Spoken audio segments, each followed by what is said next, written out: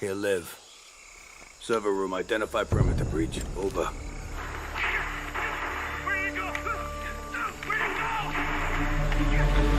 go? Withdraw your men. Say again, Grim. I'm going in.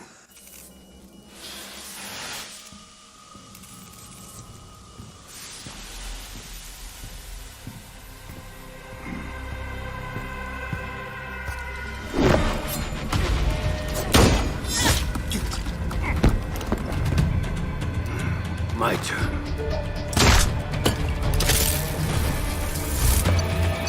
What's going on?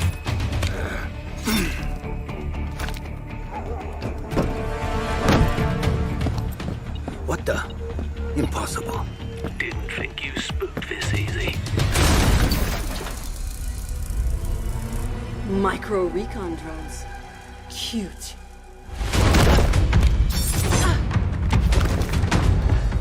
You forgot this.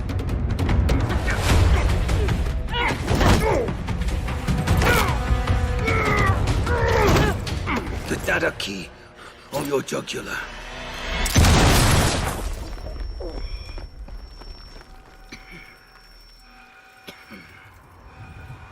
You were saying? What was on that server? QCR shipment records.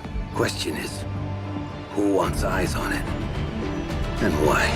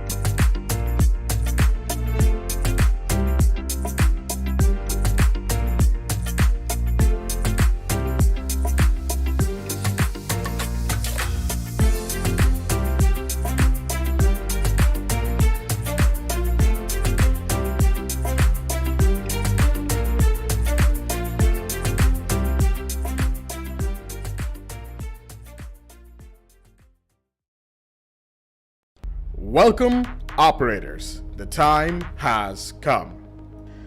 Ubisoft has teamed up with the Esports Club to create a comprehensive esports ecosystem in South Asia for Tom-Clancys-Rainbow-Six-Siege.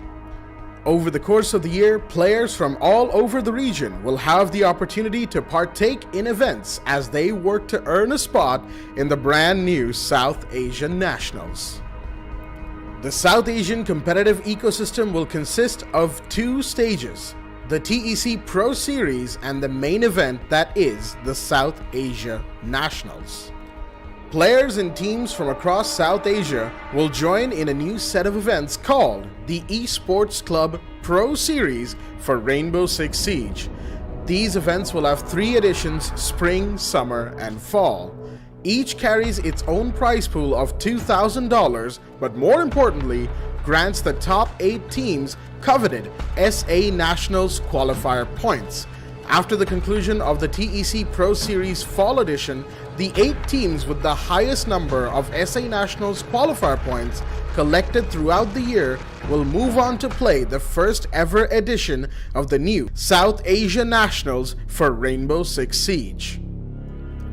The South Asia Nationals represents the highest tier of competition in the region and carries a prize pool of $10,000 split among the top teams. The event will be divided into 2 phases. First, all 8 teams will compete against each other in the league stage in a round-robin system with best of 3 matches and no possibility of a draw. The winning team receives 2 points and the losing team will receive 1 consolation point if they manage to win a map. At the end of the league stage, the top 4 teams will move on to the playoffs, where they will face off in a best of 3 double elimination bracket. The grand finals will be a best of 5 contest to determine the 2022 champion of the South Asia Nationals. We hope you're as excited as we are to get this started. To be sure you don't miss any important updates about Rainbow Six Esports in South Asia, follow the Esports Club on Instagram and Twitter, as well as the official Twitter handle R6 Esports SA.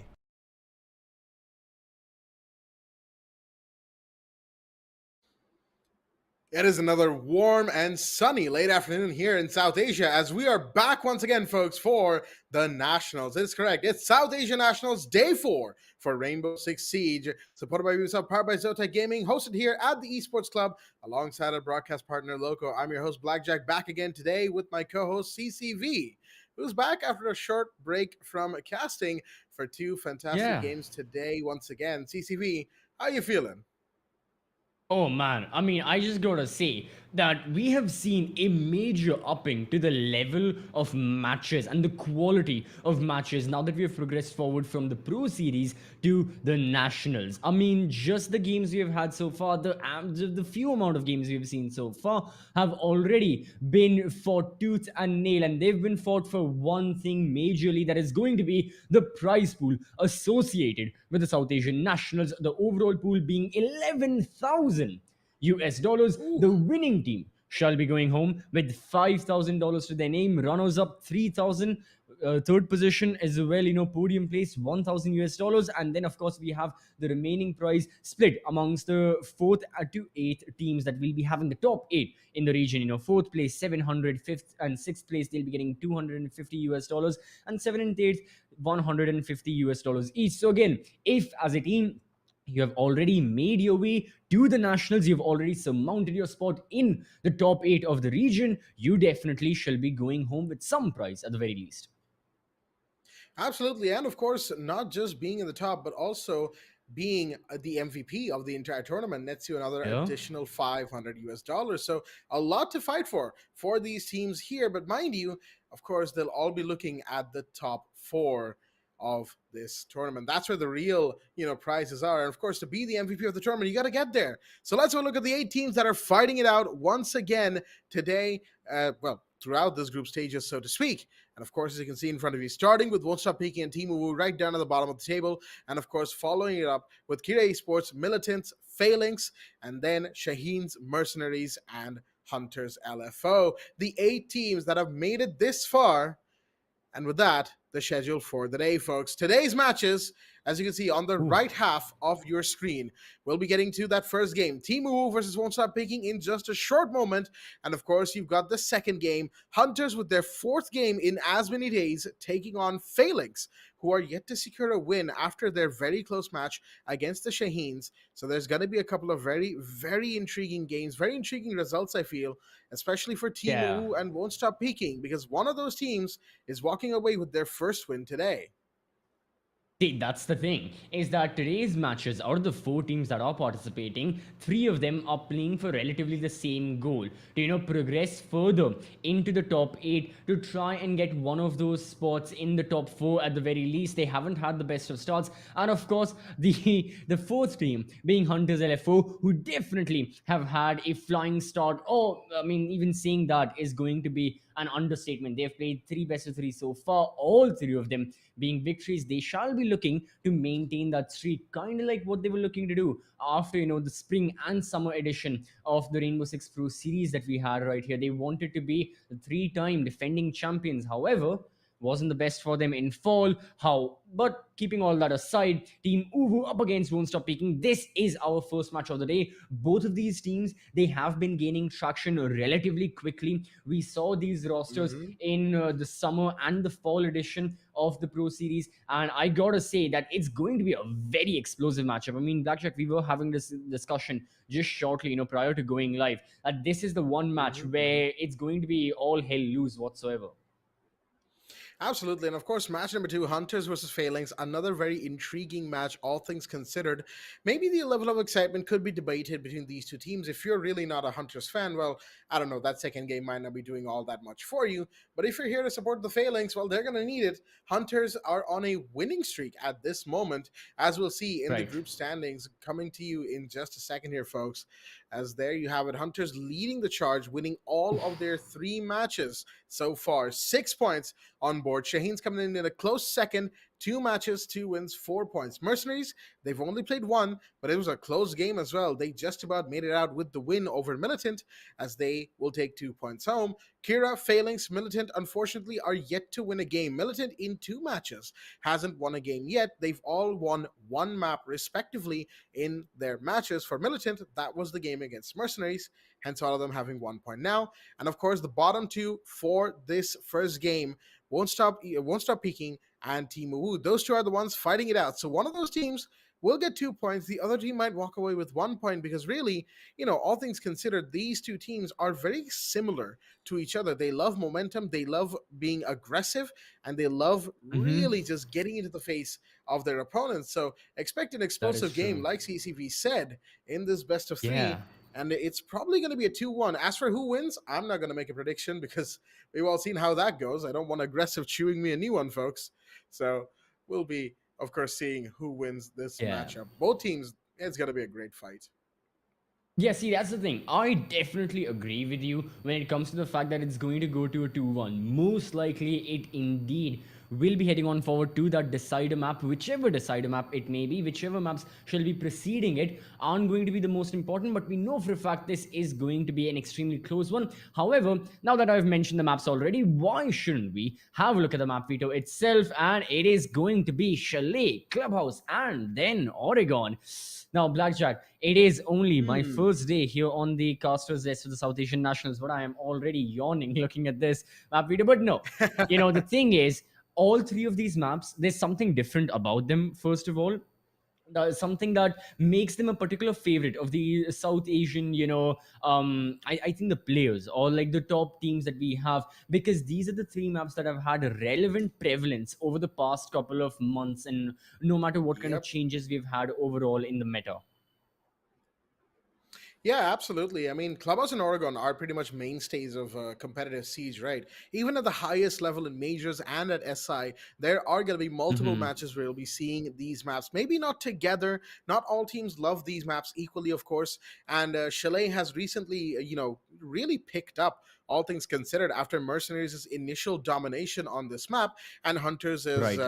how should I put this, Hunters' revenge tour against them a couple of months ago from now. It's been a while since that happened, but it's all fresh in our minds, of course. And since then, Chalet has really become popular in South Asia, similar to another map that isn't in play, of course, but it was banned by Team UWU, Border, which we've seen come out a couple of times. Phalanx have been picking it.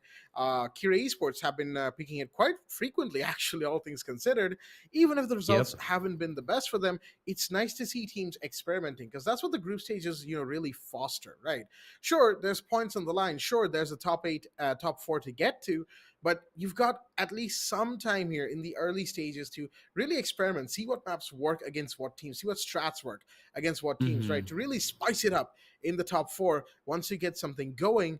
But of course, you also have to win your matches. That's why 1 or 2 maps here or there will be these odd picks. The only map we haven't seen so far, well, actually, the only 2 maps we haven't seen so far are Skyscraper and Bank. I fully expect, as the tournament rages on, for either Hunters, Shaheens, or MercenarieZ to bring out Skyscraper. As far as Bank goes, I don't think we'll see it before the top 4, because it's a pretty niche map, right? The teams with the most experience are the ones who love Bank because it offers something different. But for now, we'll just have to wait and see. Yeah, that's the thing about banks, that for a lot of the teams as well, it's just an insta ban of theirs, and it can be for different reasons. Maybe they just don't have as much experience on it, and they'd like to continue that. Maybe they just don't want to bother, because already in a game like Rainbow Six, where you have so much going on in every single map, so many developments taking place with each patch note and each change to an operator, it can get extremely difficult to consistently carry on forward and keep yourself up to date, which is why particular teams, they just don't like a particular map. They'd like to keep it off the grid. I know if you're talking Bang, KIRA Esports, it's a particular map of theirs that they don't like to see. It's like, no, Bang, gone, thank you, we'll play anything else. But yeah, it's a good point raised by you, Blackjack, that no matter what map they're going for, it's still going to be extremely interesting. And there are that chances that, especially in a best of 3, or maybe in the grand finals when we have the best of 5, that maps that aren't as frequently chosen by teams will get to see the light of the day. Because this is the best thing about the group stages, right? It's a round robin format. Unlike the Pro Series that had a double elimination system, where if you met up against a team, I mean, like, how many teams could you really meet up against, unless you were going for that, unless you were in the lower bracket and you had to fight off every single step of the way, you were still not playing as many matches. And of course, if you're in the top bracket, if you had to play the quarterfinals, semi-finals, upper bracket finals, grand finals, that's a total of 4 matches. Here, every single team will be playing 7 matches against all of their opponents, and then they shall be moving forward. Then they'll be progressing into the playoffs, into the top 4. So keeping that in mind, there's going to be a lot more of a play time for these guys, for these rosters on different maps, hopefully, which ultimately leads to these teams, developing that creativity and developing some new strats. They cannot be replicating what they've done in the Pro Series right here for the Nationals. Absolutely. I mean, it's all seen, right, from the Pro Series, and players will remember what they've seen, what they've gone up against from these teams, and of course, they will have reacted accordingly. So, like you said, things need to be changed up, they need to be done differently, and new things need to be brought into the table if a team is to progress as the challenge continues to escalate more and more. The more days pass in these group stages, the less of a chance there is to qualify for the top 4, and the more matches you end up losing, of course, the chances grow dimmer and dimmer. The teams, of course, know this all too well from their time in the Pro Series, and now here at the Nationals, well, the pressure just gets higher and higher because, of course, this is the highest tier of competition currently possible in South Asia. This is the proving ground, and if you are able to prove yourselves here, well, absolutely amazing. Move on forward, go to the top 4, show us what you're made of, but if not, well, you're simply going to have to wait until next year to try again. And I say next year because, of course, after this, all of the stages will be done. Stage 3 is finished after the November majors, and we're going to be waiting for and preparing for invitationals in February. So after invitationals, the stages open up again, but stage 4 really is just the preparation and road to SI. So this is the last chance that any of these teams are going to get this year to prove themselves. There will be, I believe, some players who may be finishing their competitive stints in Siege as well. A couple of names do come to mind. We'll discuss that when the time comes, of course, as and when we get to it. Yeah. For now, this match, Chalet, attacker-sided map that it is, or at least considered to be attacker-sided, at least in recent days. It's had its ups and downs. Aggressive had a great point to make the other day that Chalet really just feels more balanced than any one-sided, which on some days I can actually agree with. Some days defenders really run away with rounds on Chalet, which is an interesting dynamic for this map. Pretty Yeah. unique to it as well. Border has something similar going for it, and maybe you could argue Skyscraper, but all the other maps have a certain leaning, right? That you can say, oh, this map is defender-sided. I mean, Exactly. most maps are defender-sided anyway. Let's get that out of the way. But Chalet, we'll just have to see. And we won't be waiting too much longer for it, folks. Let's go to match number one of day 4. It's going to be going live here in just a short second, folks, for all of our viewers at home. There you have it. The band phase is going to start off. As you can see, this graphic screen, I never get tired of it. Team UWU versus Won't Stop Peaking. Let's get right into the action. Right, so we've got Team UWU starting out on defense. Chalet, the thing is, Blackjack, when we were having this discussion, right, of all 3 maps in the veto being quite common, alongside it, and coincidentally, the operator bans as well, for the most part, are going to be quite common. I don't think we'll be seeing any major deviations from that. Nomad has been taken off the board from the side of UWU. Okay, not the most common, all right, quote unquote, but still a relatively sensible ban, especially considering UWU are starting out on defense. It pertains to what they're looking to do, right? They want that roam to be established. They want to make sure they've got roamers all over the map. Meanwhile, Won't Stop Peaking, they go off with a Dokebi ban. Now that is very interesting and quite mesmerizing, I'm not going to lie, because a Dokebi, I have not seen her be banned a lot, like really not often. Yeah, I gotta agree with you on that one. Azami will get banned as well. Won't Stop Peaking really going for the big guns in some regards, I guess you could say, because Dekebi's pick rate has skyrocketed as of late, right? As the meta shifts for the attackers to a more information, sound, and visual cue type of meta, where droning and operators like Lion and Dekebi become more and more important. As in the meanwhile, Capcan will be the final ban, this time from Team UWU. Okay.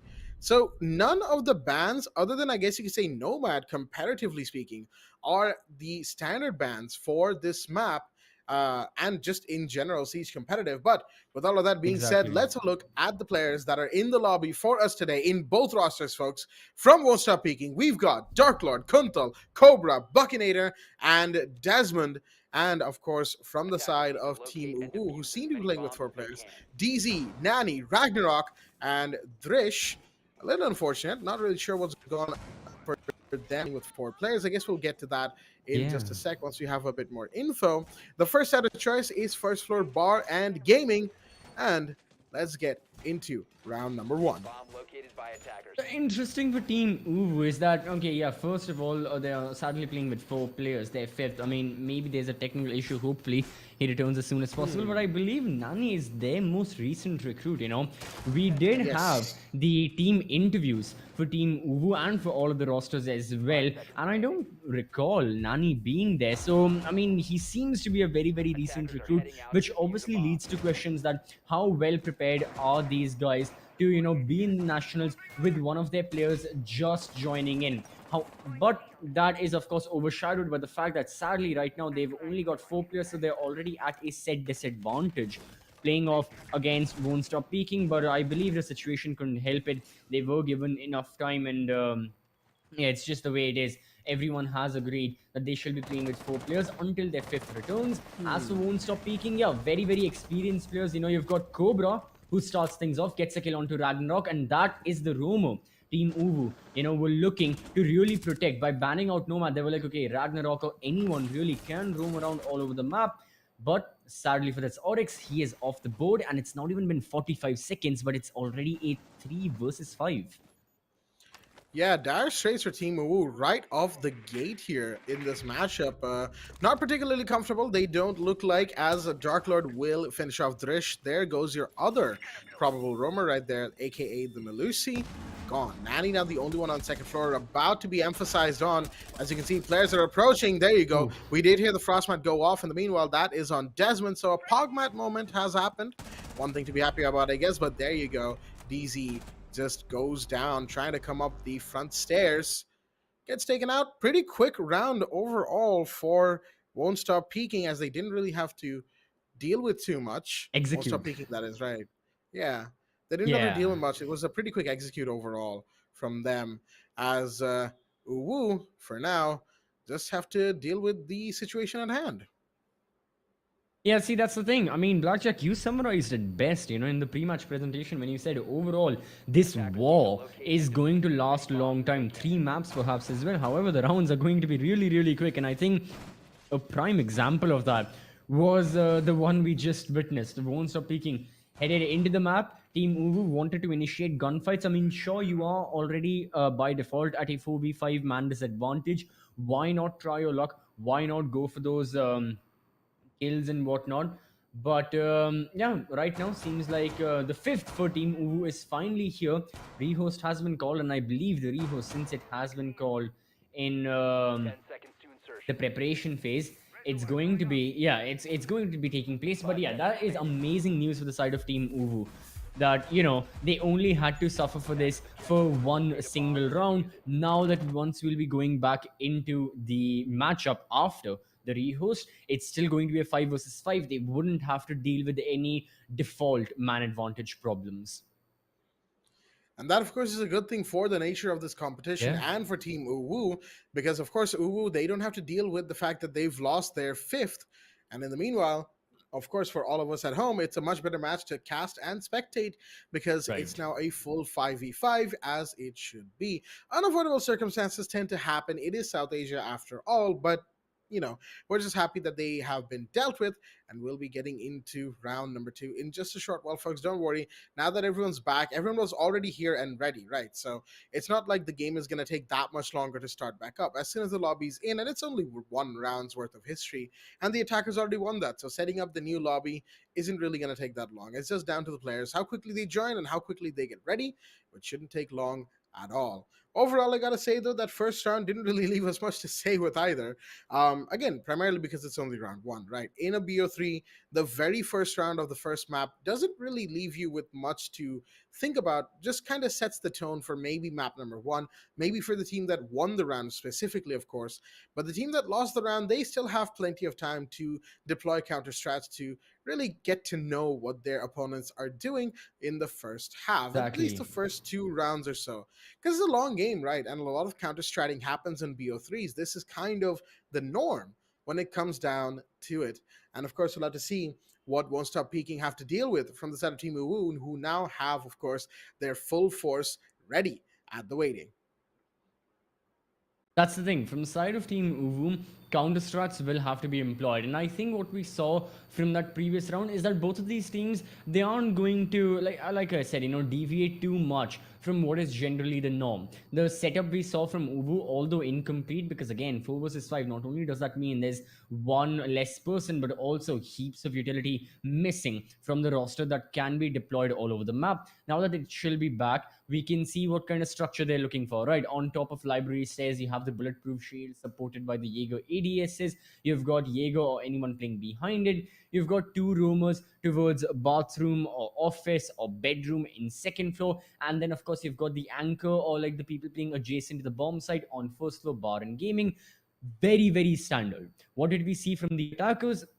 They aren't really going for a library take. Rather, the attackers want to enter from Solarium. That's why we saw Cobra enter from bedroom, take some of the gunfights there, then clear out library, not by the windows, but by an overall clearance of the second floor. And only then will they be looking to execute on the first floor. That's the kind of plan that is looking to be employed by the side of Won't Stop Peaking. Now that Team UWU are already aware of this, question arises, what kind of changes are they looking to incorporate to further, set up their own strategy against this attack plan? Are they still going to have Ragnarok as the Oryx in towards second floor bedroom looking to take the gunfight even though he lost his life against Cobra?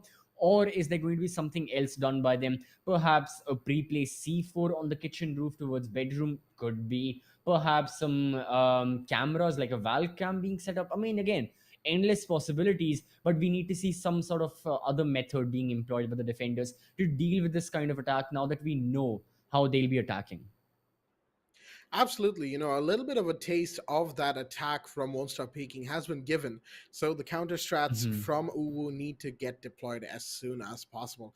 They can't afford to waste any more time here, at least for now, because again, like we've seen, right, they've already lost their first game. And sure, some could say that the matchup really wasn't in their favor to begin with. It's the Hunters after all. And given Hunters' exploits so far, I think by tonight we'll know exactly how hungry Hunters are to completely dominate group stages right now. Should they win tonight's game against Phalanx? Yes, you could then, in hindsight, make the argue that Won't Stop Peaking and Team UWU probably weren't going to win given how Hunters have been playing so far. But again, it all depends on how Hunters continue to perform. After this, of course, after tonight's game, they'll have another couple of games to play, most notably against Shaheens and MercenarieZ and KIRA Esports. Those will be the remaining teams they haven't fought yet. So those 3 matches, they're going to be very important for the Hunters and for kind of how the top 4 will shape up, right? If the Hunters manage to beat everyone and have a flawless group stage run, I think we all know who one of our grand finalists will be. It just depends on how the other teams play around the situation. Who will go to the remaining of the top 4, that'll be determined. But again, it's all a bunch of what ifs and what nots for the time being, because we're only in day 4, folks. There's plenty of days to go, of course. We're going all the way to 21st with non-stop matches of the group stages.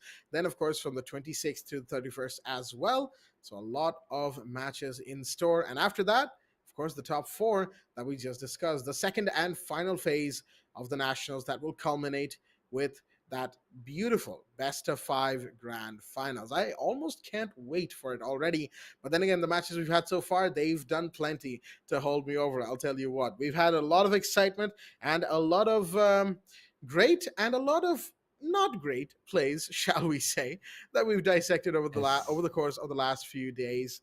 So I'm looking forward to more of both kinds. After all, if everything's great all the time, then it stops being so great, right? You need a couple of odd plays to really cement what's great and what's not. So again, it's just down to what these two teams will do.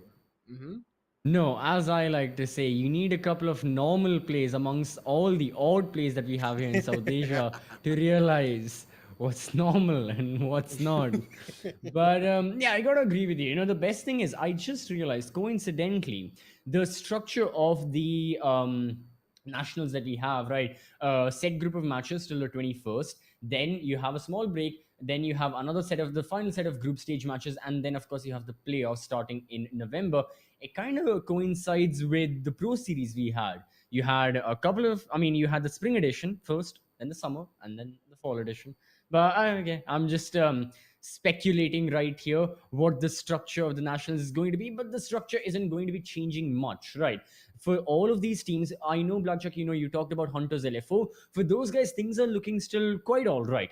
As a matter of fact, they are on a smooth sailing with not many problems whatsoever. Okay, perhaps once they'll be facing off against MercenarieZ or Shaheens, some would say that Hunters will have to focus extra if they'd like to win.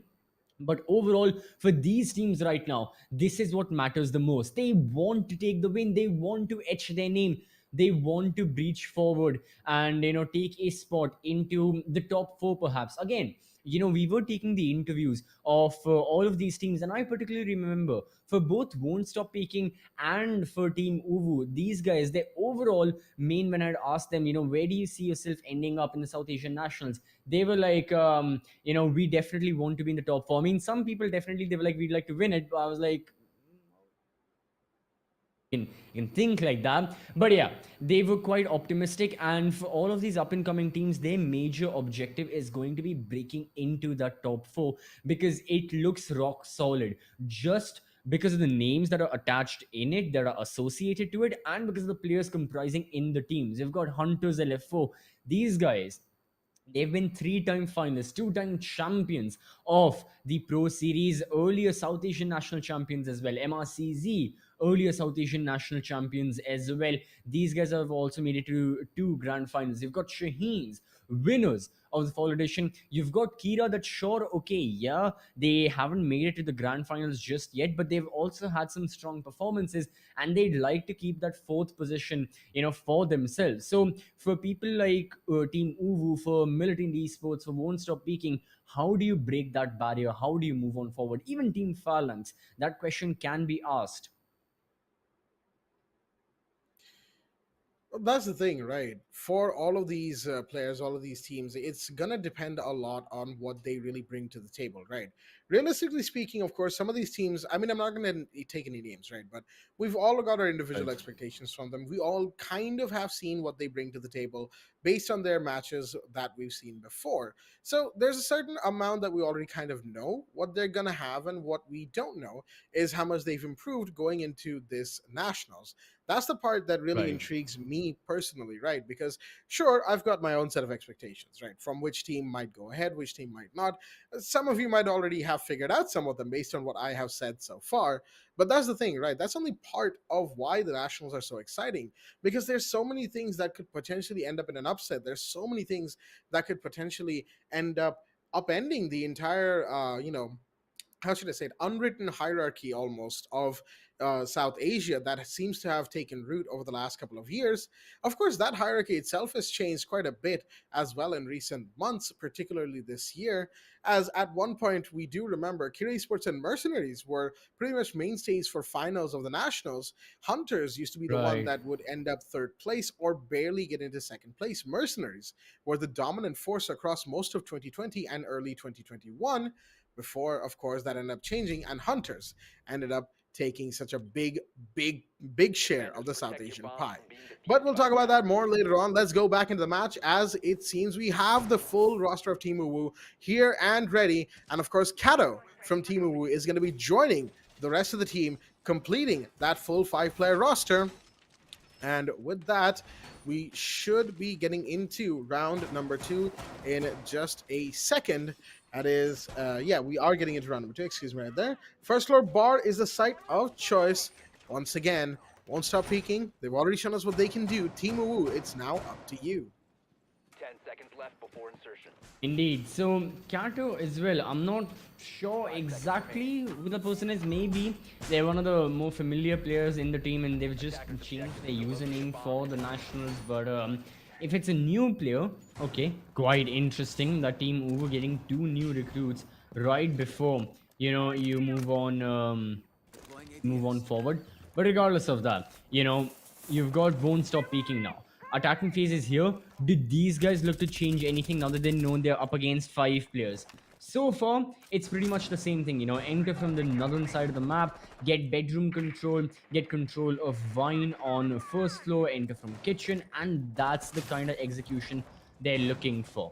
However, you've also got Team Uwu who want to battle this on every single front out there. We can already spot a couple of the members, DZ and Ragnarok, posted up, looking at these windows. They don't want that passive playstyle anymore. They want to contest for gunfights as soon as the attackers get into the map. And the attackers are already making their way. Cobra this time did not enter from second floor directly, however, moved up in towards Solarium. He goes, doesn't spot any defender. Nearest to him should be Ragnarok, who will be here in one of the hallways. And yeah, there is the Oryx, wide peek from Kuntal, and the Ash secures the first kill. So you've got the attackers with the better foot forward, but the retaliation is still present nonetheless from the side of Team Uwu. Point is, how long can these guys keep a hold of the second floor? Already Nani has got no choice but fall back, thus leaving the Jaeger all by himself. Yeah, and I feel like that's going to be a bit of a point of contention right here, as the Jaeger Kato has a lot of work to do. Finds the Flores, though, gets the jump on Desmond, and immediately goes back towards the library site to make sure nobody's getting entry done onto that part of the map. C4 from below, unfortunately, does not connect to any of the attackers, which leaves, of course, them in a 4v3. But the Pulse is constantly giving information, and of course, this is that, facet of this map that hasn't really been, explored so far by the attackers. There is a Pulse right below them in kitchen that is just constantly telling the defenders, hey, there's a push coming from here. Hey, there's this particular part of the map that you guys might want to deal with. But of course, said Pulse has gone back all the way down to all the way down to the bottom floor now. Excuse me right there for the for the hesitation in my voice. But anyhow, there we go. One hatch is breached. Oh. Shots are fired. Dark Lord, Oh, a couple of shot. sprays, and he will get Kato. One down. Can he get the second? Not quite. DZ does a ton of damage onto that Iana, which will force back Dark Lord for a little bit here. Of course, there's the hatch play coming in, but Buckinator will find Dre, should rotate above. DZ finds Dark Lord in the meanwhile, keeps it competitive 2v2 as there's 15 and less remaining on the clock. They've got to get into the site. They've got to get the plan going, and that's the Twitch who's going to be doing that. Buckinator has to get in here. Shots are fired. DZ's position given away. He's trying to find him, but Cobra finds him first. Diffuser shot by Nani. Only 2 seconds remain. Cobra has to get him, and he's going to chase the kill, but not enough time to do so. Beautifully done by the Alibi, staying off the site, making sure that as long as things remain competitive, there was a chance for the diffuser to be dropped in a very inopportune moment. And that's exactly what happened. Team UWU will take round number 2 just about by the skin of their teeth. Oh boy, I mean, I gotta say, that was very smart from Nani to be sitting by the fireplace stairs, just holding the angle no matter which of his teammates were dying, no matter how many were getting picked off from the board as well. He still kept his ground, and ultimately, that is what led up, Team UWU getting the win for themselves. So yeah, very, very smart, very safe to a certain extent. Won't stop peeking as well, being a little too hesitant with how they wanted to attack. I get it. Some of their members, especially Buckinator, they were holding the second floor angle. They were waiting for a very late flank, looking to punish any defenders who wanted to peek forward, who wanted to, look for those gunfights late into the round. But by doing so, they overlooked the fact that they still had to execute on the bomb side. The diffuser was there, the time was running out, and ultimately it led them in such a difficult spot where in a 2 versus 2, you still had Cobra move forward, who got a kill nonetheless onto, I believe that was DZ, who was playing that Frost. And even after that, the round could have gone the way of Won't Stop Peeking, but sadly, Nani was there to prevent all of that. So yeah, overall, lessons to be learned for both the rosters. For Team UWU, be careful about those initial gunfights. Yeah, they are really looking for the initial gunfights. I'm not going to discount them from that. I mean, after all, it is South Asian Rainbow-Six. If your team isn't going for the gunfights, what are you even doing? But be careful in where you take them and how you're looking to do all that. A bomb has been located. Right now, of course, things need to be taken back to step number 1, aka gathering intelligence on your enemies. Won't Stop Peeking need to get their droning up a little bit more. I feel like last round again, the Pulse playing in kitchen, you really think, like, looking back at it in hindsight, that's something that should have been dealt with early in the round, but doesn't seem like that was the case. In the meanwhile, Ragnarok with the first kill this time. Kuntal going down. The Ash no longer in play. That's a massive, massive kill as well, as Kuntal with the Ash, give him a couple rounds and a bit of momentum, and he will tear your team apart. He's shown it before, historically speaking, of course, and he's always been an advocate for Ash getting a couple of buffs, of course, as we all know, on his social medias, but that's besides the point. Ooh, DZ sees another one on that window on West Main. Can't quite get Buckinator, though. Does a bit of damage, but gets Cobra nonetheless. All right. Sledge goes down, and again, it's the roam from UWU that seems to be doing a lot of damage here against Won't Stop Peeking. I mean, I'd say this is... we were both about to say something about the roam. As soon as we say that, it's now a 3 versus 3. The counter attack is on from the side of Won't Stop Peeking. They'd like to preserve this momentum, keep on going forward. But yeah, for the side of Team UWU, as much as I'd like to say the Nomad ban had a lot to play for their roam, really flourishing, it's the kind of gunfights they were taking early on. Of course, now things have changed a lot. TZ, oh man, Solarium stairs, risky angle already. He's up against multiple attackers. He's got to be careful what kind of gunfight he goes for. Red ping, further revealing the location, and you have Kato going off the board. Zofia, explosive. Meanwhile, now once more, it's all down to Nani. So in an instant, a 3 versus 5 into a 2 versus 1. What just happened? Honestly, it's hard for me to tell as well. Nanny going for a big peek on the big window of bedroom right now. Not sure if this is advisable, but of course, Buckinator has to recover the diffuser and needs to go for the plant and will do exactly so. Nanny could potentially cross over, maybe? No, this area is being watched, but no, the Jaeger slips by! The plant has happened. The Twitch goes into the closet immediately as Darklord takes a bit of damage inside the room now, right behind the bomb chassis. Nanny's so low on HP. How does he even deal with the situation at hand? Doesn't know where the Twitch is. Has to approach somehow. There's red pings happening as there's clearly drones around the place. Gets one. Oh, that could be big right now. There's a Claymore protecting the Twitch, but he steps out anyway, and Buckinator gets the kill. Nanny getting a bit distracted by trying to finish off the Zofia. But the Twitch drone that was right on the bed next to one of the boxes, or on one of them for that matter, is what was really giving away the position of the Jaeger that entire time. Very messy round from both sides, I gotta admit. And a couple of interesting moments. Of course, I wish we got to see the Zofia impact kill that fired off in the middle there. But it is what it is. Round number 3 will go to Won't Stop Peeking, who reinstate their early lead here. Defenders, protect your bombs. See, this time, Won't Stop Peeking realized their mistake, prioritized planting the diffuser. They were like, okay, 1 versus 2, let's just get the plant out of the way, then we can do whatever we want. But for Team UWU, I don't know, man. I mean, it's a 5 versus 3. You've taken the 2 initial gunfights. The Ash is off the board, the Sledge is off the board, it's the supporting players now alive. Why would you why would you want to go further with the attack? Just play back. It's a large map, but the attackers can still cover it. Sure, even if the attackers can quickly get the remaining map control, there's still 3 of the attackers and 5 of you. You can rely on the gunfights, rely on your confidence there. There's no need to push even further. Like, one of the mistakes is fine from the Valkyrie to move out and die by that pre-placed Claymore. Okay, yeah, no one anticipated the Claymore, right? But even more kills and making a 3v5 into a 2 versus 1 really is not what you should be looking for. Not in the Nationals, not even in the Pro Series. That right there was a round Team UWU desperately. I mean, it should have been theirs, plain and simple, and with Chalet already being, you know, that, I mean, again, being known as a generally attacker-sided map, a defense win, another defense win for Team UWU could have been better. However, overall, their defense is looking quite strong. As long as they can get that opening kill, and as long as they can, you know, stay in formation and not overdo their aggression. That, of course, is a hard ask for both of these teams, you know, to not overdo their aggression, all things considered.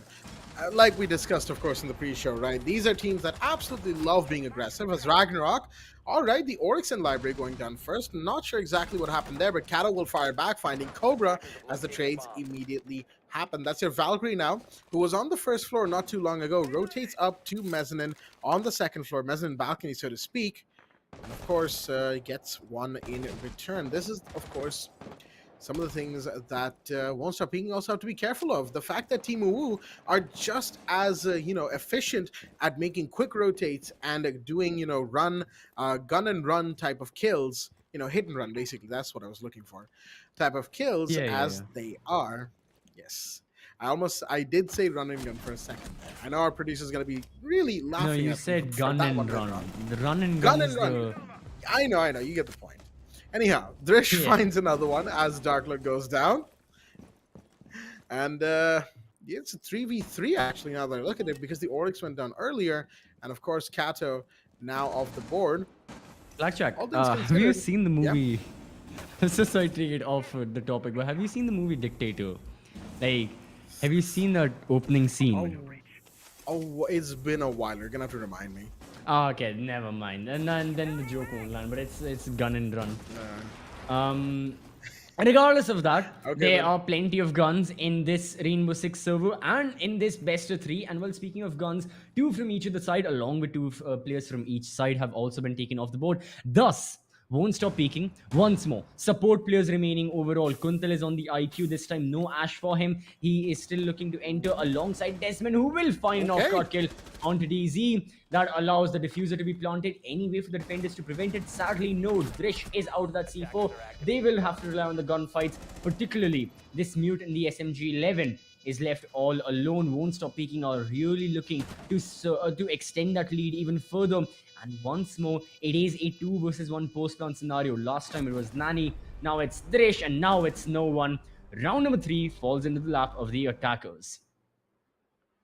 One more round and won't stop peaking, now taking this lead a little bit further, 3-1, as overall a much cleaner attack, I would say. You know, we did mention how won't stop peaking for them being not overly aggressive is a bit of a hard ask. Same for Team UWU, right? But it just so happens that was the same round that won't stop peaking decided, okay, let's try and play this a little bit slower. Unfortunately for Team UWU, they didn't really have that same brainwave, and well, we Attackers see need to the locate and results defuse of as many that. bombs as they can. The defense is now going to be moving down to first floor bar once again. It's really just been bar and bedroom that we've seen from these two teams so far, specifically Team UWU's defense, which is a bit of a shame. Kitchen or Snowmobile could be tried just to throw Won't Stop Peaking off, off the trail right now. Because all things considered, UWU did win bar, right? And it really came down to that 2v2 where Nani on the alibi on the lower main stairs had to make that play of dropping the diffuser with about 2 seconds on the clock. That was great stuff, great positioning, and overall the coordination was clearly there, at least on Nani and some of his teammates' end. But the thing is, to repeat something like that, it's going to take an extraordinary number of circumstances to align once again. And I don't think that UWU need to be relying on something like that. They're not, and I'm not implying that they are. But at the same time, going back to bar isn't exactly advisable either, given how things have gone so far. They don't want to go back to bedroom, and I get that. Very, very admirable stuff here. But changing the site completely, going to kitchen, maybe going to Snowmobile, might be that, that little tick that they're looking for that, sets them on the path to winning rounds again. But I guess we'll have to just wait and find out, as round 5 is now truly in the action phase.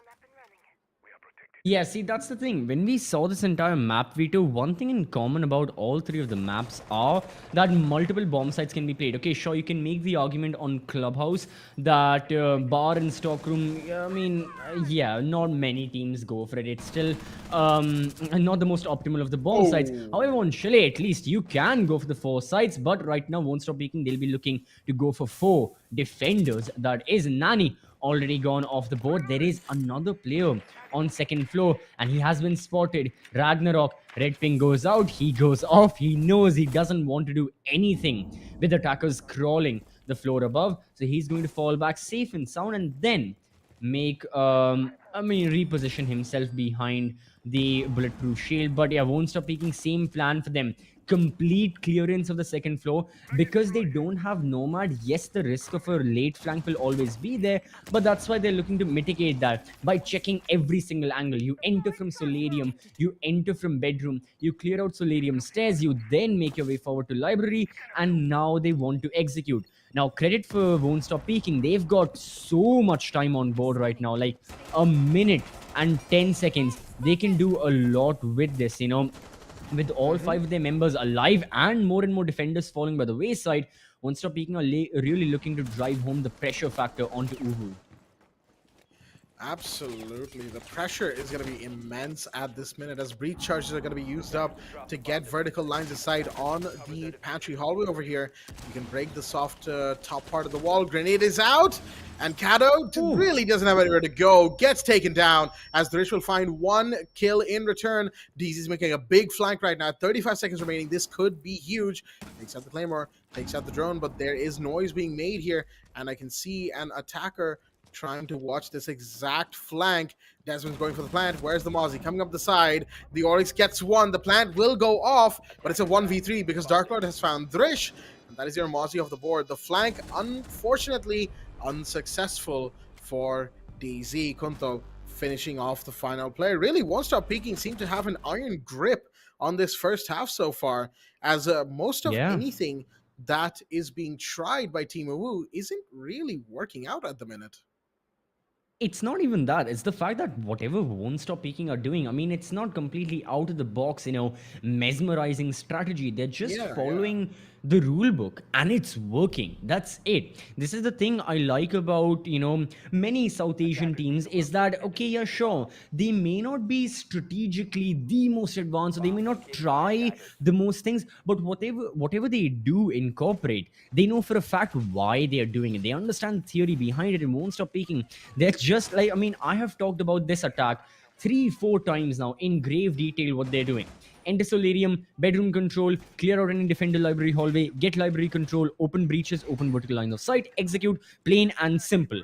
And they're being successful. Why? Because the kills are going in their favor, and also because there's not many differences from Team UWU. Jack, you had a point about this, that yeah, sure, Team UWU won out that, you know, bar and gaming setup of theirs one of the earlier rounds when Nani had that 1 versus 2 clutch, but it takes severe circumstances for it to be repeated again. And the thing what we're seeing from UWU is that they're not changing anything. They're looking for the same thing, hoping that this time the kills go in their favor. I am not really sure what their overall plan is on Chalet, because now that we have seen their strategy not working out, no live changes are being incorporated. Yeah, it's really just more of the same from Team UWU. It's the same Oryx, same Mute, same. A couple of operators are being changed around here, and they're like Kato now in the alibi in place of Drish or DZ. But DZ's mostly liked the Oryx, and Nani's mostly liked, you know, the Jaeger. It's the same stuff, but from the other side, from All Star Peaking, they know they can't afford to do the same thing over and over again. So this time, there's a Nook in play. Buccaneer coming up blue stairs. This could actually be big. Just got to be careful on top of the stairs. No, the Mute getting the jump on him, and Ragnarok finishes him off with a knife to the chest. That is going to be a great way to start this off for Team UWU. Again, a bit of an experiment coming in from Won't Stop Peaking. Buccaneer doesn't. I haven't seen Buccaneer go for someone like the Nook all that often. So yeah, it's all right. Oh, what a shot right there, Drish. Sees the tracers from the window, takes Cobra out. That's your Amaru gone as well. So a couple of quick falls here, but Kato in the meanwhile finding Kuntal. That was the Twitch and bathroom. Something's up, but something else is up as well. Desmond and Dark Lord, the two Ds remaining, the D&D of Won't Stop Peaking. Get a couple of kills here. And suddenly he's down to a 2v2. Okay. Yeah, I mean, in a span of what, 15 seconds, Dark Lord and Desmond, I mean, made it a 2v5 to a 2v2. I mean, it's really very peculiar what's happening right now. But overall, for the side of Team UWU, once more, problem is, yeah, sure, man count is equal, but time is of the essence. And for Won't Stop Peaking, they've got 60 seconds to work with whatever they want. They can start off that execution. They can clear out some of the lines of sight. He is the one who can put an end to it, or at least change a lot, considering he is in library. And oh, what a headshot. Just sneaky angle, really. He went up. You wouldn't always call the Oryx being the most sneaky operator out there. However, DZ makes it work. Dark Lord suppresses him, kind of like his gun. And it's a true 1 versus 1. Problem for Iana is half HP. Problem for Jaeger is two frag grenades. I was going to say it, but it's that one bullet that connects to the head that allows Won't Stop Peaking to get yet another round. All right, then. Looks like we've got another clutch this time from the Won't Stop Peaking camp in this round. Yeah. It's a 2v5, mind you. Dark Lord and Desmond, as I call them, the D&D of Won't Stop Peaking. I didn't even realize what I said for a second there. But taking it from a 2v5 to a 2v2, and then Dark Lord, on top of that, clutching the 1v2. Just great stuff from Won't Stop Peaking. But UWU, again, the point has to be made here that they simply could have retreated when it became the 5v2, right? They had the avenue to do so, and of course, they simply could have just fallen back from other points of the map here or there, but of course, with all that being said, they didn't, and Dark Lord and Desmond, punishing them aptly enough for it, makes it 5-1 in this first half. Now we're in the second half, and Team UWU are on the attack, sure, but at this point, you know, it's that age-old argument, right? How many rounds are you going to be able to lose before you start winning again in the second half? Like, is going 1-5 down really going to change? Is the momentum really going to change that much because the halves have changed? I guess we're about to find out. I mean, let's see. At this point, for the side of Team UWU, they, I mean, really need to incorporate many changes, or just have the best attacking time overall in Chalet, but the odds are stacked against them. You know, 4-2 is generally what can be called acceptable or salvageable. It's that mark, right? It's that perfect mark where you know for a fact that if the team and with the deficit side of it try hard, they can equalize the score very, very easily. But 5-1 is stretching it to a certain extent, because all Won't Stop Peaking now really need are 2 rounds, and albeit one more round, and they can already ensure match point is theirs. And that one round can very well be this one, a round where we already haven't seen Team UWU attack, we haven't seen Won't Stop Peaking defend. Maybe they do something differently, and maybe Won't Stop Peaking can get that match point, you know. But Team UWU want to deny that. Really good start from DZ right here. The Ash main this time, he shows Kuntal and Darklaw that it's not just the R4C that's necessary. The G36 also has enough power in it. Plus, you need that crosshair placement, which definitely DZ is bringing to the table. 5 versus 3 now, and there's still plenty on board for Team UWU to continue their attack. Absolutely, plenty on board for Team UWU, because again, they've got pretty much all of their utilities remaining. Thrish has used up the Claymores, and now the Salmas are going to be used, because from below, the Ash has already taken care of any new jammers that were stopping the wall from being breached alongside the IQ. So good overall attacker selection from the side of Team UWU, but of course, they've got to be careful on how the defenders respond to any and all of this, as Desmond, takes the first kill back and gets healed up by the Thunderbird, as those connotations, of course, very, very handy.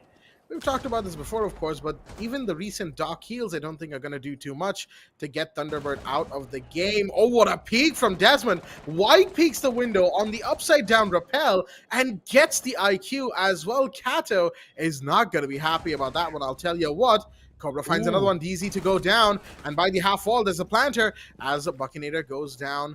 Oh my God. The C4 is going to be tossed. It is, but too late to do much of anything, as Desmond will fall away. But Cobra, finding Nanny, leaves Thrish the last one standing, gets the Thunderbird in piano, and of course, that means it's a 1v1 between Thrish and Desmond. Thrish has the diffuser as well, but Desmond gets the headshot, peeks the door at just the right time, gets the kill. And with that, another round goes to Won't Stop Peaking. Messy, close, but they'll just be happy because they're now on map point. Yes, they are. And again, for Won't Stop Peaking, it's irrelevant, like you said, how exactly they're winning. It's a lot more got to do with the fact that they're winning. And this is exactly what we were talking about, you know, when the like half reset took place and when the side swap happened, is that for Team UWU 5-1 is just a little too much, and that ultimately will be leading into the fact that all Won't Stop Peaking really need is one more round and they shall have match point. They already have match point, but now okay, I mean, I believe we can pause it and still allow a tactical pause. I'm not sure what happened right there. Oh wait, no, we can't pause. Oh, yeah, we're already in the prep phase, right? So we can't pause anymore. But yeah, we can't. It happened yesterday. As soon as I said that, I was like, oh wow. Yeah, it took a second to register in my head as well. But that's the thing. This has actually happened before. I believe it was yesterday itself, and the team that requested the timeout then had to go for arrears because they really wanted, you know, their time to talk. I believe it was the KIRA Esports game, actually, if I recall correctly. Oh, okay. So yeah, it's a weird thing. I don't know what causes it, but the game just randomly skips past any remaining time that you have in that tactical timeout and goes into the game anyway. It's gonna kicks everything. Yeah, kicks everyone. I think into even round. the server is like, we just want to see some action. Come on, guys, let's just jump in. Come on. Yep. It's the casters every time there's a rehost as well. It's just, can we jump in? Let's go. But yeah, right now, Team UWU jumping into the action. No holds barred whatsoever. DZ once more. It's DZ who gets that opening kill. And yet again, it's one of the top fraggers, Dark Lord and the Roma Alibi, allowing a safe passageway for the side of Team UWU to get into the map. Absolutely, Kuntal running away, and I don't think he knew. He will know now that there was a Jackal behind him all this time ago, but he didn't know at that minute. Of course, the site itself, mind you, is an interesting one.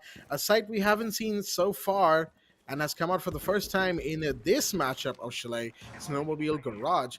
This is what I was saying, right, for Team UWU, that they could have tried different sites and tried to change things up, and it seems like that's the case for Won't Stop Peaking's defense. Desmond finding Nanny. In the meanwhile, coming up the back, probably came down Solarium, all things considered. That's the Jackal taken care of. And that's one down, but there's Kato coming around to the trophy window here to try and find a kill, maybe shut down, and he rotates towards the hatch here, because of course the big garage and big garage hallway is a big flank point and point of contention for attacking teams looking to take out trench and the hallway walls that go into wine cellar. Drish is watching this angle, sees one crossover, can't get the shot though, runs out of ammo and needs to reload as well from a safe corner. DZ Gemini just stops short of the defender that's still up there, mind you. I don't know if that's going to cause a bit of, a couple of bad choices here from the attack of WuWu. They've got the frontside breach done, at least a line of sight on it, as well as Desmond is still being hunted. He's still being a nuisance above. As the vault is in, they're going to go for the plant. It looks like the Thatcher's in here. Kato could go for this and will do exactly that, right in between the two shelves as DZ goes down. Ragnar comes in from the back to try and hold the cross. C4 is out, but it doesn't matter. The plant is in. Drish finds Buckinator, starts things off in the post plant, 3v3. Cobra's about to cross, trying to do so. There's a player on the trench door. Kuntal finds one. Cobra gets Kato. That's the refrag done, and it's all up to Ragnarok, the last one standing on the stairs now. Position given away. Bailiff's out, but Kuntal goes down. Ragnarok in a 1v1. Cobra is extremely low on HP as well, but gets healed up just a little bit. But that sound cue is going to be there for the Hibana, and Cobra gets healed up all the way to full. This could be a little dangerous here, but no, the angle is there from the top of the stairs. Ragnarok holds it down, and after such a long time of Won't Stop Peeking winning rounds mercilessly, Team UWU will finally put a round on board for themselves. Yes, they will, but for Team UWU, thing is, they've got to do this 4 more times. Pause will be called, and I believe we can give the remaining timeout now. Oh, well, they have taken a timeout themselves. Now, thing is there going to be a coin toss of it? It's starting up again. But regardless of that, hopefully it doesn't. Hopefully we can pause just in the nick of time. Even if something happens, we gotta really, be on our toes here. But yeah, this is the best thing about, being in a broadcast of Rainbow Six Siege, is that during the rounds, the players themselves have to be the most careful, right? Like, of course, like my team, they're losing out. I've got to make sure my crosshair placement is correct, the map awareness is there. But it's everything other than the rounds where the production team really has to be on their toes. Like, what is happening? It keeps everyone on edge. That's what makes it exciting. But all right, all of that aside, for Team UWU, what exactly went right, in that previous round was, first of all, they finally prioritized getting the diffuser down. That is very well and good. And they've also allowed that passageway into the bomb site. The breach took place thanks to the Selmas. They could plant the diffuser. They played that post plant. It came down very close, but then again, you're up against Won't Stop Peeking, who've got 6 rounds already out of the 8. Every single round is going to be close. Team UWU will have to fight their way tooth and nail out of all of these. It's it's basically certain from this point forward, but still the 1v1 going their way means that Team UWU know and have what it takes to win rounds on attack. The only thing is they need a lot of things to go in their favor, which obviously always is not going to be the case. Like right now, DZ has been picking those initial gunfights time and time again. In the first round, on the attack of Team UWU, round number 7, he picked up 2 opening kills without dying. This time he eliminated Dark Lord as well. So he's getting a lot of those kills. And I think Team UWU really need that initial kill factor, but also need to make sure they, follow through on with it and don't lose out on their grip later on in the round, which is what we have seen, Won't Stop Peeking going from a 2 versus 5 to a 1v1. Well, I guess we'll just have to wait and see about that, won't we? As we're still in the pause, of course, taking just a minute here to really allow for the full discussion that Team UWU wants to have, at least they wanted to have in the last round before the game flipped a coin and said no, and, punted us right back into the action. So, yeah, it's going to take a hot minute here, but don't worry, it's not going to take too long as well. Kato temporarily disconnected in the middle there, but of course came right back, so there is no issues from anyone's end here. We're just waiting for the ready confirmation, and we'll take you straight back into the game, folks. I know, casters started the game already. We're just the messengers here, folks. But for now, I gotta say, UWU in that last round, they did seem like they're learning, right? And that's the big part here. Yes. They need to change things up. They prioritize the diffuser, they prioritize getting the clearances done, getting the breach in, and making sure that the plant is available. And as soon as they got that plant off, guess what? They were actually able to force Won't Stop Peeking to make mistakes.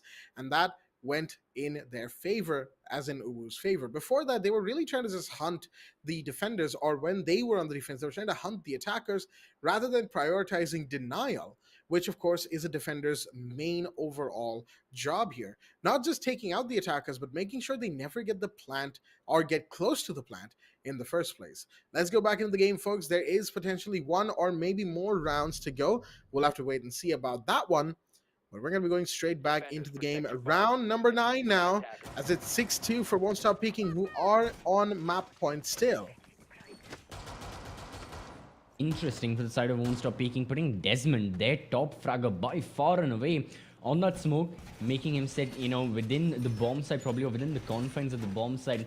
And of course, the smoke has got the FMG, I believe. I don't think Desmond is bringing out that M58 shotgun, which makes it all the more interesting. Again, pertains to the fact that Won't Stop Peeking also are looking for kills. That's the thing about these teams, is that you also just mentioned this, chat. Team UWU, instead of always going for kills, prioritize the diffuser. It eventually led to that round win. Maybe Won't Stop Peeking includes something like that. Maybe, you incorporate some of those time wastage tactics that usually are seen on Chalet, but then again, they're doing everything fine. Again, it's not really very straightforward looking for kills. They've got the bulletproof shield on second floor. They've got the Vamai magnets to prevent easy destruction of defender utility. Rumors are there, Surya gates, it's all in the mix, It's not like Won't Stop Peeking are completely always prioritizing going for kills. However, kills do seem to be one of their priorities alongside multiple others. As for Team UWU, question is, what is their attack looking like? I mean, in this overall view, we can see that Desmond is gone. Wait, that's the smoke? In 25 seconds. Yep. I don't think where Desmond was quite this? appreciated being put on the smoke. I'll tell you what. I don't know, actually. Where did the smoke go Maybe out from? library. I assume library, because that's where the smoke can play from, but yeah, you never know. Yeah, it's hard to tell at the minute. I guess we'll find out when we see the, the icon of the fallen operator, right? Because dead bodies are no longer a thing in Siege, right? So it's just the icon and the gun splattered around. We'll just have to wait and see. Once we get a visual for that, I guess we'll be able to complete that storyline. But for now, another Surya gate, the last one from Buckinator, in fact, being spent on the hatch right above the game's room here. Important hatch, this one, of course, as this is where attackers usually drop down. But you know who's going to be dropping down now? That's Konto and Dark Lord. Okay, Drish is on a tear right now, finding so many. Shots are fired, and Drish goes down. Buckinator needed that refrag, and he gets it. Drish going down, but now mind you, there's still 4 more attackers to deal with at this present moment. Cobra on the lower half of the stairs here. Needs to be careful. Ragnarok finds one more, but Cobra gets another and another. Double kill for Cobra right now. 1v2. Very possible, this 1v2. That is, of course, Nanny going for the plant. Cobra's got to be careful. There's somebody watching from the stairs here, and the sledge will get the jump on him. Kato shuts him down, and Team UWU now make it 6-3. Still, plenty of rounds to go for them. They're still in a bit of a dire situation, but they're looking better the more rounds go by. Of course, Chalet, like we said, slightly attacker-sided, right? So that's to be expected. But Team UWU now, they're losing bodies, and they're losing important bodies at that too. Again, we're not sure where Desmond fell from. He was the one playing the smoke, and at the end of it, smoke, it should be staying in the site, right? So unless he was playing a site-adjacent area and got caught off early, it's hard to tell what happened there. Yeah, that is true. Again, maybe, like you said, he was indeed completely caught off guard, and the circumstances just couldn't prevent him from dying. But whatever has been happening for the last 2 rounds, Won't Stop Peeking. They need to put an end to this. This cannot and should not turn into... I can't believe it's only 6-3, and my mind is already tuned to mention this, that it cannot be a comeback, as we have seen the numerous times in South Asian Rainbow. Like, it's not even... Team UWU have half the rounds Won't Stop Peeking do, yet I am already conditioned to thinking, yep, it's comeback time, boys. Chalo, let's go. It's yeah, see, the thing is that Won't Stop Peeking and Team UWU, both of us, Blackjack, we talked about exactly how momentum focused these are, and we saw a prime example of that in the first half. They won't stop peaking. Sure, they had one round loss, but they had 5 to win, and all 5 in such a similar manner, because all Team UWU were really doing was we go bar in gaming, we defend, we try to defend, but it didn't really work out. Won't stop peaking. It's kind of looking like the same thing from them. They want to go for the gunfights. They want to replicate what had happened in rounds 0 to 6, but it's not possible. They've got to change something, and the sooner they realize that, the better it will be. I gotta agree with you there, CCV. The sooner they realize that this is not gonna work, the better. As Dark Lord is the one to go down first, Kuntal does get a return fire kill. That is a nanny off the board, and the alibi, I think he got that from the window above through the hatch. I think that hatch is open at the very least. As the red pings are out, they're really hunting for this alibi right now. Kuntal takes damage, and there you go. Ragnarok will shut him down. The drone work really strong right now from the attacking team, as they use the drones to track down Kuntal and keep an eye on him wherever he went, and hunted him down inside of the bar area. And of course, that's one thing, right, to consider, as it could just be that the drone work from Team UWU is just really stellar at the minute, which is also one of the reasons that could be losing these rounds for Won't Stop Peaking. But of course, peaks like that are just not going to help. Ragnarok finds Desmond on an ill-advised peak out towards the... Okay, it's a quad for the Hibana, but never mind, gets down immediately. Buccinator gets the down on one, pops the Goyo Vulcan. But there's only so much he can do here. Buccinator, he needs to make a full clutch, but nope. Rish will shut him down. And like we said for Team UWU, the same now stands true for Won't Stop Peaking. They kind of need to stop peaking if they want to win this one round. Yeah, as ironic as it may be for their name, Won't Stop Peaking are doing, many changes in their in their strategy, I'd say, because they're going to basement, and they're going to first floor bar and gaming, they're going to second floor, what we just saw, they're looking to go to second floor again. So it's not like they're being very stagnant with their kind of set methods. The only thing is that they're just going for the peaks, and I believe Won't Stop Peaking have gone for a tactical timeout right now. Only thing is that, yeah, they're not going for the in-game tactical timeout, since we may encounter the same bug, the same problem, so they just want to avoid that. Makes total sense. But again, it shall be of the same time. That I can assure all the viewers watching. But coming back to the point, what Won't Stop Peaking are doing, going for a tactical timeout, I think Blackjack, everyone will agree, makes absolute certain sense why they have gone for that. The only thing is, can they actually incorporate the changes, and can they actually take the one round win that has been bothering them for the past couple of rounds? I mean, this is something that I used to say, right? That even if it's a 6-1, never count the team that's down out of the equation, right? Because it's Rainbow Six, right? Things can change so quickly, especially in matches like these. Ready confirmation has come in from Won't Stop Peaking. As soon as we get the ready from Team UWU, there we go. We're going to be going into now round number 11, folks. Think about that for a second. There was a hot minute where it didn't look like this game would go into double-digit rounds, and yet here we are, second last round of regulation at this moment. Team UWU truly has stolen the momentum away from Won't Stop Peaking. They've won 3 straight rounds, and the 5 rounds that Won't Stop Peaking won from the first half to round 7 have now, well, all that momentum is gone pretty much. The confidence in them seems to be getting less and less with each given round, and the longer this goes, of course, the worse it'll be for them, and the better it'll be for Team UWU. So really, it just comes down to how UWU decides to play this, and how, Won't Stop Peaking, maybe they can actually, not get too over eager, not get too overly aggressive for one round. It really shouldn't need to be said, but then again, it clues in the name, right? Won't Stop Peaking. They won't stop peaking. So I guess we really shouldn't expect anything different at the end of the day. Yeah, that's the thing about Won't Stop Peaking. There are 2 major methods for them to get that final round win. Either you surprise the opposition, you catch them when they're not looking, you catch them off guard, and you get like 2-3 kills, or you play slow and steady, but you maintain that structure within your team. And thing is, Won't Stop Peaking have been going to the surprise play so often. Team UWU already anticipate that. We just saw the spam fire through the barricades that almost caught out Cobra, and now Dark Lord peeking the angle as well leads to his untimely death. Don't tell me Cobra is going to the same angle.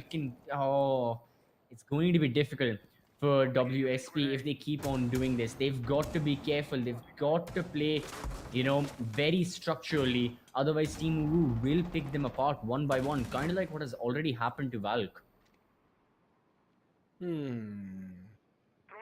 Well, for the time being, Cobra on those library stairs, top blue for the minute. Drish was the one posing a threat here, but has since dropped away to go to a different part of the map. Go to library proper, it seems like.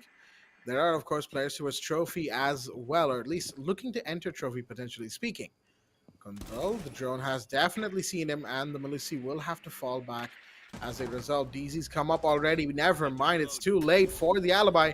Drish gets down. Oh, dear me, that's a pog mat right there. As one kill is taken. That's an interesting use of the Selmas, I'll tell you what, but what a shot from Buckinator. Okay, Ragnarok goes down. Drish should be recovered unless I don't think any of the attackers are close enough to do so, which might turn this into a proper 3v3. Desmond, C4's out, doesn't catch the attacker on the Solarium stairs. Nanny takes a ton of damage in the meanwhile. And it really looks like this might continue on as a 3v3. Drish is still bleeding out. And, It's a problem. it is Exactly. a problem. Yeah. Yeah, I mean, won't stop peeking. They're maintaining this high line of defense, but they're not overextending. This is smart. As I say that, Desmond, he wants to go for a kill. Can see that in his eyes. He spots one player. Can't shoot him down, but Buckinator does the job for him. It is about to be a 2 versus 2 very soon. Cobra manages to get the kill onto DZ. It's all down to Kato, and no, Buckinator! It's going to be the final kill, which was the frost trap at the very start. That led to, well, to a certain extent, the downfall of Team UWU in this round. But no, it was really won't stop peaking, and their defense that stood the test of time that ultimately mean they shall be getting map number 1. Map number 1 will go to Team Won't Stop Peaking, as Chalet is going to be their ultimate victory. Well, I say ultimate victory, first victory in this best of 3. Right. But mind you, Team UWU were the ones who brought out Chalet, so this means a lot more pressure for Team UWU going forward, seeing as they have lost their Absolutely. map pick. Now, map number 2 is Clubhouse. Won't Stop Peaking, bringing out a much more familiar map for all teams in South Asia, of course. So it's not all done and dusted, not even close for that matter. As we've seen Team UWU on Clubhouse before, they're not exactly any slouch on that map. Sure, Won't Stop Peaking is a great team on Clubhouse as well, but that's the thing, both of them are. So the question is, once again, how do they fare against each other on a map like Right. Clubhouse? We'll talk about that. We'll talk about the game that we just saw more of in the highlights as we go into them in just a second here. There we go, folks. And overall, I gotta say, even though the attacks from both teams were quite varied in how they approached situations, the thing is the defense from both teams was extremely similar, uncannily so in some Yeah. instances, where they were just chasing kills rather than doing denial or any of the things you expect roamers or anchors to really do. A Smoke who's playing offside gets caught out first, or the Oryx who's, probably not finished all the rotates that need to be made yet, gets caught out trying to spawn peek or something or the other like that. It was an interesting match, I guess. At the end of the day, we can say that much. That is true. I mean, even though all the anti-breach agents were unbanned, Mute, Bandit, and Cade, only a couple of times I believe Mute was picked up by either Drish or DZ on the defense of Team UWU. That's pretty much it. We didn't see a Bandit. We didn't see a Cade, even though both of these teams were frequenting on the second floor bomb site quite a lot of times. They still were looking to prioritize, going for kills rather than holding the bomb site. And it's fine to do that, but when both of them are going for it, it really every single round becomes to a certain extent a slight coin toss of sorts, or every kill is going to be extremely valuable because all you're looking after are the kills. You're not prioritizing the utility that your operator is bringing. You're looking for the guns, you're looking for the positioning, and then you're looking to move on forward. So they are cutting down the basics, and they're looking to convert this into a particular, like, a 1v1 of sorts to a certain extent. The problem with that is if you lose the gunfight, you're practically dead. There is no second line or any second grace to save you. If you are out of the mix, if you lose your gunfight, that's it. There isn't going to be too much passive utility. I mean, sure, okay, there are the corner stations to heal you. There will be the Melusi Banshees and whatnot. But overall, it's all about the kills, and it's all about your performance in the server. 100%. It's like when it comes down to these, teams, as we'll see in the match summary right here, it's really about the kills, all things considered. I mean, look at Nani, right? 3-9 and 45% cost, the least influential amongst everybody in the 10 players that are here, having a pretty quiet map overall, I guess you could say. And not the most quiet, of course. We've seen Nani do a couple of things here and there. And of course, the clutch way back in round number 2, that was Nani's, right? So it wasn't that Nani wasn't entirely uninfluential. It's just that as the match raged on, it seemed like Nani lost more and more steam as things continued on. Kata, of course, playing mostly supports 80% of cost over there. Buckinator and Drish, 12-9, 11-9 each, and pretty high cost ratings as well, being the most influential players for their respective teams. Overall, I would say a pretty decent performance from both teams, but their defense definitely left a little bit to be desired, all things considered. That is true. And of course, we'll see whether or not that continues, as map number 2, Clubhouse, is a defender-sided map. We'll get to that in just a moment. After this short break, we'll be right back with map 2. Stay tuned.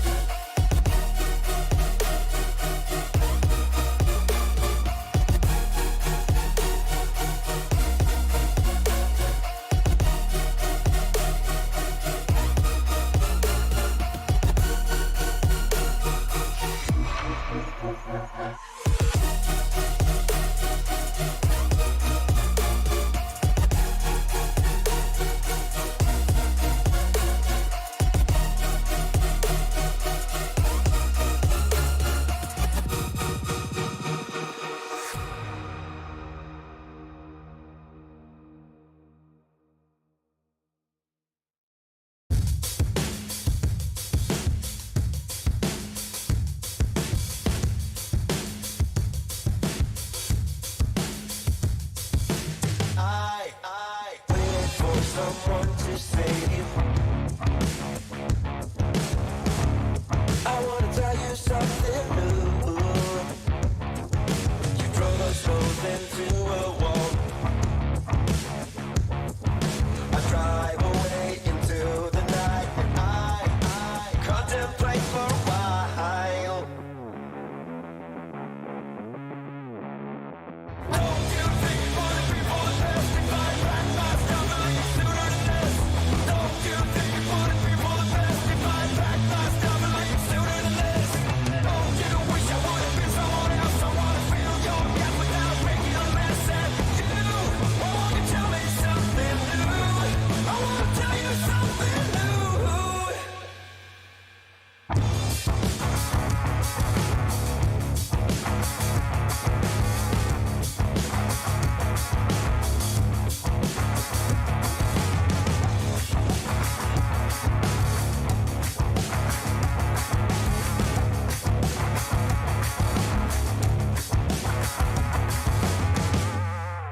I wish you all the best I can, but I stop myself for a while.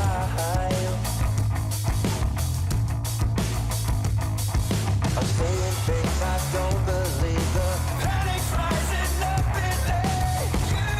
Why won't you tell me something new?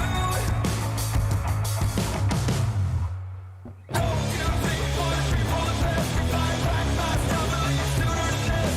Don't you think it would be for the best if I pack my stuff and leave sooner than this? Don't you wish I would have been someone else? I wanna fill your gap without making a mess at you. Why won't you tell me something new? I wanna tell you something new.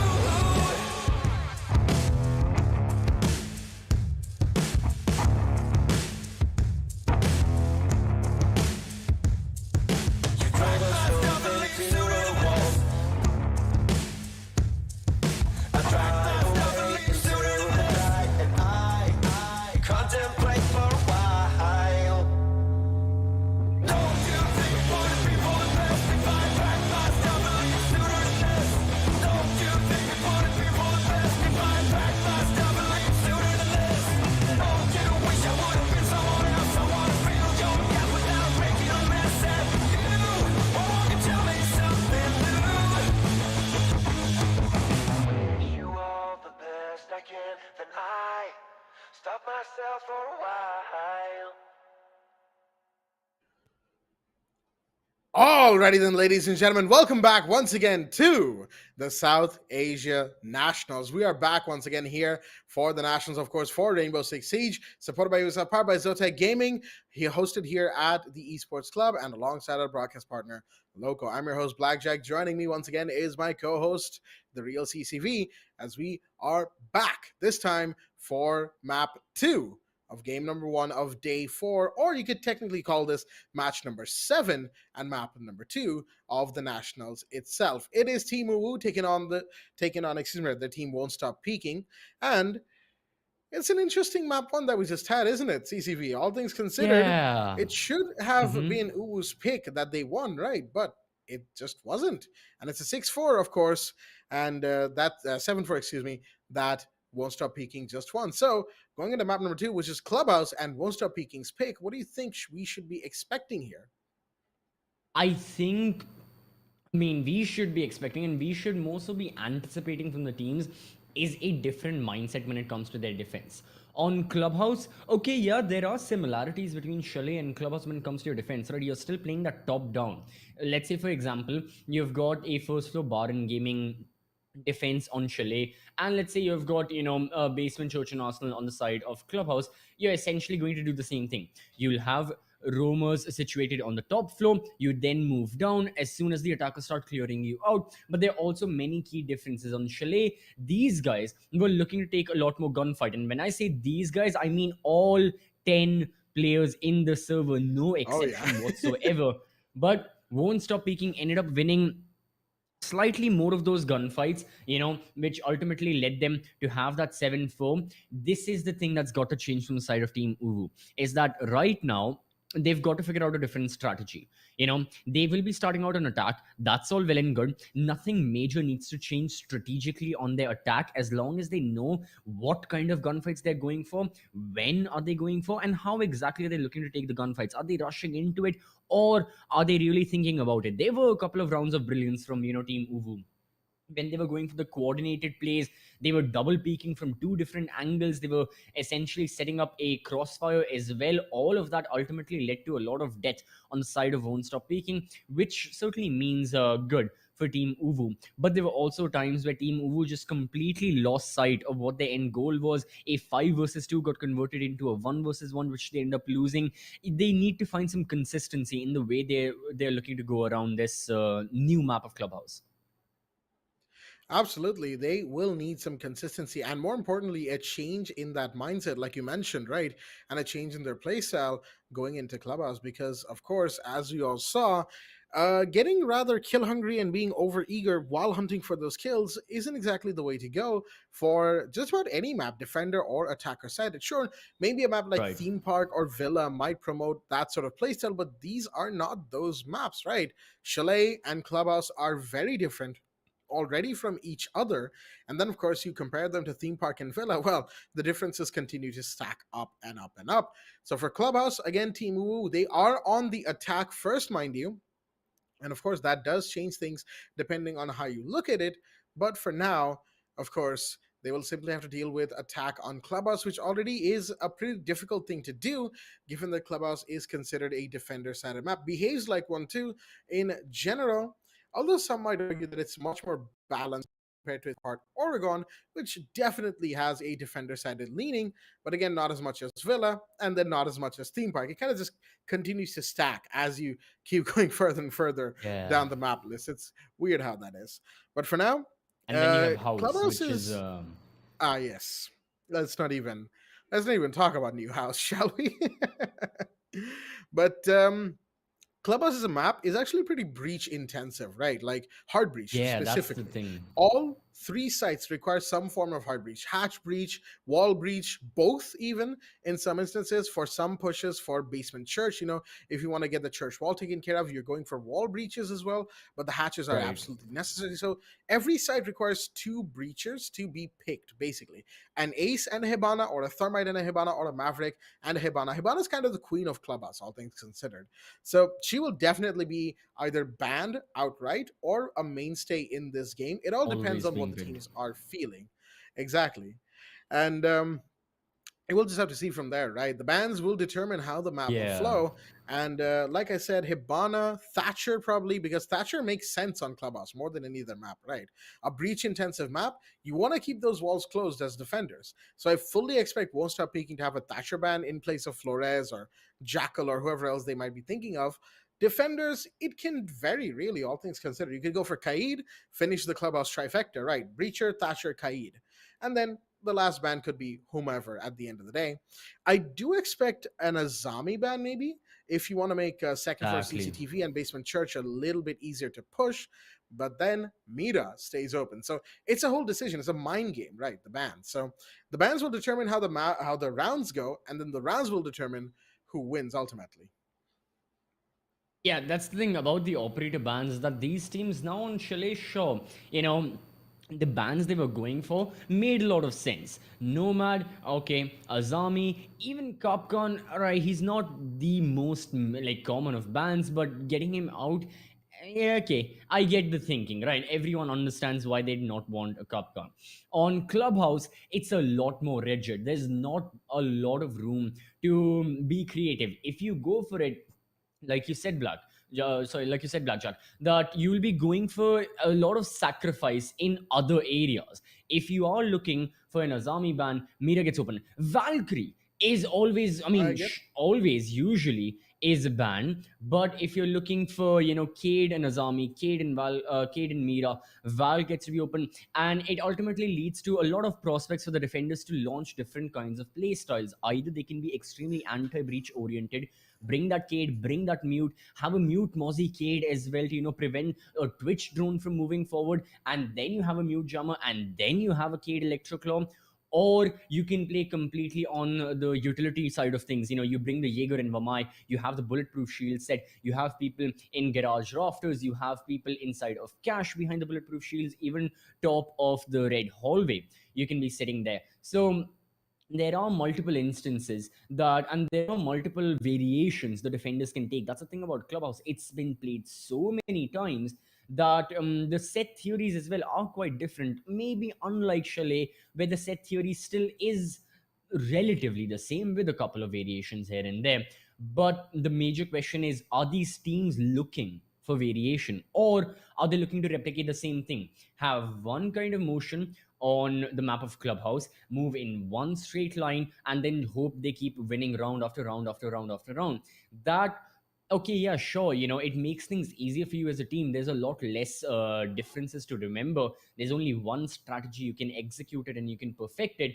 But also considering it's one strategy, it also means that as soon as the opponents find a counter to it, you will be out of luck, kind of like Team UWU in map number 1, where in the defensive half, all they had was their bar and gaming in second floor defense.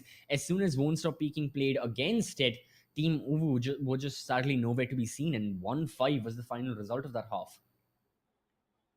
Yeah, all things considered, it's really going to come down to variation, right? Because these two teams, like we said, they Yeah. love momentum. But the thing is, to gain that momentum, like, you can get it by doing a couple of very standard things. But then once your opponent starts reading into you, you need to change it up. And if you're not going to change it up, well, guess what? The counter strat from your opponents, who definitely will then start taking its toll on you. That's what we saw in that first half, right? Team Wu managed to play Exactly. off-site, managed to play a little more passively, and got round number 2, making it 1-1 in the early part of the first half. Immediately, we saw a much greater emphasis on roam clear and site adjacent hold from the side of Won't Stop Peaking. They wanted to control the areas around the site so that when they eventually get into the site, they don't have as much problem.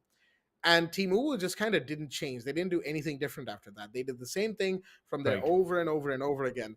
And they kept losing rounds over and over and over again. Even on their attack, right, the 2 rounds that they did lose, which ultimately was the ultimate reason they lost, was because their attack on second floor bedroom was the exact same. They lost bedroom's attack on round number 7, and Team Won't Stop Peaking knew what to expect. They went back to bedroom in round 10, and Uwu did some things slightly different. And of course, Won't Stop Peaking was in that same mindset of defenders need to go kill rather than defenders need to waste time. Same with the Uwu, right? So Uwu got away with it. Right. But then Won't Stop Peaking decides, okay, so we lost that because we did this. Let's pull ourselves back, play a little bit on the back foot. And the instant they did that, guess what? Team Uwu fell prey to the same thing that Won't Stop Peaking fell prey to in round number 2. So there's a theme going on here. There's a back and forth that could be established, but it really relies on both of these teams understanding what each other is getting at and playing accordingly, which, of course, we've seen a rather dreadful lack of so far, except for in certain instances. Now, I'm not saying that, it's not always like that, right? Sometimes it's been different. Have been rounds and micro instances within rounds where these small changes have affected big things, but ultimately the result stays the same because the larger thinking is the same, particularly from Team Wu. So they will need to change their mindset. They'll need to change their approach. We'll have to see, right? In the first 3 rounds of Clubhouse, pretty much we'll get to see what the thinking is from both teams for the first half. And that'll kind of bleed over into the second half. So again, those first 3 rounds are very important. And Team Wu needs to establish that they are here to fight. They are here to be a varied team who will try things differently as compared to their performance on Chalet. Yeah, and that's the problem for Team UWU, right? That even if in case they lose out on the map of Clubhouse, they'll be out of the best of 3 with yet again 0 points. They will not be having the greatest of starts to their nationals journey, which further will be just ticking away at them in any potential future matches, no matter who they face off against, no matter who in the top 8 shall be their next opponents. Team who will still have that in the back of their mind that we need to win. Kind of like this match was already precedented to be. This match is going to be the do or die for both of these rosters. They need to try and take the win. Again, sorry, do or die is too extreme of a statement. It's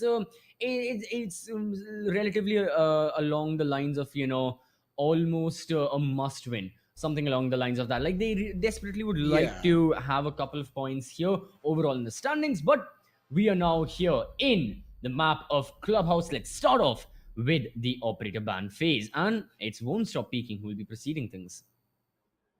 Absolutely. Also, peaking on the defense, of course, they have the advantageous side of Clubhouse, aka the defender side of Clubhouse. Again, debatable as of the current meta of Siege, but we'll just have to see. It all depends on the bans, like we discussed earlier.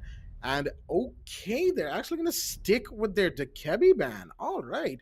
There might actually be something in this Dekebi ban that we might not be particularly seeing. It could be for her secondary EMPs now that I think about it, right?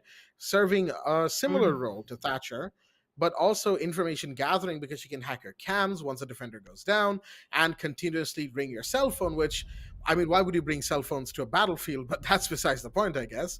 OSA will be banned by Team UWU, which is another operator that has those secondary EMPs, but is also a nuisance with her shields, the talent shields that she brings. Especially So on Clubhouse.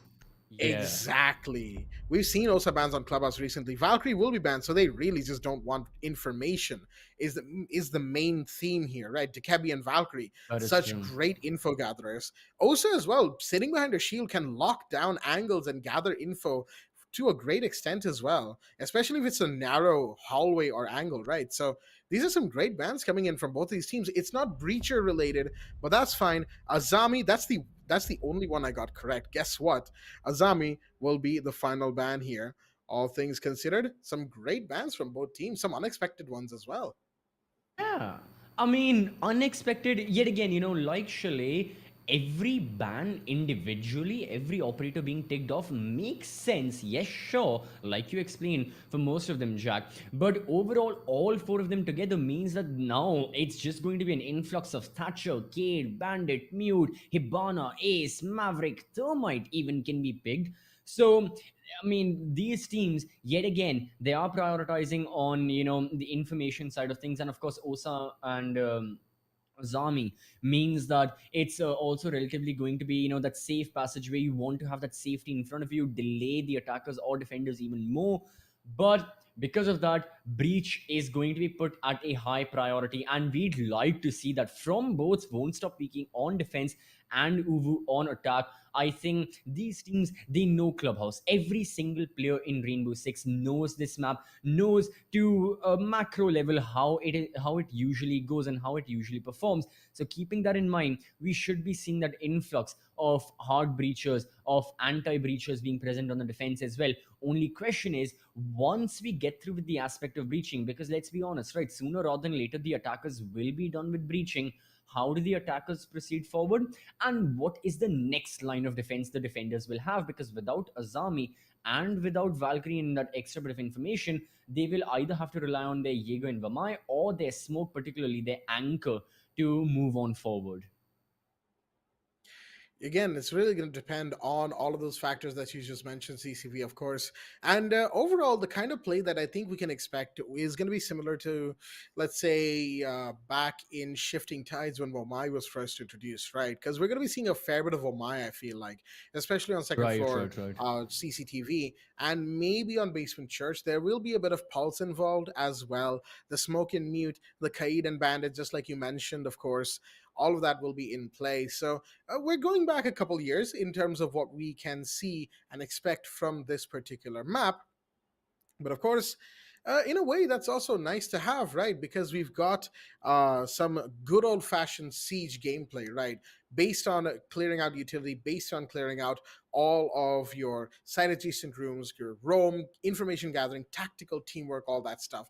Of course, it's debatable whether or not the year 5, year 6 version of that idea, it was overall a great thing to see, but we've been long removed enough from it, I guess, that we can take a couple rounds of it, right? So it is what it is. But for now, of course, we're going to be getting into the game in just a quick moment here, folks. Don't you worry, a little pause, and that is all it will be. And with that, we'll be going into map number 2 in just a short second. We've done the whole explanation of who, where, what, and why, with the operators, with the potentials of both teams. And really, all things considered, I'm just waiting to see who gets that first round, because that will set the stage here pretty much. for the rest of this game, at least in terms of tones and themes. Like we discussed, right? The theme of the ban this time on Clubhouse was information based, right? Denying information to your enemy team.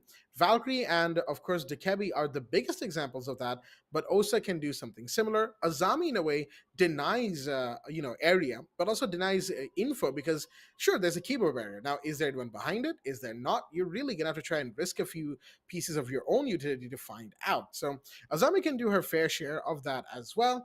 And, of course, herself a very strong operator. With all that being said, let's go into map number 2 of game 1 here today. It took a hot second, but here we are. Round 1 is a go. Hi, and I gotta agree with you, Jack, when you say that this time round 1 is going to be a lot more influential in determining the flow of the game, because unlike Chalet, Team UWU have, indeed do have all 5 of their members. Dagger, actually, is going to be here. Okay, so Nani shall not be playing for them right now.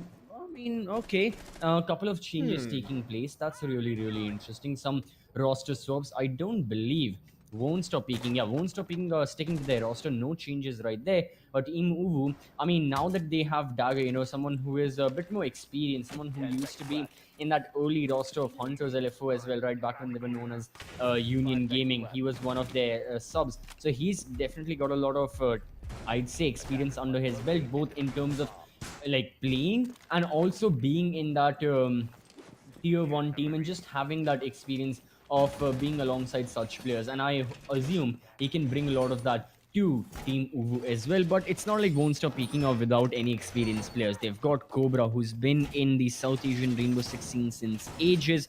We've also got Buckinator, who used to be in Team Monka S. So yeah, all of these players, there's a lot of experience that's in the server, but then again, all of that can be said for all 8 teams in the nationals as well, regardless of the name under which they're playing. It's about the players, and the players definitely know what they're doing. 100% the players will know what they're doing and what they're getting into, but for now it's the attackers that we must focus on, as they are taking care of utilities left and right. Wow, my throat just gave out there again. I'm not sure what's going on, but anyhow, the breach on the kitchen hatch has been taken care of by the ace Dizzy, excuse me, as I was informed in the break between that it's actually Dizzy, not DZ, and I've just been pronouncing it wrong for months at this point. Shots are fired towards Dagger and by Dagger, and oh, there we go. Darklaw's head goes clean off his shoulders, as that is the first kill taken for this round. The Capcan gone, the traps are still available and present across the map.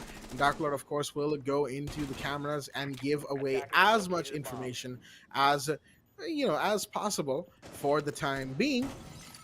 And UWU will just be happy with that kill. They've made an inroad already against these defenders. I was going to say Dagger gets taken down, and meanwhile that's Zofia gone. So that is a refrag by the TMR of the Aruni, and now it's a 4v4 going into the minute 10 mark. Exactly. So the thing is that right now, Team UWU, they've made great map control progress, right? You still have, I think they had around a minute and 20 seconds on the clock by the time Dizzy had already reached the bottom of main stairs. So that's really nice. The only problem is, Won't Stop Peaking are playing very anchor heavy. So they have 4 of their members within the bomb site, and time is running out for Team UWU. They really need to find a way to start this execution. There's still anti-breaching, elements involved in the map. The mute jammers are there, so breaching the wall is going to be difficult. Yeah, they're looking for that. Drish also goes down from the shotgun peek from Desmond. 30 seconds on the clock. Team UWU may just have to brute force their way in, and this is the problem for them. No breaches, no angles. They will be bottlenecked through these doorways. That's exactly what's happening. Kato also falls. Ragnarok and Moto, and Ragnarok is spread, completely blasted away, which means that Won't Stop Peaking, they lost 1 player, but that's all they lost. Great defense from them. Just held their ground no matter what Team UWU were looking for, and this is a proper anchor defense of theirs that stood the test of time. Absolutely, and like you said, right, Team UWU's main issue there was that they got map control pretty quickly, all things considered, but it was only on the first floor. They established verticality on Deep Arsenal, sure, but that's not where Won't Stop Peaking was, right? Most of them were around the boxes and shelf area of Arsenal, going into blue and then into church itself, looking over Moto. So that's the side that Team UWU decided to go to, that yeah, they're there, and if we can clear them out, then we can actually go into the site and finish off the round as quickly as we need to. But the problem was, they almost seemed to, I don't know, their coordination seemed to almost fall apart around that minute 20 mark, because Dizzy, the ace, was stuck at the main stairs door for a good 30 seconds, if I recall correctly, requesting somebody to take care of the Aruni Surya gate, because Dizzy himself didn't have any throwables remaining. And the Hibana came and helped, but there were now 45 seconds remaining. The breach couldn't happen because the Muse Jammers were there and nobody had grenades. And it just kind of fell apart from there, because after that, it's just brute forcing over the site, like you said. And of course, we saw how very clearly that wasn't going to work against Won't Stop Peeking, who were playing an anchor-heavy turtle defense with just one player playing outside of the site. So, all things considered, great defense from Won't Stop Peeking, a couple of pretty big mistakes from UWU, which, I did mention that the first round will set the tone for the entirety of the map, but I do hope for UWU's sake that this isn't the tone that they have and end up taking for map number 1. That is true. Ooh, for their side, they've got to be a lot more rampant with, and they've got to be a lot more direct with their method of attack. And I get it, on Clubhouse it can't always be like that. Clubhouse is one of the more complex maps that we have in the competitive pool. You will bring around the map, only then shall you progress forward. But still, Team UWU have got to be, they've got to start things off rather quickly. And it's nice to see that's exactly what they're doing. I mean, look at Dizzy right now. He's already moved on forward in towards bathroom. He jumps in and he falls into a frost trap. And that's a C4 kill from Cobra. So the defenders now, 5 versus 3, they don't even need to peek. Because for the side of Team UWU, yeah, Dagger is left as the Zofia, but otherwise it's all support members, and once more, there's not many avenues for them to start the execution from. Attackers recovered the bomb. That first kill from Drish, though, might be the start of something. The frost has gone down. Captain's got a great angle here. Gets Kato on the floor. Has to be careful of the cross. So just going to toss a C4, finish the kill. Why not? Dagger and Drish, the last two standing. The Zofia is still there, like you said, but there's only so much a lone Zofia can realistically do. And the Thatcher has to try and support this somehow, as the long peek is going to come in from the CCTV side. Cobra goes down in the meanwhile. Shots are fired. Dagger hasn't taken much damage, surprisingly enough. Desmond finishes off Drish, and Cobra will be picked back up, which of course leaves the Zofia. Was the last one standing. I paused because I knew that that was going to go one of two ways, and it ended up being the downfall of Dagger. And with that, Won't Stop Peeking again with a great hold. The expedition, not the expedition, but like the expedited way that UWU decided to get into the site, the speedy breach, none of that really working, as Won't Stop Peeking's anchor-heavy defense just triumphed over all of it. Not only did it triumph all over it, in a way, I mean, again, I hate to say this, but it kind of worked against Team UWU, where they themselves pushing on forward so rapidly meant that they didn't have complete situational awareness. They were still very much aware of what was going on, but there were some instances where, again, like one of their members going into a frost mat, in the heat of the moment, completely granted, can happen. But that's the problem, that I know both of us just said Team UWU have got to be a little rapid, but and I hate to put it in this kind of way, but like, not this rapid. They can slow it down, but yeah, it's a very they can fine afford line to take to a few maintain. seconds. Yeah, Exactly. It's a very fine line, between being too slow and being too fast, and executing just in the right amount of time. And I think, that's a fine line every up-and-coming team will have to face some or the other day, on attack. In R6, every single map has a different timeline. Clubhouse is one of those lengthier rounds where you have so much to do. You cannot always be very, very quick unless you're just looking for a rush. Kind of like what we saw that one time from MercenarieZ. I believe, Jack, it was the both of us casting as well, right? Where they breached CCTV and 4 of their members pushed in. Was it someone else I was casting with? Again, one of the more historic moments of the Pro series that we have seen. I think I remember that. Yes. Yeah. So yeah, unless you're looking for something like that, you've got to be a lot more careful with how you proceed. And this is still good from Team UWU. You know, they're going for the roam clear. They have active and live droning. They're playing off of it, getting the information, and only then are they looking to proceed forward. Again, good stuff from UWU. They're trying to change it up. At least it seems to be that they are trying to change things around here. As Ragnarok has already made his way towards construction, there's a big hole in this wall that allows him to look into logistics from a longer angle. E1D scan goes out by Dagger. That's one. And two still remain. They're going for a construction entry this time around, it seems. And of course, construction side is a bit of a point of contention for the cash room hold, as the drone will go out to try and find enemy on the bottom floor if there is one. And there are actually a couple, I think. One is off towards the stock stairs over there, and the other all the way in bar. DZ's taking damage. Dizzy, excuse me, goes down. Dark Lord is in bar, and the droning needed to be a bit better for this one to pan out, as Dagger will fire back, finds Desmond. That's one fine. Kuntal is still here, peeking the same angle, so he's got to be careful, as that Lion's battle rifle is quite dangerous. But Dark Lord down below is constantly doing damage. He will finally go down to Ragnarok, but again, they've lost their Ash and they've lost their Hibana. CCTV remains closed, and they haven't gotten control of Garage either, so it's looking a little dicey right now. Yeah, at this point, for the side of Team UWU, kill the defenders. It's plain and simple, but again, problem is, where do you kill them? Kuntal still being on the aggressive foot right now, constantly peeking these angles. It costs him his life, half HP, and now he's completely shut down.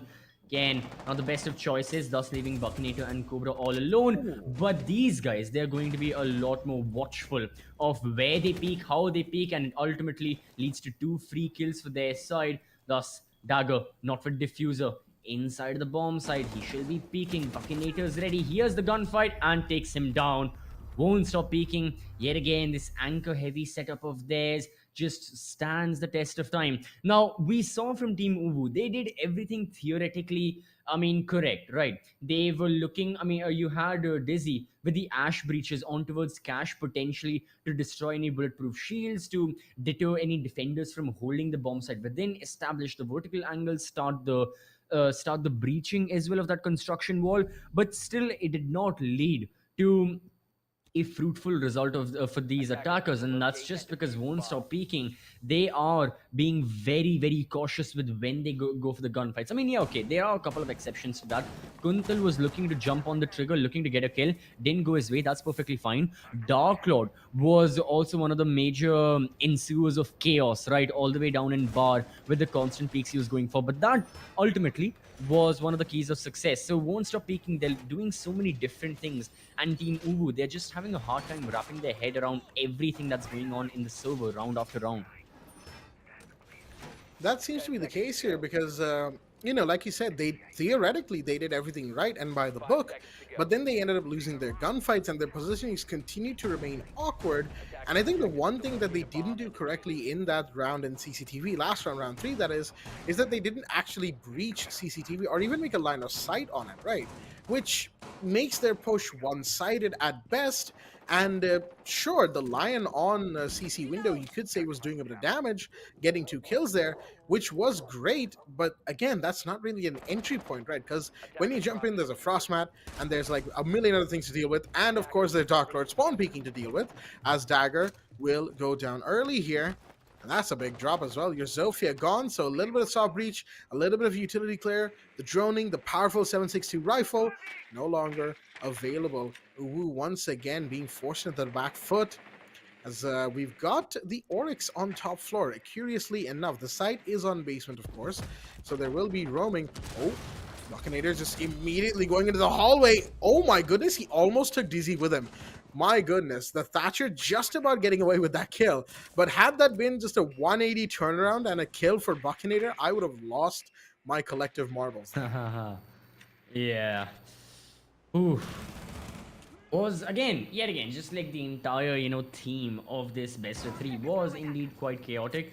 Now, we're not in a standoff or not in any stalemate of sorts. Rather, these teams, they are focusing more on the map control side of things. Won't stop peeking. These guys realize it's all anchor heavy. Let's stay within the bomb site. However, that does lead to Desmond getting picked off. Headshot That's even better. Team UWU slowly progressing forward. The breach can be done. They've got plenty of time. Now is the time for them to Attackers recovered the finally bomb get their diffuser. first round on board. But they need to make sure they do not mess it up. They need to make sure they don't have any problems within their within their attack. Don't isolate any of the gunfights and just stick to theory. That's plain and simple. That's about it. So where are the attackers right now? One of them motor hatch, one of them towards stockroom. That is Ragnarok now pushing towards blue as well. Problem is he is all alone. If any defender swings at him, it can be his doom. As a matter of fact, yep, it shall be. Ragnarok goes down alongside Dark Lord. But I believe there is a chance for Dark Lord to be revived or for Team UWU to be eliminated, because yet again, all of these isolated gunfights means Ace is isolated. Quite literally as well in this case, as there are no other teammates alive. Drish is going to go out towards Moto Hatch, it seems, gets down.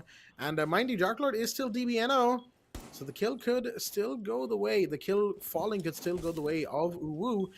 But of course, it all depends on Drish playing this correctly.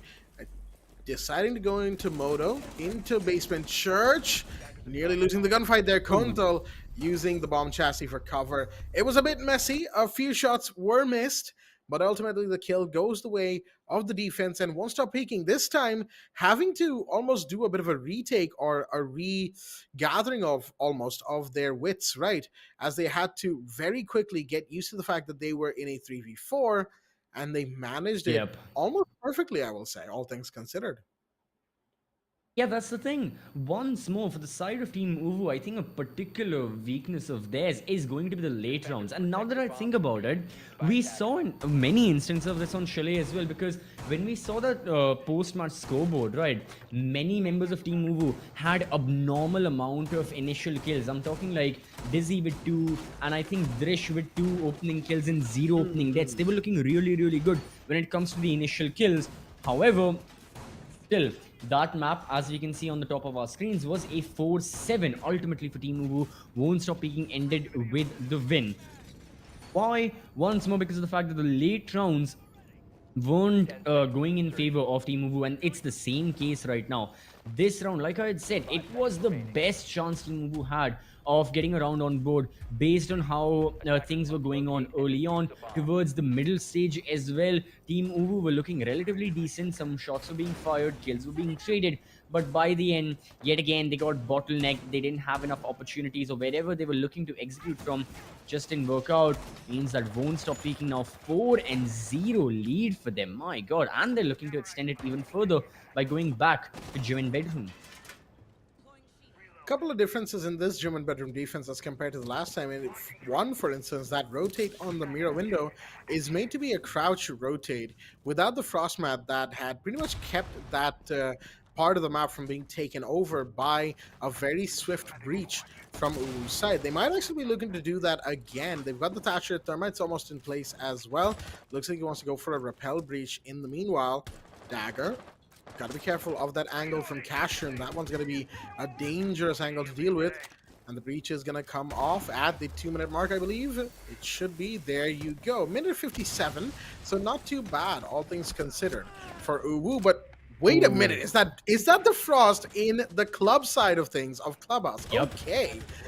All right, that's an interesting place to be playing as Desmond comes out, finds Dagger, and simply walks away. Buckinator with another. There goes Drish. Your grenades from below, your sledge gone. And it's just complete shambles for Team UWU right now. Attackers dropped the diffuser. Cobra wins this gunfight as well, where he was flashed. He was flashed, and Kato also falls.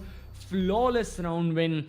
And at this point, Team UWU, they just end up in the crosshairs of Won't Stop Peeking, plain and simple. And I'm still mesmerized by that kill that Cobra got. Like, man, he was half flashed. He still got that. I mean, again, Vector buff, close quarter combat. You really can't play against the Vector now, can you? But that's it. 5-0. And once again, Jack, I gotta say that Team UWU have reached, or like have exceeded the threshold of, being able to salvage a particular half. Now, again, even if it goes 6-0, as you were having the discussion during Chalet, is that you cannot call it over until it is. We saw a little bit of revival of that momentum on the side of Team UWU. They were looking to make that comeback. But even if they get a 5-1, problem is, won't stop peaking. These guys are looking very strong. They haven't dropped a single round as of now. Yeah. And no matter where they're going, it's not even, I mean, again, it's Clubhouse, it's a very strategic map, but overall it's not just about where Won't Stop Peaking are going and where they're looking for the kills or like what kind of operators they have. It's just their playstyle right now is far too strong that Team UWU cannot counter it. Absolutely. Like, again, it's just those minor things in the fundamentals of UWU that seem to be going wrong, right? Their pushes overall have been pretty one-sided. They haven't really made much of an attempt to diversify where they're coming from. And of course, in Clubhouse, where the fundamental of just one of the fundamentals of Siege is dividing up your resources according to where you need to be and where you need to go. And UWU just simply hasn't been doing enough of that. Again, quick breach, sure, but we saw this on Jacuzzi as well, right? Quick breach within the 2-minute mark, this time within the 2-minute 30 mark, but really, it's the gunfights that they then lose because everybody knows where they're coming from, and they don't try a pincer, they don't try a flank, they don't try much of anything, which then gets them caught out. Not this time, though. Buckinator will go down first. That's your Frost, who was being a nuisance in the last round. Gone. Interesting kill right there, as Buckinator has been popping off this map to a certain degree. Desmond gets that kill, top of the rafters here, and finding Drish. That's a big one as well. That's your Finka gone.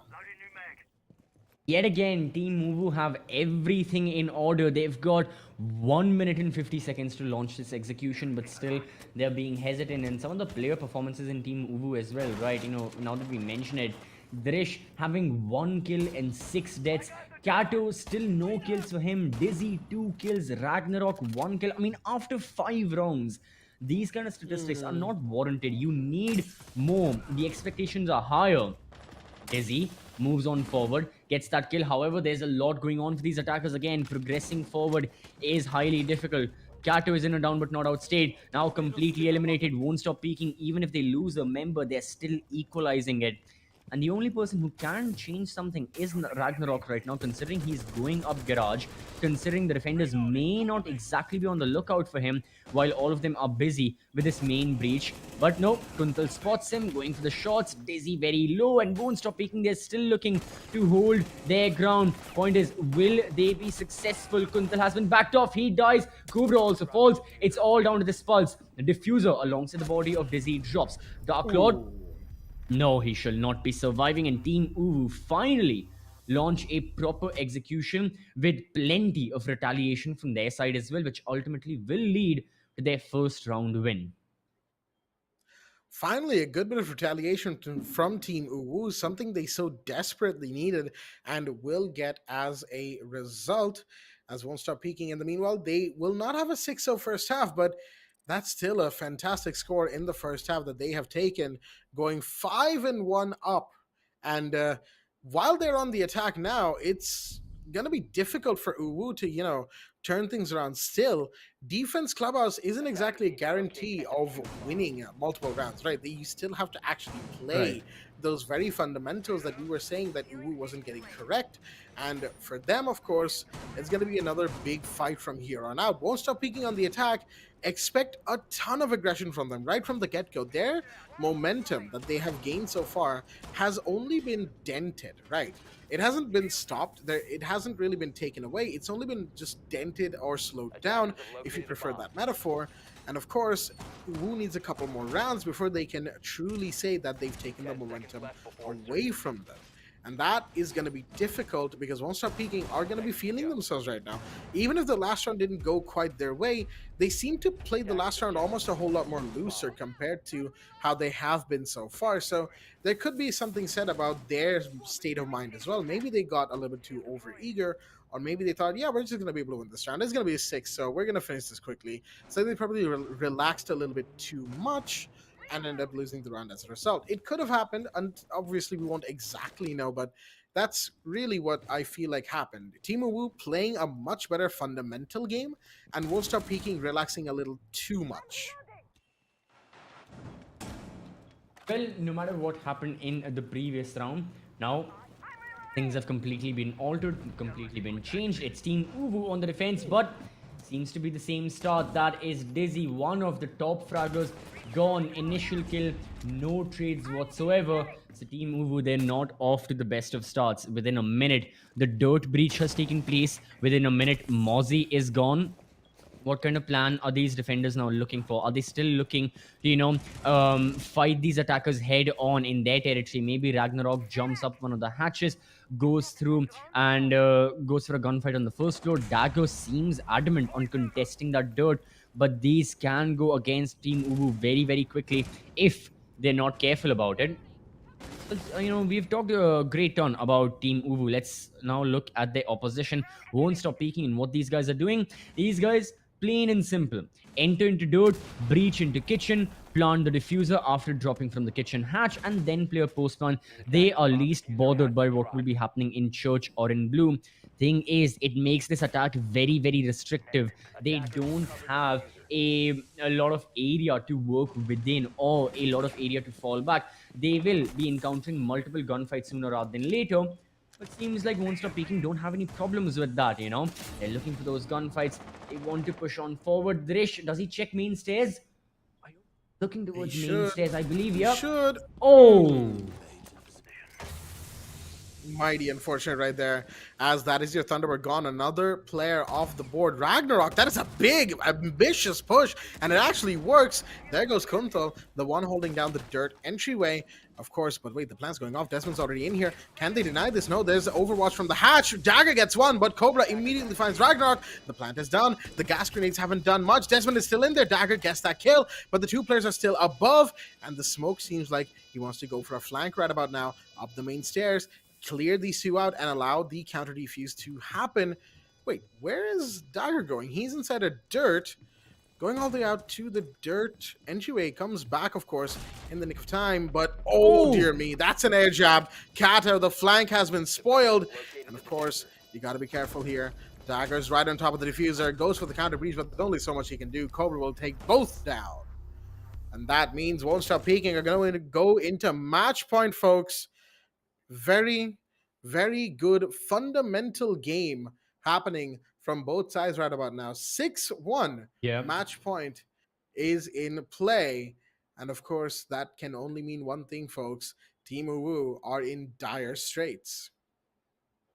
That is true. I mean, that's it. One round, and if they lose another, they'll be going home from this best of 3 as well without a single point. And I think that's the part that really must be stinging them, is that they have played multiple best of 3s now. They haven't been able to win a single map, because again, if any of our audience members would like a refresher, if you win a map, even if you lose the best of 3, it goes 2-1. The map you win completely results into a 1 point for you in the overall group standings. And especially for these teams who are, towards the bottom side of things right now, who are still looking to get up on top, who are still looking to have a better result, it means that every single point matters. If you want to break into the top 4, if you want to participate into the playoffs, you will be needing a lot of points. And problem is for Team UWU, Chalet didn't go their way, neither is Clubhouse looking to end up in a similar fate.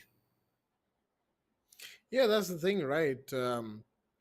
Clubhouse, I mean, it really looks like it's going to go much quicker than even Chalet. But then again, exactly, we're in a pretty similar situation as well when you really think about it, right?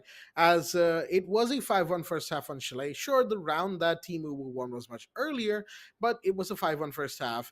And on the second half, round number 7 was won by Won't Stop Peaking as well. So we're in pretty much the same position here. Just the question is, how will Team UWU respond to having now lost round number 7? The response should be something even better than what they have had so far, but we'll have to see as we go back into the match. Temporary pause had to be taken, but of course it's been resolved. So let's go into the site again, which is of course Basement Church and Arsenal.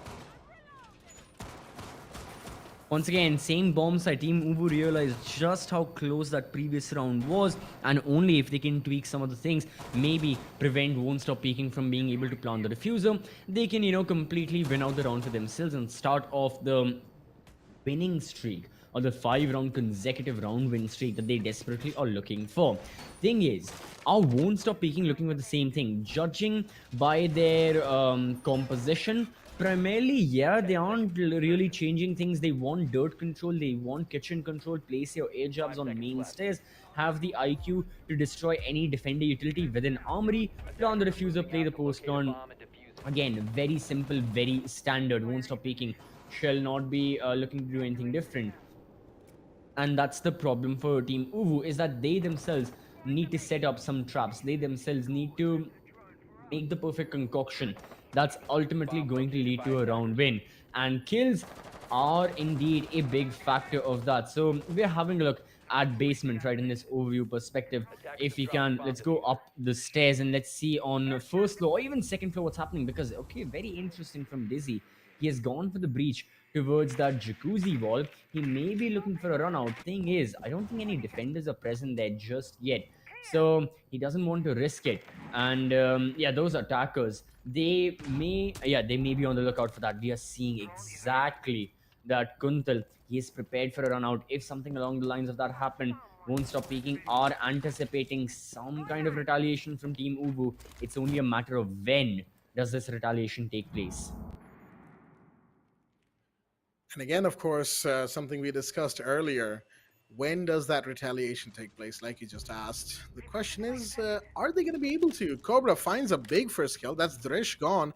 The player on second floor who was pretty much there to try and deny any sort of breaching, any sort of plays on the first floor. Again, extension of the roam, basically. Similar to what Kato and the Oryx Dizzy are doing. So, of course, they'll need to be careful as well. It's only one player who's pushing this, and there you go, drops in. Buckinator taking damage in the meanwhile. The logistics drop is heard, but Cobra, what a timing right there, gets the kill. Dizzy goes down, and there goes another Cobra on triple. Ooh. What is going on right now? The sledge is firing off. Kuntal finds Dagger, and Dragnarok is the last one standing. All of that extension, all for naught, as it's all up to this Echo now in a 1v5. Never mind, it's a flawless round. Won't Stop Peaking with a beautiful, beautiful game. Map number 2, they absolutely shut down any sort of potential comeback from the side of Team UWU. No retaliation, in fact, this time. I guess the answer is. And with that, it's done. The game itself, it's a 2-0. Not what we were expecting, actually, all things considered, because me and CCV, before we started this match, before the stream even, we were talking about this game, and both of us kind of expected a 2-1. And even when we were talking about the scoreboard, the leaderboard of the points table, we mentioned the same thing, right? That we expected 2-1 out of these teams. But UWU today, I don't know, they probably just had a really bad day, I guess, because they completely got shut down all over the place. Yeah, I mean, could have been the roster changes they were going for, Nani being subbed out, Dagger coming back in. It could really be a major factor of things, but overall, Won't Stop Peaking. Goodness. I mean, on Clubhouse, these guys were unstoppable with how they were looking for those initial kills and how, they made the frags come to them. That's also the main thing, is the fact that Team UWU, whenever they were looking to execute, they just somehow ended up directly into the crosshairs of WSP and all of these players in blue, which ultimately, of course, led to more and more kills. And I think kills is going to be a major discussion, especially once we look at the post-match scoreboard, because there were some players, Jack, who I mean, I can't sugarcoat it, who didn't have a good day. They had a bad day in the server, like 0 kills, 1 kills. That's really not what you expect in the South Asian Nationals. After all, these are the top 8 teams. These are the top players of the region. Performances like these is it's not on point, and it's not definitely delivering to the expectation one would have. Yeah, 100%. I got to agree with you on that one. The expectations on these teams are already quite high, as it were. And sure, some teams might not be able to live up to it. That is only natural. But at the same time, the kind of performance, or I should say lack thereof, that we saw from UWU today, all I can really say is I hope that it isn't some sort of indicator of a larger problem happening within the team, because of course it would be a shame to lose a roster like this filled with such potential. Because for those who don't remember, this Team UWU, right, especially most members of them, Dagger, Dizzy, Ragnarok, Drish, they played under different names and different teams, right? For a while, Exactly. for the last couple of years, they've been here for so long. They're experienced members of the South Asian Siege, player rotation, if you want to call it that, player roster, I guess. And it's been so long that I've seen them struggling to really get ahead of where they've been. And they did at one point, right? Back when we had the division way of categorizing teams in the region, they were mostly in Division 2, but Right. whenever they would make inroads into Division 1, that was also great, right? Let's have a look at the match summary, and we can talk about the statistics that you were mentioning, CCV. The players who unfortunately didn't have much of an impact in this game, specifically, of course, I Mm-hmm. think Kato, Drish, and Ragnarok will be absolutely livid with their performances today. Drish 1-8, Kato 0-8, Exactly. 13% to each. Even going down so many times as entry frags. Dizzy, look, like Dizzy is 5-8 and 25% cost. 0-3 in first kills. Dagger, who got the most kills out of the bunch, was only 50% cost. Kunto, comparatively, who is placed at the lower end of the Won't Stop Peaking's card over there, is 6-3, 63%, and still has a higher overall statistic than most of the team members of UWU, just one less kill than Dagger at that. So that really tells you all you need to know about this map. Won't Stop Peaking performed quite well. Cobra 11-1 and 100% cost, two entry frags each to Dark Lord and Buckinator. Of course, I'm fantastic stuff keeping coming out from this. them. Yeah, Mhm. so sorry to cut you off, but yeah, I'm keeping Cobra's 11 and 1 KD in mind now.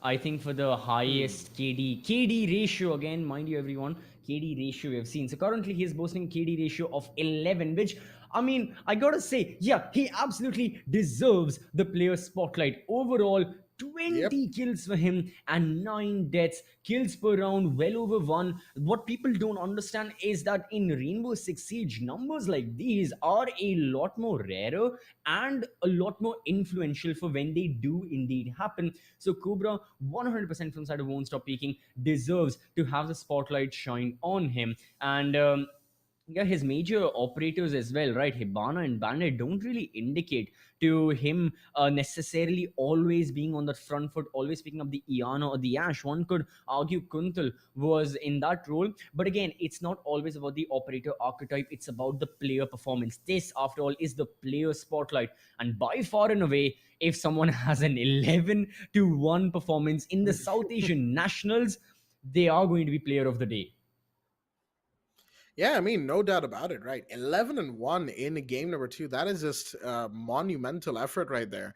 Like, sure, 7-1 Mm-hmm. is a very quick and very short score line, but most cases we see Exactly. like the most kills we'll get from one player is like 10-5 or something like that, right? And even those are rare. So 11-1, like, you can understand why we're hyping this one up so much. As you can see, the results, of course, Chalet and Clubhouse both going relatively quickly to the side of Won't Stop Peaking. Chalet Team UWU did mount at least a little bit of a comeback, potentially. Could have been something entirely different had they managed to, steady the ship a little earlier than they eventually tried to. But it was just too late, and the match was too far gone by then. And same with Clubhouse. They won a round, and we, started that whole discussion of, hey, it's the same as Chalet. It's a 5-1 first half. But Won't Stop Peaking had other ideas. So, with all that said, it's a 2-0 for Won't Stop Peaking as we go into the standings of the Nationals so far. The group points table for the top eight. Won't Stop Peaking will jump up a fair number of spots to Ooh, fourth now, just behind the Mercenaries, damn. as they have put 2 points on board for themselves. The reason they're below the Mercenaries, of course, is because they have already lost one game before this. Team Mm-hmm. UWU now remains the only team in this table to not have a point because, of course, KIRA, Phalanx, Militants, they also haven't won a game yet.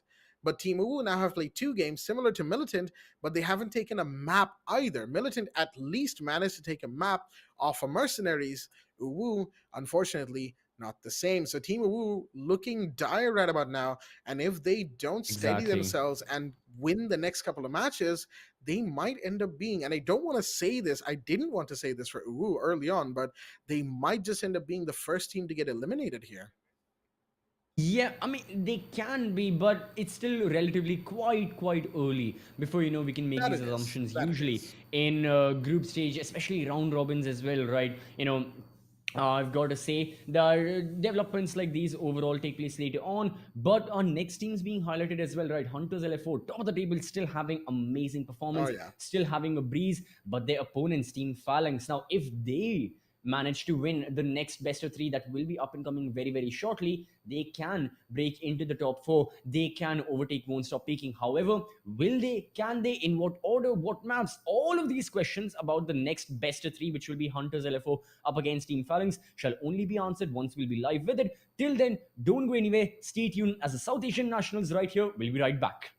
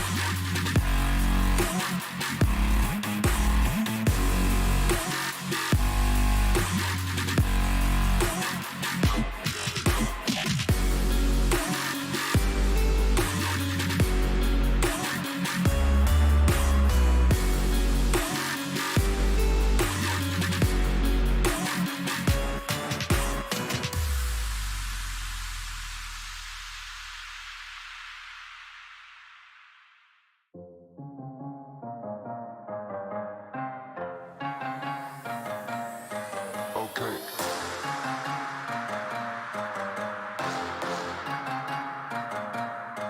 Okay.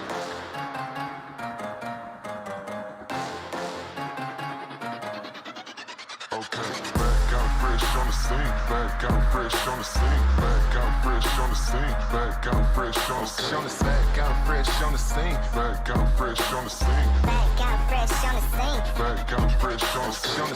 Franchise best on the team, franchise best on the team, franchise best on the team, franchise best on the team, Franchise best on the team. back out fresh on the scene, Back out fresh on the scene. back out fresh on the scene.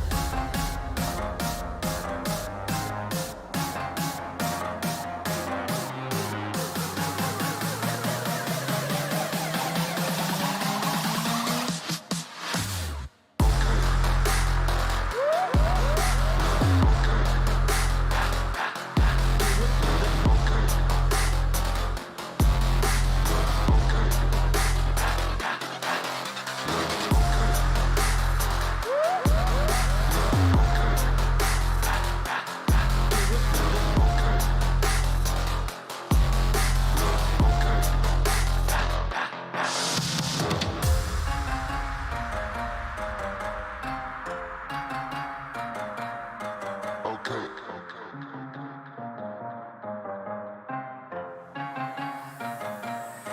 Okay, back out fresh on the scene, back out fresh on the scene, back out fresh on the scene, back out fresh on the scene, back out fresh on the scene, back out fresh on the scene, Back out fresh on the scene. back out fresh on the scene. Franchise best on the team, franchise best on the team, franchise best on the team, franchise best on the team, Franchise best on the team. back out fresh on the scene, Back out fresh on the scene. back out fresh on the scene.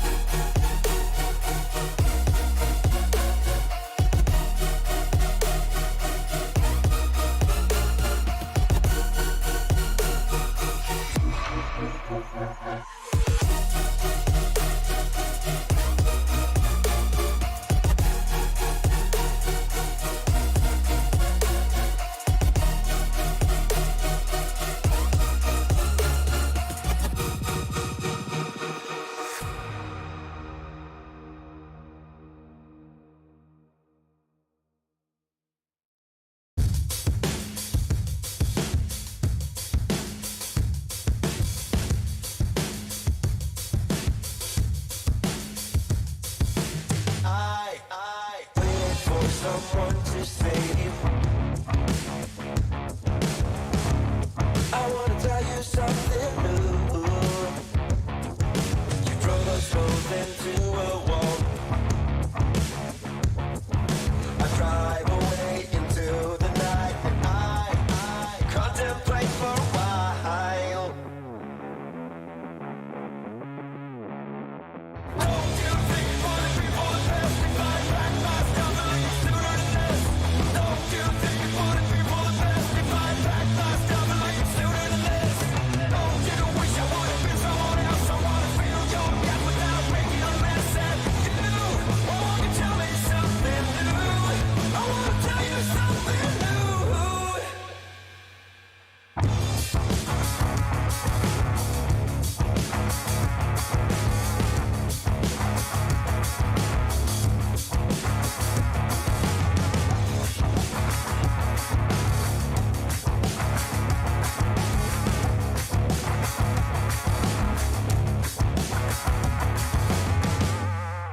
I wish you all the best I can, and I stop myself for a while.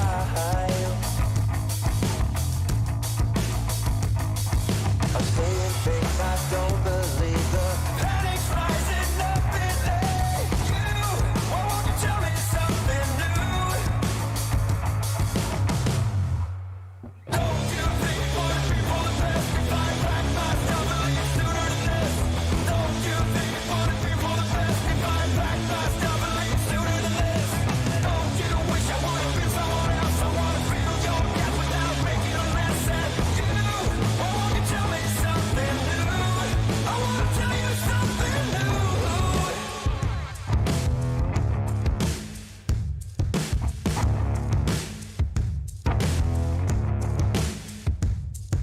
You drove us both into a wall. I drive away into the night, and I contemplate for a while.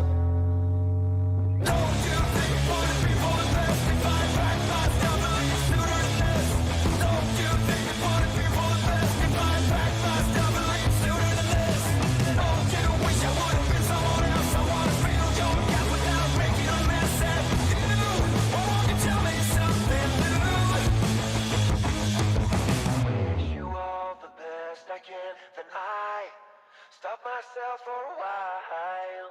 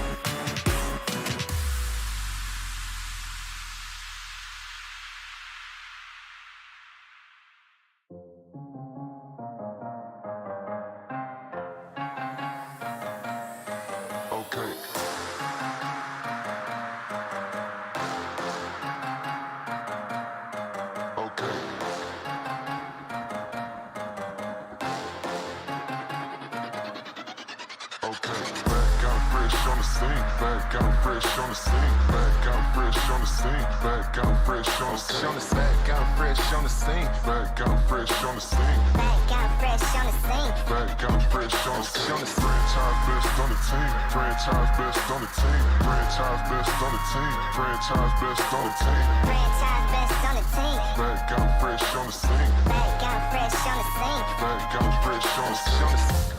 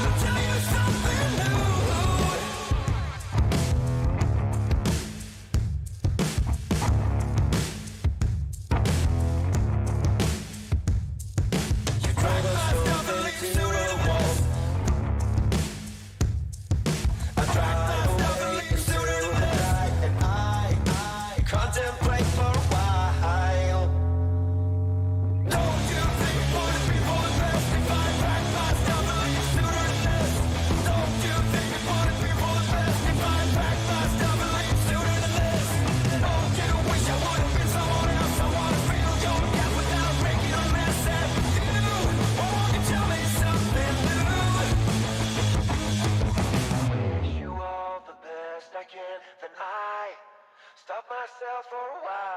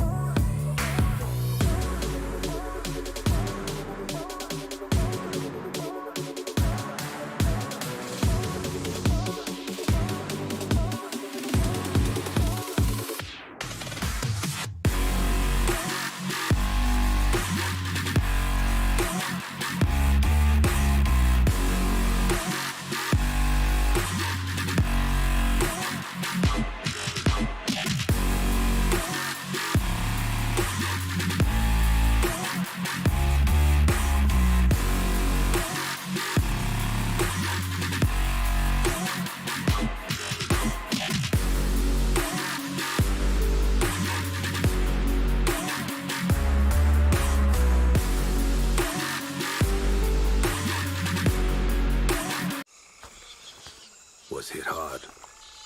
He'll live. Server room, identify perimeter breach. Over. Where you go? Where you go? Withdraw your men. Say again, Grim. I'm going in.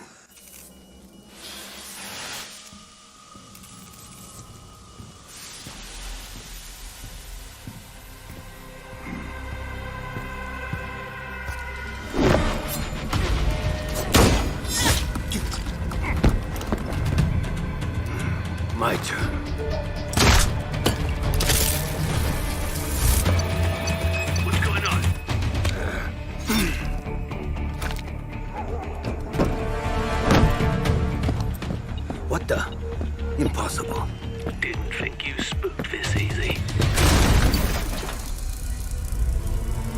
Micro recon drones.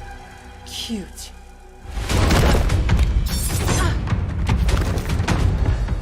You forgot this.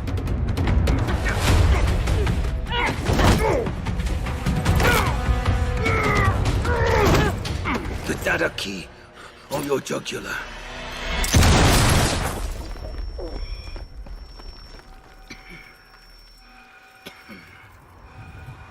You were saying? What was on that server? QCR shipment records. Question is, who wants eyes on it? And why?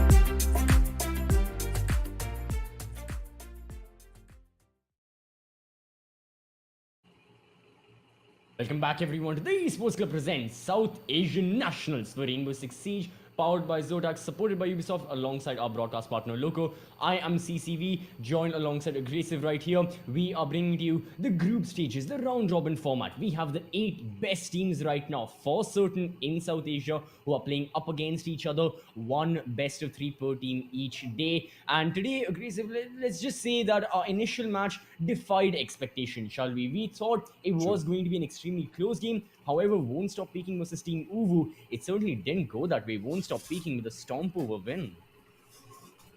Yeah, Won't Stop Peaking just took away the show pretty much, CCV. You were not expecting this as well, now were you, considering how good the members of Team UWU have been in the past, especially when it came down to our previous Challenger Series. It was just insane. The Pro Series, they were incredible, to say the very least.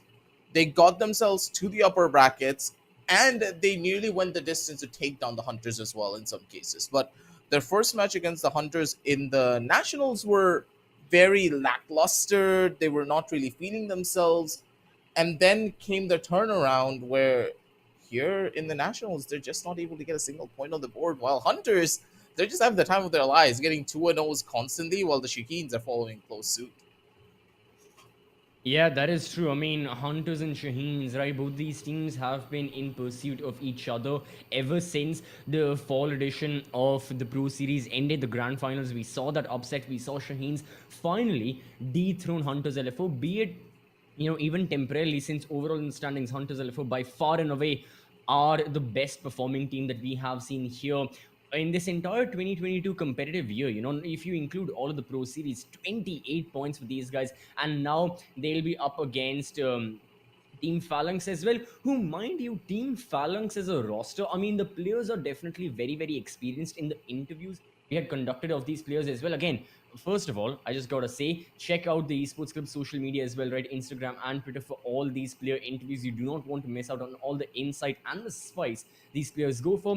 But yeah, the interviews, when we had gone for them, the players of Phalanx, they are quite experienced. They've been playing since year 1, since year 2. They've got plenty of years under their belt. The thing is, this roster of Team Phalanx, I believe, had only formed when this 2022 competitive year of South Asian Rainbow Six was rolled out by the esports club and by Ubisoft. So keeping that in mind, they don't have enough of experience as Hunters LFO, which definitely will play a major factor. Seeing the kind of performance Phalanx have had so far, and of course seeing the kind of performance Hunters have been having here in the Nationals. True. The way I see things, the side of Phalanx, they're pretty good. Like, come on. They're not a Yeah. bad team whatsoever. To be here in the Nationals, you need to be at the very least one of the best in the entire region. They've proven themselves to be that as individual players. Now, that's the thing. As individuals, are you going to be able to take down the Hunters? No, that's just not going to be possible. Not only are the Hunters individually skilled when it comes down to their fragging potential, like, I'm looking at you, Sandy. Drop it what? About, I still remember him dropping around Didn't 25, go any high. 27 kills. Yeah, Yes. he's holding one of the kill records when it comes down to this game and our entirety of our region. But the way that the planning goes for Hunters is that they don't really think about getting all of those frags, getting those high numbers for the players. They think about going for the macro gameplay instead of focusing on the micro, while a lot more of the other teams in our region are so focused on the micro aspects of the game that they forget. Siege is almost 80% macro, only 20% micro when it comes down to your mechanics. And in that Right. sense, the members of Phalanx, they fall into that 20% category. They forget the other 80% exists. And I'm really hoping this is not what's going to happen here. Looking at the maps as well, their macro needs to be on point, because trying to micro against Hunters on Clubhouse, Theme Park, and Oregon will be difficult. But Hunters, they have showed a lot of weaknesses on the map of Theme Park, but they're still picking it up just so they can make this map one of their much more stronger maps by putting it into practice. That is true, right? Exactly. I mean, Blackjack and I, we were having this discussion in the previous match as well, that considering the Nationals right now are round robin, and they're, in the group stages, they're round robin, means that every single team will be playing the 7 best of 3s that they have, unlike a double elimination bracket, unlike a single elimination bracket, where it won't be like that. It's going to be, you have what, maximum of 4 to 5 games if you're up against like 8 players. So keeping that in mind, it means that, yeah, experienced teams such as Hunters, they can broaden their horizons a lot more. They can even pick up maps which particularly aren't going to be a major mainstay, or haven't been a major mainstay of theirs. Considering, see, for Hunters, it's plain and simple, right? They'd like to play in the grand finals. They'd like to play in that BO5. They've already played multiple best of 5s. I mean, these guys have been in every single grand final so far, 2 wins, 1 loss. So they already have that experience, but still there are maps where we haven't seen Hunters at all. Cafe Dostoevsky being the primary example of that. And okay, sure, some maps are just insta bans. I was giving the example of, KIRA Esports always going for the bank insta ban. Cafe being off the board as well. Even some teams, they have a particular disliking for border. I think that's got to do more with how there are multiple rosters here in South Asia who are really very you know aggro oriented on that map, and they'd like to go full nuclear as soon as the round starts. They try to hunt down the defenders, the attackers, without much involving that aspect of overall, I wouldn't say strategy, but direction. I think their strategy is just go for kills, which I gotta agree with you, Aggressive, that it's not always going to work out. If a team finds that counter to it, which you can, considering this is Siege, considering the variety of angles you can hold, utility that's present, positioning you can have, and the way in which you can coordinate, you can beat around that very kill heavy mentality that we just saw from Won't Stop Peaking and Team UWU. That's for certain.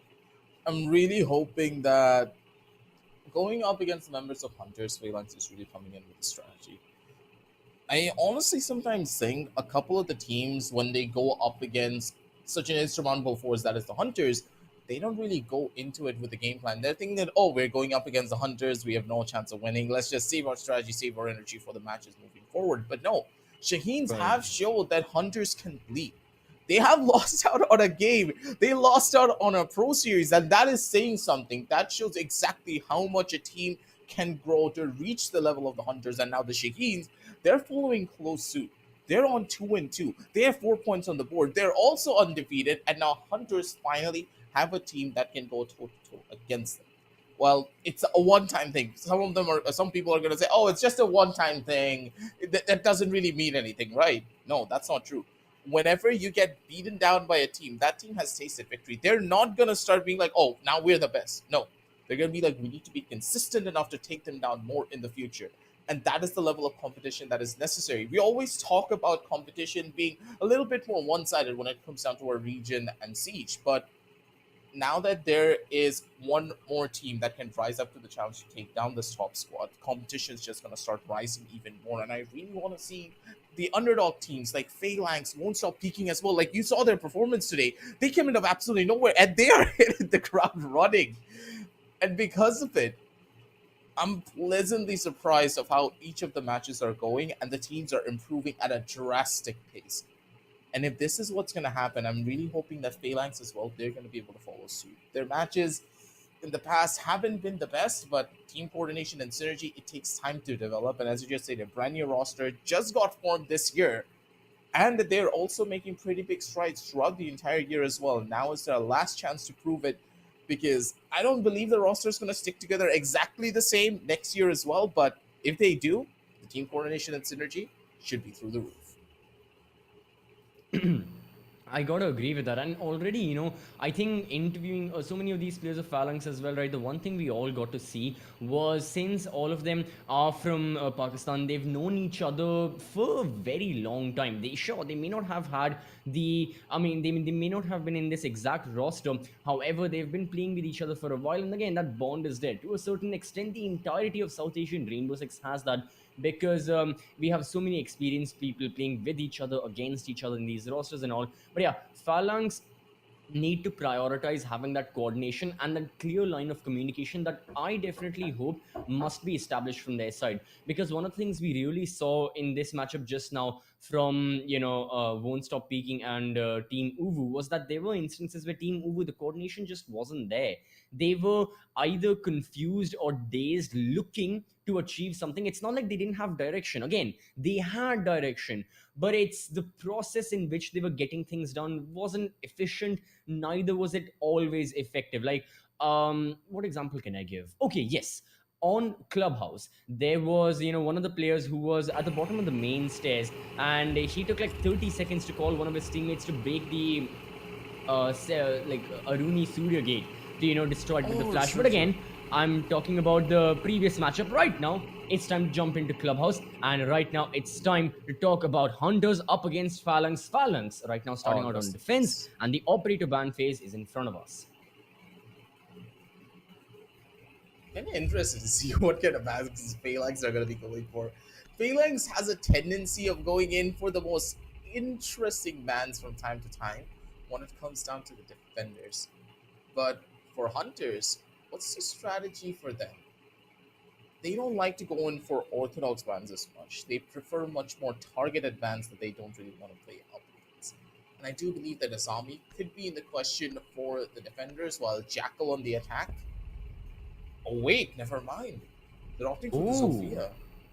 Okay, now that is spicy because normally Zofia's not picked up as much. She's still powerful and strong, but a lot of people don't pick her up because there are other options that they prefer doing, and then they're a lot more comfortable. Iana. Iana is definitely, and the thing is with Iana, she's very versatile. So Hunters banning out Zofia, I mean, it is going to be a targeted ban.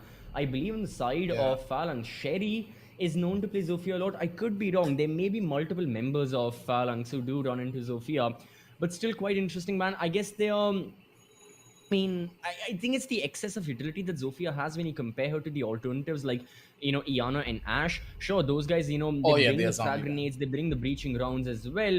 But overall, Zofia going off the board and Azami being taken aback by the side of Phalanx. So, yet again, if you look at these bans individually, they make a lot of sense. Why would Azami be taken off? Again, you want to prevent, as an attacker, you'd like to initiate the direct line of sight. You wouldn't like any barrier between yourself and the breach and the defenders. Okay, Valkyrie being banned, very, very obvious. Don't even need to state it. Zofia as well, she has excess utility. She can just destroy those magnets and those Jaeger ADSs. So yeah, all of those make sense, but together it's still a very interesting ban because of the lack of importance given to anti-breaching. No Kate ban, no bandit ban, no mute ban. That's quite interesting. Yeah, I do believe that a lot of the teams, they've just gone past that phase of just banning out the breaches. They don't really care as much. people have been playing Siege in a way where, yeah, you try to stop them from reaching into a side, you fail, it's completely fine. Mm-hmm. You have your rotations, you have your lines of sight set up as a defender to give you advantage on the players coming in through the breach. So I do believe that it's much more of a playstyle change over the years. Before, I still remember back in year 2, year 3, that everyone was just focusing a lot more on getting the breachers out of the question. They don't want anyone to open up the walls where you are gonna have a lot of Yeah. problems holding on onto a side. But now it's a lot more different. Players want the attackers to get into the side because their defensive setups are so strong that they can kill a person from 2 rooms away. And that is the level of knowledge that we have come to see coming in from players of this skill level, especially from the side of the Hunters. As we're going to be jumping on down in towards the game, though, things will be a little bit more questionable for Phalanx because now their defensive side of Clubhouse, off the top of my head, if I remember properly, and also the statistics, Defenders, protect your bombs from being they're defused not by attackers. that good on the attack. So their defensive side needs to be pretty much in the most optimum way possible. Otherwise, the team just could fall apart. Wait, is he having no, issues? please don't tell me. It very well Hercules? could be. Oh Good man, night. there it is. So I Rehost? believe a rehost may just be. I mean, again, it wouldn't be a match in South Asian Rainbow Six if there is no rehost. But sorry. But while we wait for Phalanx to make a call, it seems like they may not be opting for it. Maybe it's a little more of a. I mean, I wouldn't. I mean, I hope it's really not. But maybe it's a longer issue, power cut, anything along the lines of that. But for what we're concerned, it is going to start off in a 4 versus 5.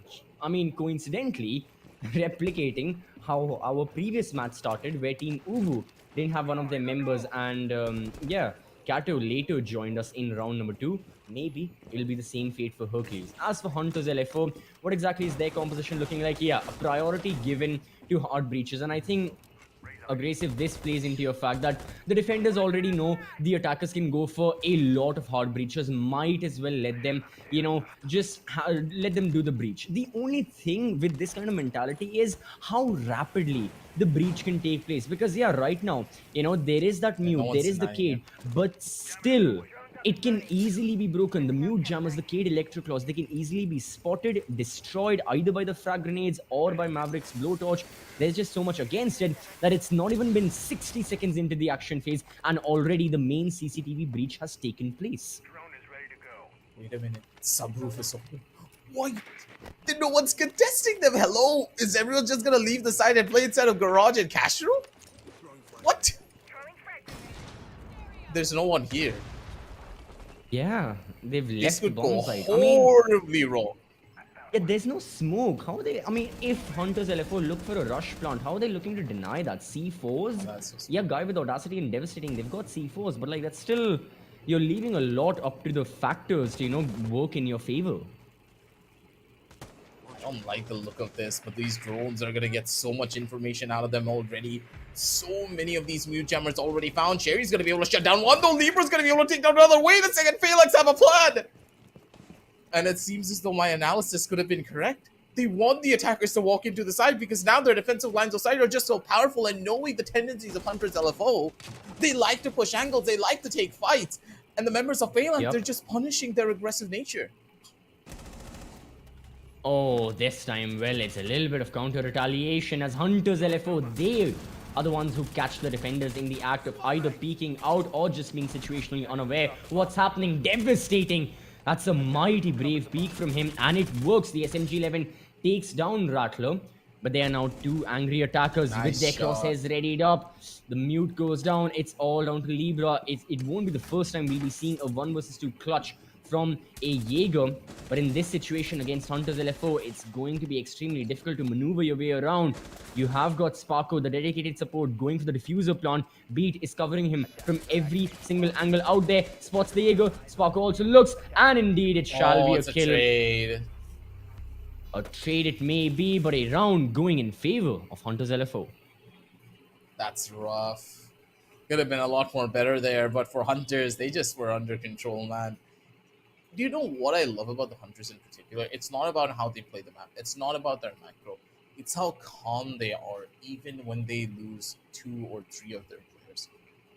if there are two players stuck from the Hunters in, let's say, a 2v5 scenario, for some goddamn reason, the Hunters can still whittle it down to a 2v2 or a 2v1, where they either win or lose. They do this so consistently that I do believe they're the team that have the most clutches in this entire tournament. Not just this tournament, I'm pretty sure this entire season. I have no idea how they do it, but they do it so competitively. It's insane. This is the best clutch team that you can think of when it comes down to the individual players playing together as a two-man unit, which is saying something about this roster. But for Phalanx, you have to give credit where credit is due. That was a 4 versus 5, and they pulled off something incredible by taking those 2 players out. 5 seconds to insertion.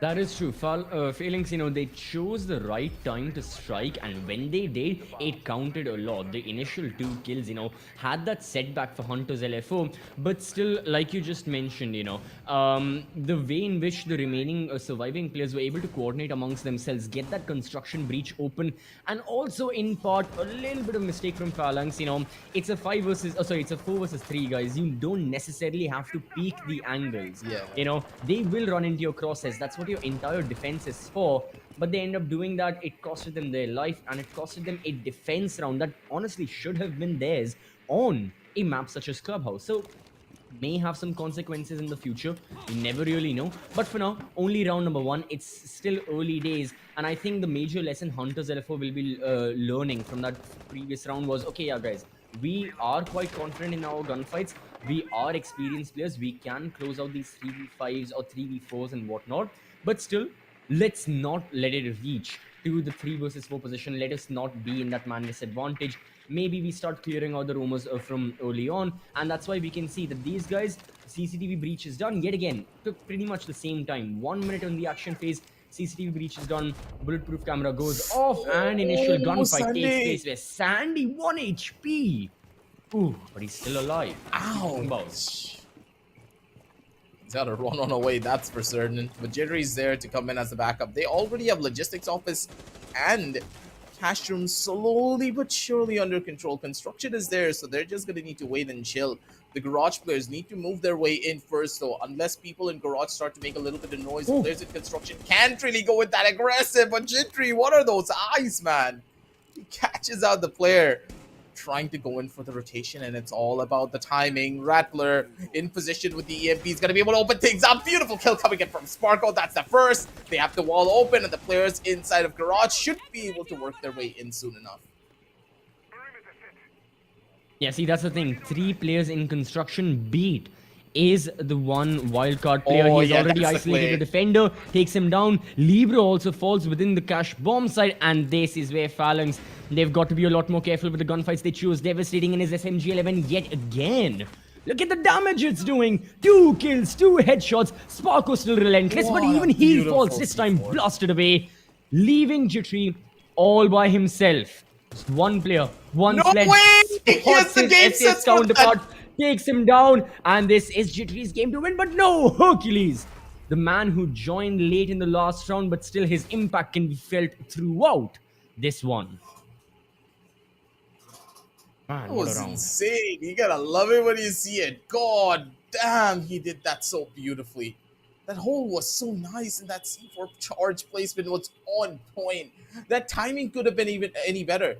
Imagine a situation where he got that diffuser down, and then Jittery just had the most optimum defensive position for that. Yeah. He could have held down on the diffuser, no one could push him, but the game sense on Jittery to check through the drone hole and to catch out his feet, come on, that does not happen. Where do you get that game sense for? Is there were no audio cues for that as well?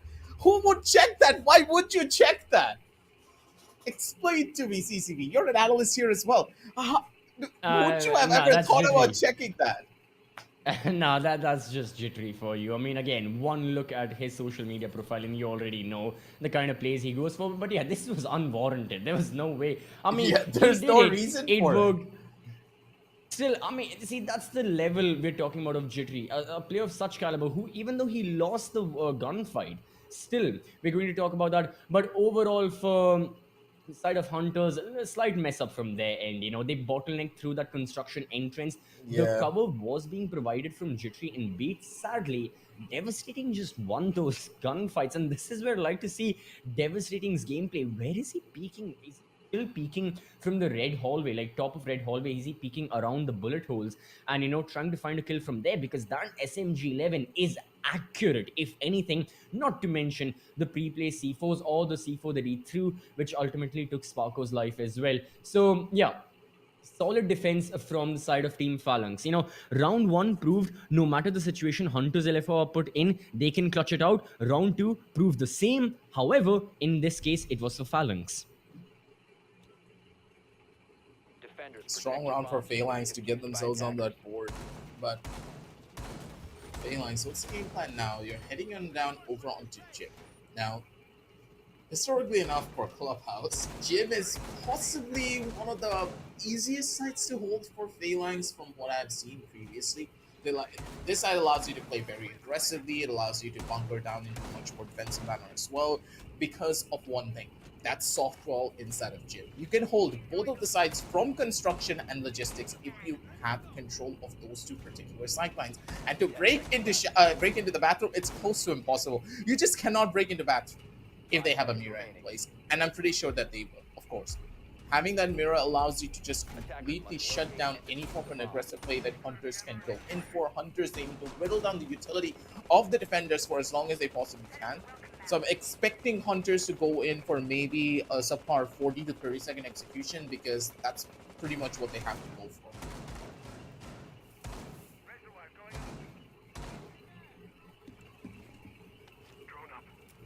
Thing is, are Hunters, looking to do that? Like you said, expected, yes, but you never know. Another unorthodox style can be brought out. Hunters are not the team to always go for it, but they can.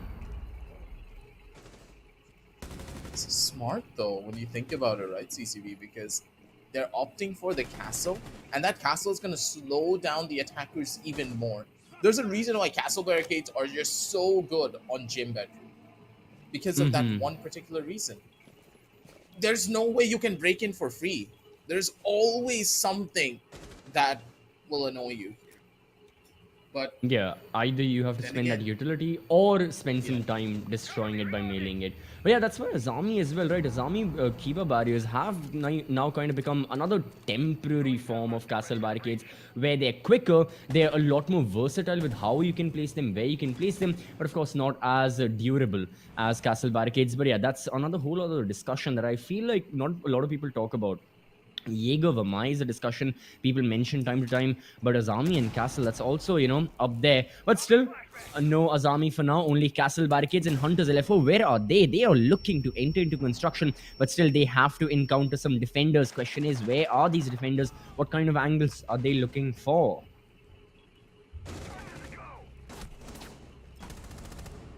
Oh my god, okay, there was 2 seconds, 2 seconds. 2 seconds, I was just thinking of a couple of words to think about, then Jittery just comes in and was like, oh, Sherry? Okay, good answer back. Good shots, man, but I don't think you have enough in you to try and survive that one. Sandy's going to be way quicker on the engagement, though. Shuts down the last player by jumping in through the hatch, and now the full control's there. The members of Hunters, they have the control, they have everything under wraps. But for Phalanx, what just happened there? I expected the whittle down of the utility to cause a little bit more of time management problems for the side of the Hunters, but they were on base. They just ran in willy-nilly.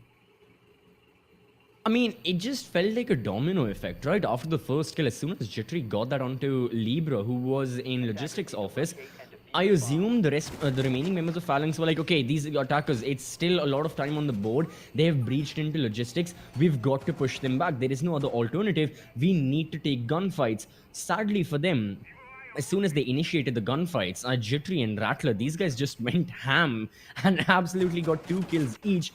And by that time, the round was already lost, no matter what Sherry could do all by himself. So Hunters LFO, all they need, is that one spark to just ignite everything. And once everything is set ablaze, that's when these guys move forward.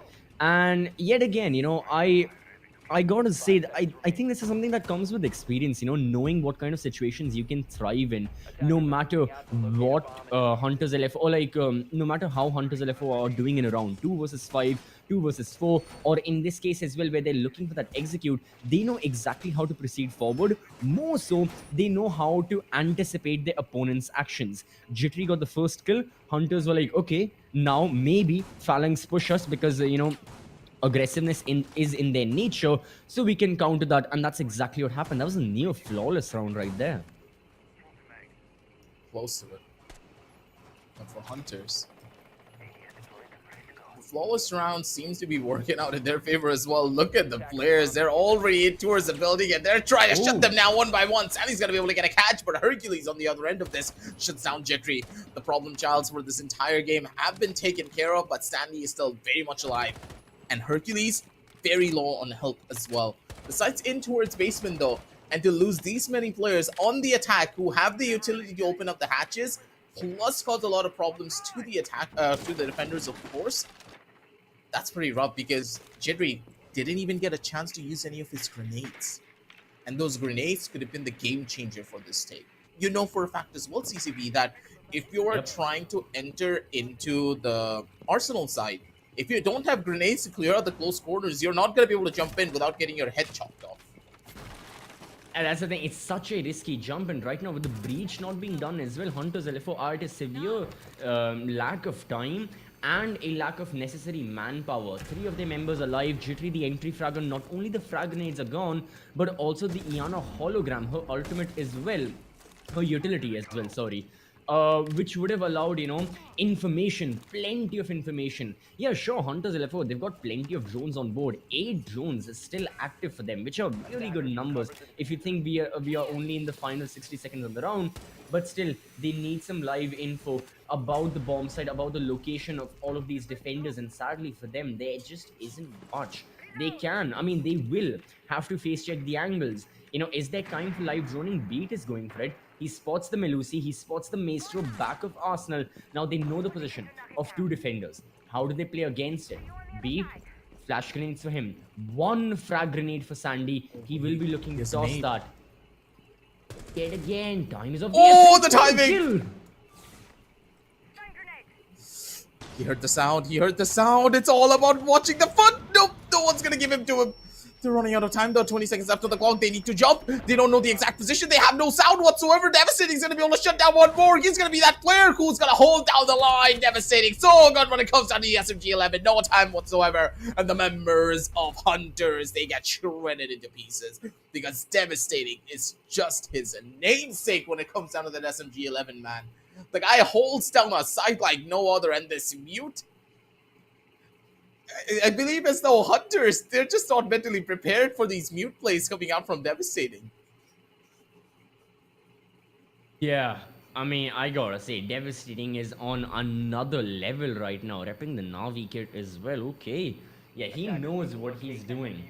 So, I mean, now that I think about it, yeah, a mute having such an exceptional performance, it's got to do more with just Devastating being completely present in the server rather than him being the mute necessarily. It's got less to do with the operator archetype, more to do with just the way in which he's getting the kills in Hunters LFO. Yeah, problem for them is they may be anticipating some of the early aggression from the roamers, right? The Jaeger, the Melusi, but when an anchor is fragging out their mind, that's when Hunters LFO are like, ooh, how do we deal with this? Because by the time Hunters reach these anchors, as we saw in the last round, they are exhausted. That's an annoying... They have spent... Yeah, they have spent most of their utility, they have spent most of their manpower, a lot of people have died, they don't have enough time, and still they've got to deal with Devastating and that SMG-11, the M58. It's going to be a major pain to, you know, try and work against that. But still, Hunters need to find a way. I think their plan is going to be a lot more rapid with their executions. Let's wait and watch what they're looking for. Oh my god, that yellow ping. Jittery almost got the defender. That's a close call for them. But now the close calls are not what's going to give you the rounds here unless you're able to open up a bit more of particular lines of sight here. Hold the walls. being open. Garage is now theirs to take over. Two different entry ports for them to deal with, but now they need to make noise on the other end of this. Two of the charges have already been used. And Sparkle, where did the second one open up? Wait, he used two exothermic charges, right? Maybe one got destroyed by the electroclock. Could No, be. I heard it. I heard it get... Then it open may up. have been either construction or CCTV. But yeah, he's not. Interesting. We'll see it later where exactly it was. But yeah, those are the prime spots for the exothermic to be utilized. Right now, oh my god, we're seeing a hide and seek take place. Oh, he peeks out. He still And that wins. is indeed going to be a kill. How? How do you win that? Yeah. Man's a menace, but Beat's even better. God damn, Rattler and Beat, they're gonna be able to even things out. 3 versus 2 on the map. And the last couple of players, they're in towards the site. One holding from Cash Room and another one, I do believe, in Garage? Yeah, he's still in Garage. He's trying to... Oh, no. He's not in Garage. He's on towards the red staircase. They're just waiting. Because now they don't have a choice. The attackers, they have all the real estate in the entire world. They can drone, they can do whatever they want. They have 1 minute left on the clock. They don't need to rush this take. They can take all the time that they need in the world. And I'm really hoping that Hunters, they don't start to get overly aggressive for no apparent reason. They have a tendency of doing that. I mean, which team in SAR 6 doesn't have the tendency? But okay, let's see. Hunters LFO right now is sitting, and I guess they're looking for any sort of a counter aggression from the defenders, maybe to try and level the scores. Now that Hunters realize nothing along the lines of that is happening, Oh, the this AD is sends up bad! C4 Goodbye! tossed and devastating. Of course he gets it.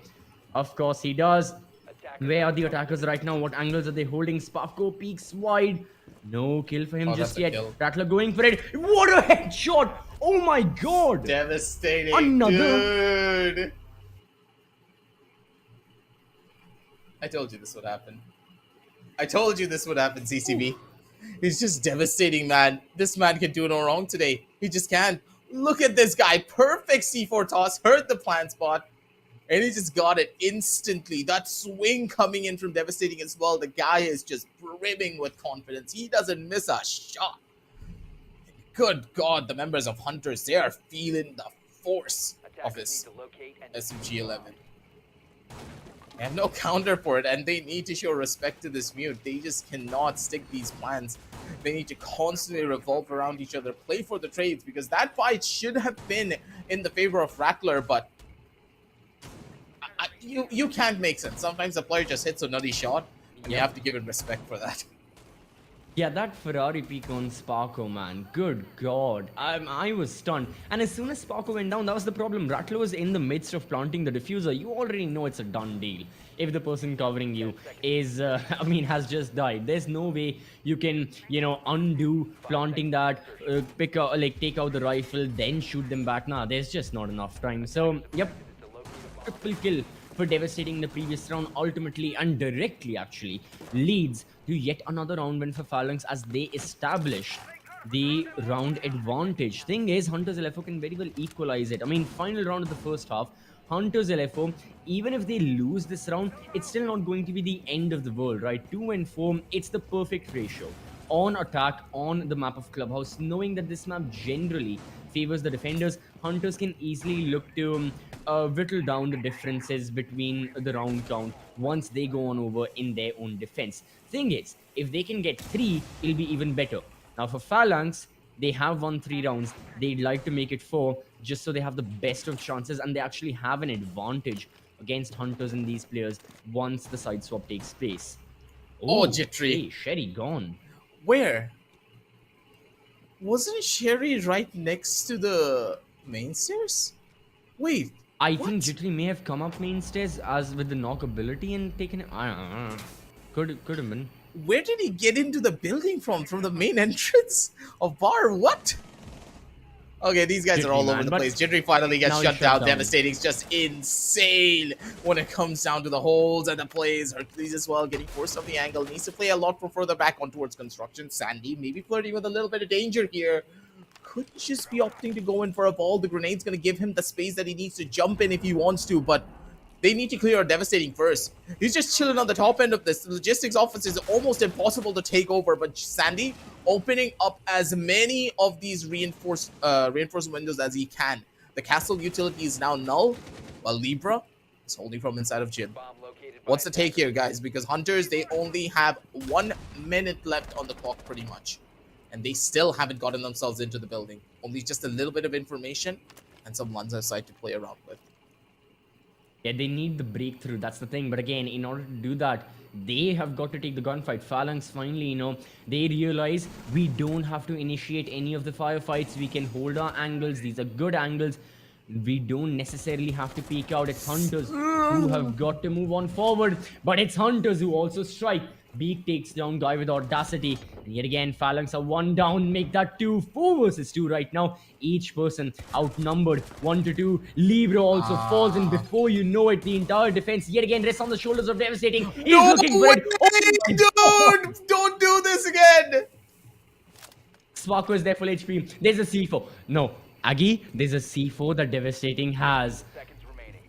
Oh my god. He can toss it. What? Oh, okay. He didn't know the exact well, let's angle. Wait. Yeah, let's just wait. Sparko's still full HP. If he goes, then it's a fair fight. Devastating. Yet again, he wants to just peek the angle, cut the corner, but he can't see any attacker. The attackers as well playing it smart. Now, the burden is on this mute. He's got to go for it. Not many bullets remaining in the chamber as well. 2 magazines worth. That's about it. He's got to go for the frag. He peeks out, but Sparko, brilliant flick, takes him down. And Hunters LFO, they shall be equalizing it. 3 to 3. Dude, if he had an idea of what position it was in, good God, he would have gotten another clutch. That C4 toss was this close. I think he wanted to toss in that C4 from that exact position because he was expecting it to arc forward through the floor. Exactly. But it got caught in that tiny edge of that wooden panel. That was so sad. That play would have been so good. Devastating. How are you doing this? This map is yours to play, man. No one can touch you on this. But will he be able to perform in the exact same way when it comes down to the attack? You need to be that superstar for your squad because now Hunters, they're playing the information game and we know how aggressively they like to play their defensive rounds.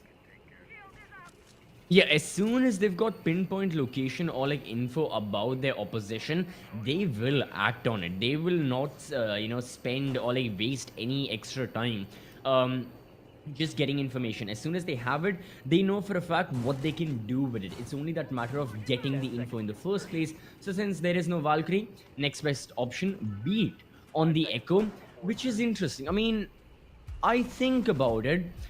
Yeah, Hunters never have always had a major Echo player for them. Did Sparko used to play Echo? He may have, but again, I'm talking months and months ago, prior to the 2022 competitive year. So, of course, a lot must have changed back then. Makes sense that Beat is on the Echo right now. That's perfectly fine. Only thing is, Hunters LFO, how and where they're looking to use the yokai drones. Are they looking for, information all over the map, have it roam around? Or is it something different?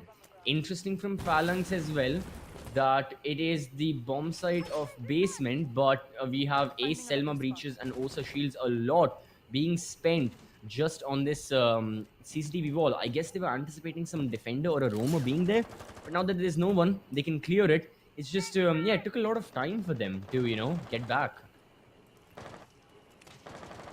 Just gotta play this one down slow a little bit. For Jittery, holding from logistics, he can just chill, he can just wait. Beautiful claw to possibly catch out the charges, but nope, they're not going for it.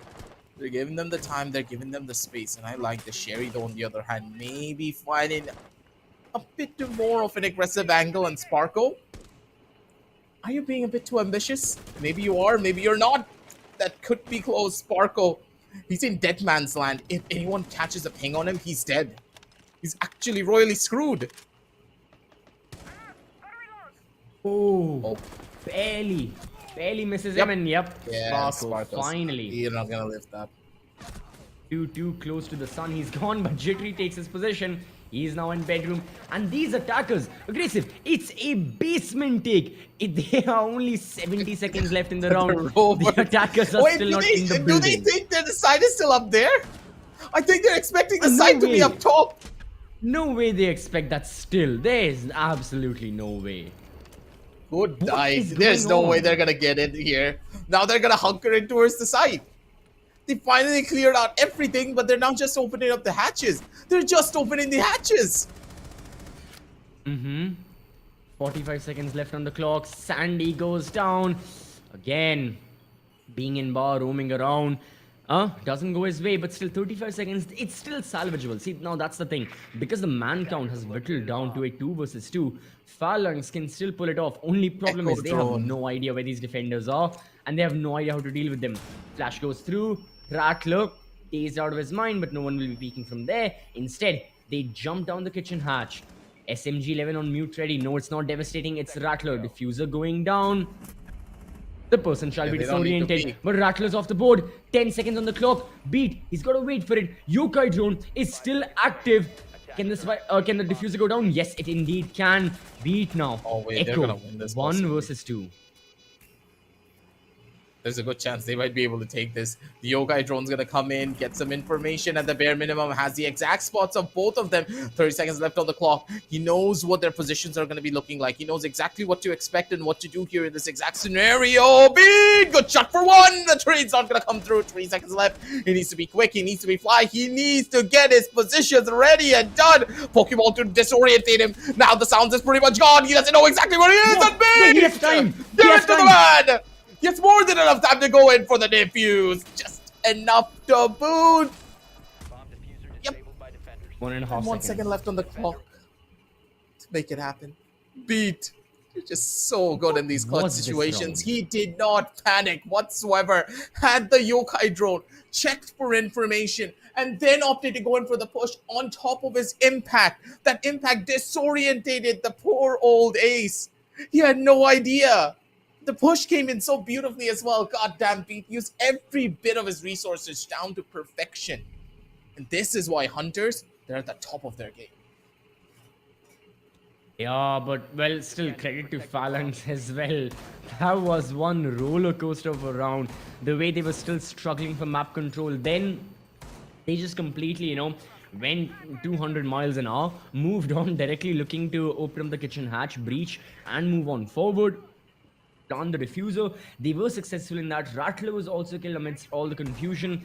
2 versus 1 from a round that did not look like at all Phalanx were even getting close to the bomb side. Yeah, sheer confusion. I'm sure the players as well, they'll be taking some time to recover from what has just happened, especially after the 1 versus 2 that Beat ended up clutching. But what it means is Hunters have a round advantage. They are on defense, going to gym and bedroom. Interesting, saving CCTV and cash for the last bomb side, but I'm sure they'll have something similar planned. For Phalanx, the thing is, their strategy isn't changing much. You have Guy with Audacity being the X factor, being the wildcard, being sent up all by himself anywhere, and trying to sneak up, trying to maybe catch 1 or 2 kills off guard. And then you have the real brute force of the attack with Sherry on the sledge. You have the Osa and the 2 hard breachers. Osa is getting so much value as well from time to time, but maybe I think you put in the X factor a little bit too much. Even Guy with Audacity was shocked by that shot coming in. That was a good one. Rattler is going to be able to find a catch, put him in the bag, and just throw him over entirely. The game now back in the favor of the Hunters as they hold down the line, possibly getting a 5-3 because that man advantage, especially taking out the Nook, who had the grenades available to make the side take a lot easier, will be tough. But this sledge will just open things up even further. Yeah, so the breach can be done, but again, we saw this from Hunters in their attack as well, right? The breach was done quite efficiently as well. Didn't waste too much of their resources, didn't spend too much time. All well and good. It's about the kills. Last time around, Phalanx got some kills. This time, it is going to be a lot more difficult. Rattler is just being a nuisance all over the map. Not only is he alive, not only is he damaging the attackers, he's distracting them. Only now has he been hunted down by his SAS counterpart, Sherry. So, that's your Romo gone. Now Phalanx know for certain all the 4 defenders are either in the bomb site or adjacent to it, they can deal with the defense in that manner. So point is, how exactly do they deal with it? Pete, hero of the previous round, setting up, but my I god, knew what it. a shot! Whew. That was a perfectly cooked grenade. Medium rare, just the way I like it. That's gonna be a catch, but Sandy's gonna be able to equalize things out. That's another kill. Jetree's gonna be able to take him out as well. Jetree on the frost. Wait a second, that's something that we haven't seen in a while, but Sparko's still very much alive, has the information of exactly where both of the players are playing. He's sitting inside of logistics. He needs to find that shot, misses it out, but he gives the call out to his teammate. Shears in towards the side. It's not going to be able to live for long, though. Jetree good for another kill. Also around the corner.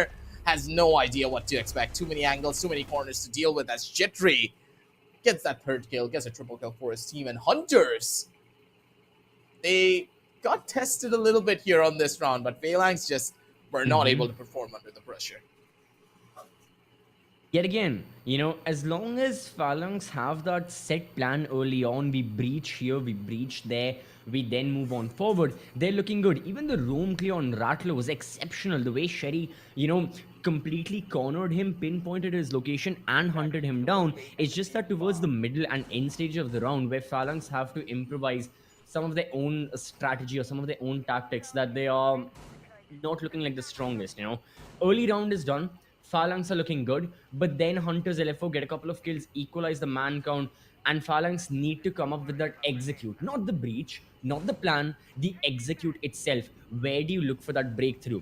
A couple of rounds, Hunters on attack, they were posed with the same problem. They just peaked the angles, and because of their firefights, they end up winning. Beat got a lot of kills that way. We saw him on the Maverick as well, alongside Rattler, those couple of rounds. Phalanx, just not happening from their side. They need to find something different. They need to, you know, have that, like I just used the term, they need that breakthrough that eventually allows them to get into the bomb site. The breakthrough can very well be the how they executed on the Basement Church and Arsenal bomb site, where it was so little manpower, they just could drop the hatch and it would work their way. But when Hunters have good numbers on board, that's where Phalanx The mirror window on the main wall? Beat? Oh, information? On CCTV wall? Yeah, I mean, No. I don't know why you would need information knowing it's going to get breached. Wait, a anyways, mirror but window on cash room wall? Bomb located by attackers. the cash room wall still, I mean, yeah, you can work It around makes that. sense. But, Yeah. yeah, that one is still regular. This one is more of like, I'm playing Mira for the first time, where do you place them? Oh, but still, yeah, Hunters LFO trying a lot of unorthodox things. So far, the start is not for them. First, that's going to be a bit more questionable, but for Sherry, it's a good kill to find. Shutting down the alibi. Sandy, as per usual, whenever he goes on that alibi, either he gets the first kill or he gets shut down. Some things will never change for the Hunters, but for Phalanx, seems as though their body count's changing, that's for certain. Rattler's going to get caught out by the Claymore on towards the ground. That's going to be the equalization of kills once again. No real man advantages going in the favor of the Hunters. 3-on-4. Devastating is able to make his way all the way through construction. It's going to be able to open up the construction wall. That's 2 different entry points now that the Hunters need to worry about. And this is where things will get a lot more difficult for them to try and hold on to the site. CCTV is not an easy site to hold on to if you lose construction. Exactly. That cash room hold will fall apart soon enough. The Mira Black Mirror is still there, and it's very unlikely that Phalanx will be able to remove it unless they send someone up red stairs. But still, they don't need to remove the Mira Black Mirror. They just need to remove the defenders themselves, and that's exactly what they're looking to do. Now, Beat, we've seen a 1v2 clutch from him before. Now is the time for a 1v4. Isolates one gunfight. Libra's position known. Diffuser goes down. Beat is still behind the Black Mirror. It would be amazing if you could see what he's trying to do right now. And, you know, where he's looking forward. But yeah, still all alone. Highly unlikely he'll be able to break through from this. And yeah, pushes into cash room. Killed easily. And Phalanx, they are still in it. Yeah, they're pretty much guaranteed for that one. A pretty good round, I have to say, for Phalanx. And maybe a bit too many unorthodox strategies coming in from Hunters. A lot of the mirror windows just did not really make any sense. It didn't gain any form of, let's say, really useful and vital information. It would have even made sense to put that mirror window over towards construction. Maybe you couldn't play off of it, but that's a lot of information. I think I understand what they were trying to do with it. Now that I think about it, maybe that placed the run out? Black Mirror in such a way that if Thermite, say, had placed his exothermic over the Mirror Black Mirror, right? You shoot the canister from within, break the Black Mirror, and then destroy the exothermic. But the problem Like for an that is the impact Thermite can trick? easily... I mean, it can work, but the thing is, the Thermite can easily repel upside down and, place his exothermic in not a way. So, I mean, I don't know what they were trying. But still, yeah, Hunters LFO, they are back to, Basement Church and Arsenal, a bomb site which they are very familiar with. And hopefully now, Phalanx will also be familiar with what the bomb site 10 seconds is. left. Ooh, the Ceruni might be a pretty good annoyance for them to deal with here, but hopefully Sandy's not going to be the first initial casualty. Sandy, man, just... Locate and defuse the He's been bomb. having a pretty quiet game. Normally, he's the one we always look to just put out the highlight reels and numbers, but it's not been as explosive. But for Phalanx, that's pretty much a godsend. Sandy could have been one of their biggest threats, but now being a lot more quiet for him could be a problem with Sparkle also disconnecting. It's a 4 versus 5, and now Phalanx. This could end badly. Yeah, I mean, Phalanx, they're definitely going to consider themselves lucky. Hunters LFO, they've got to make sure further problems don't bother them again. Some of these problems can be just out of their control, sadly. It may have been electricity, may have been internet. You never know. If that's the case, then sad. But right now, breach towards Jacuzzi happening. Jittery is right next to it. Makes you think, what kind of an angle is he looking to maintain? And where these defenders are positioning themselves. Attackers once more. All they want is that roam clear. Breach is done. They can move on forward. They can open up logistics as well. Phalanx are looking to clear out the entirety of second floor. Hunters, the thing for them is, if they can waste the time, don't necessarily have to go for gunfights. If they can waste the time and fall back, it's going to be very, very useful, but they need to prioritize their safety like a true defender, especially in this 4 versus 5 where man advantage is not with them. I know it can be tempting to go for a kill, maybe try and equalize the man count already, but Hunters LFO have to play smart, and yeah, that's exactly what they do. They fall back, half of the round remaining, and Phalanx have only now cleared out second floor. Looking to break through in towards the site here, but for Phalanx, they have all the control in the entire world. The members of Hunters, they need to just have a bunker now. There's no way. If they play too aggressively, they're just done for. But I love the fact that these impact tricks are working out in their favor. They don't have any more impacts to play around with. He's not going to be able to find that frag up. The ceiling is now opened up. The hatch is theirs. But for Phalanx, they're a bit scared still to push their way in. They're waiting until they have everything under control before they go in for the brute force push. And now, this is where the hit comes in. Phalanx, you have all the advantages in the entire world. You have your drones. Do not rush this take. You know it's a 4 versus 5. And in this 4v5, the Hunters can be extremely deadly.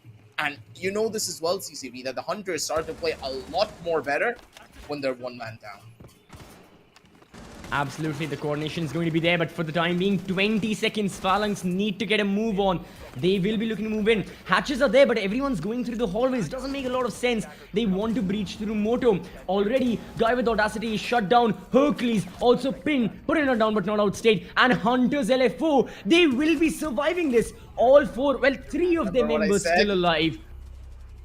I mean, okay, yeah, Hunters played exceptionally, but the main thing was, what were Phalanx doing? No, I mean, yeah, I can't sugarcoat this. They had hatches open. They had breaches done.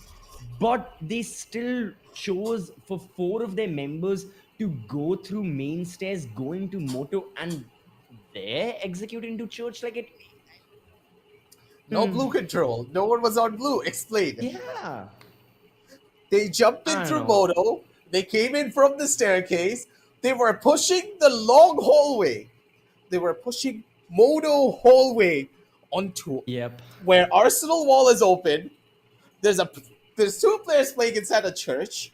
They tried to break the church wall with, of course, with a charge. That's completely fine. I get that, but jump in through Moto as they rush into the site. Hello, no blue control. Yeah. You had 1 minute left on the clock. You They could had have opened up hatches. blue.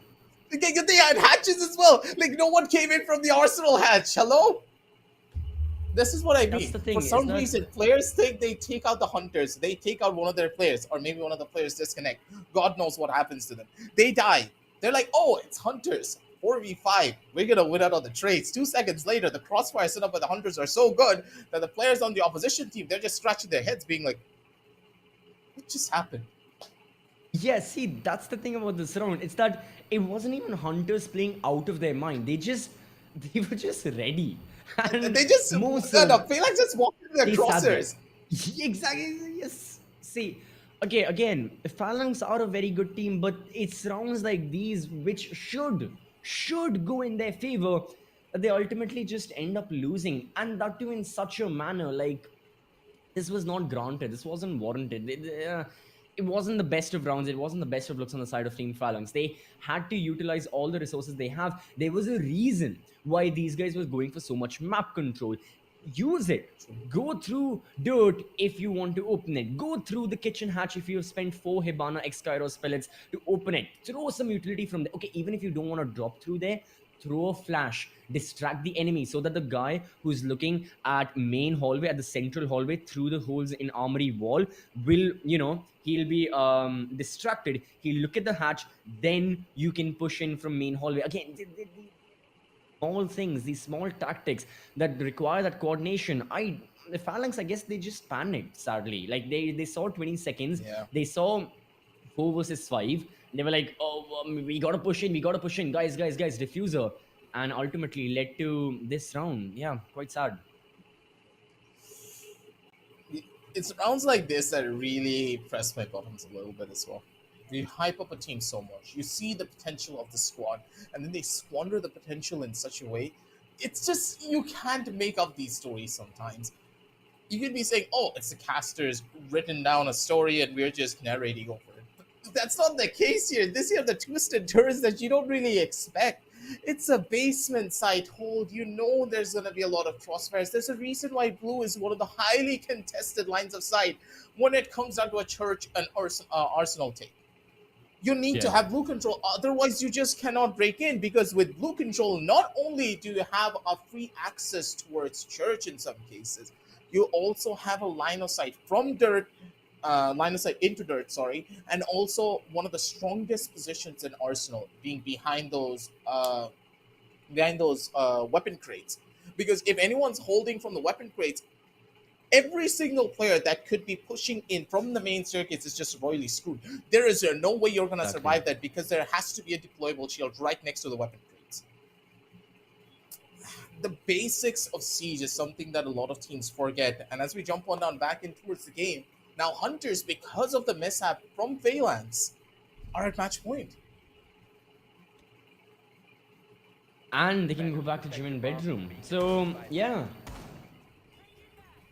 For Hunters, yet again, they'll be plenty happy with how that last round went, even after Sparko, being disconnected. Well, nice to see Sparko is back, and as a matter of fact, lovely to see all 10 of the players are here. Almost like every day, yes, there are times where players will be disconnecting. We encountered that in the first best of 3 as well. No one likes that, to a certain extent, even the opposition. I mean, if it's a very desperate call for them, I'm sure the opposition won't mind playing a 5 versus 4. But as viewers as well, definitely takes away from that. More so than ever when you consider just how tactical of a game Siege is and just how many variables and factors are involved into it. But enough of that. Sparko is back, Sandy's there, Hercules also present. All good. So let's jump into round number 11. Phalanx, yes, they have a chance of equalizing it and pushing it into overtime. But just because I say yes, they have a chance doesn't mean it's the likely scenario of this. Because Hunters, they're looking very strong. Most of Phalanx seem to be a lot more shaken up. And I think a little bit of that has also got to do with the fact that, Aggressive, this is Phalanx's choice. They opted for Clubhouse for a very specific reason. However, the map isn't going their way, and they know for a fact the next one is Theme Park, which, okay, sure. Yes, recently Hunters haven't had the best of times there, but Phalanx also aren't particularly, it's not a particular favorite of theirs.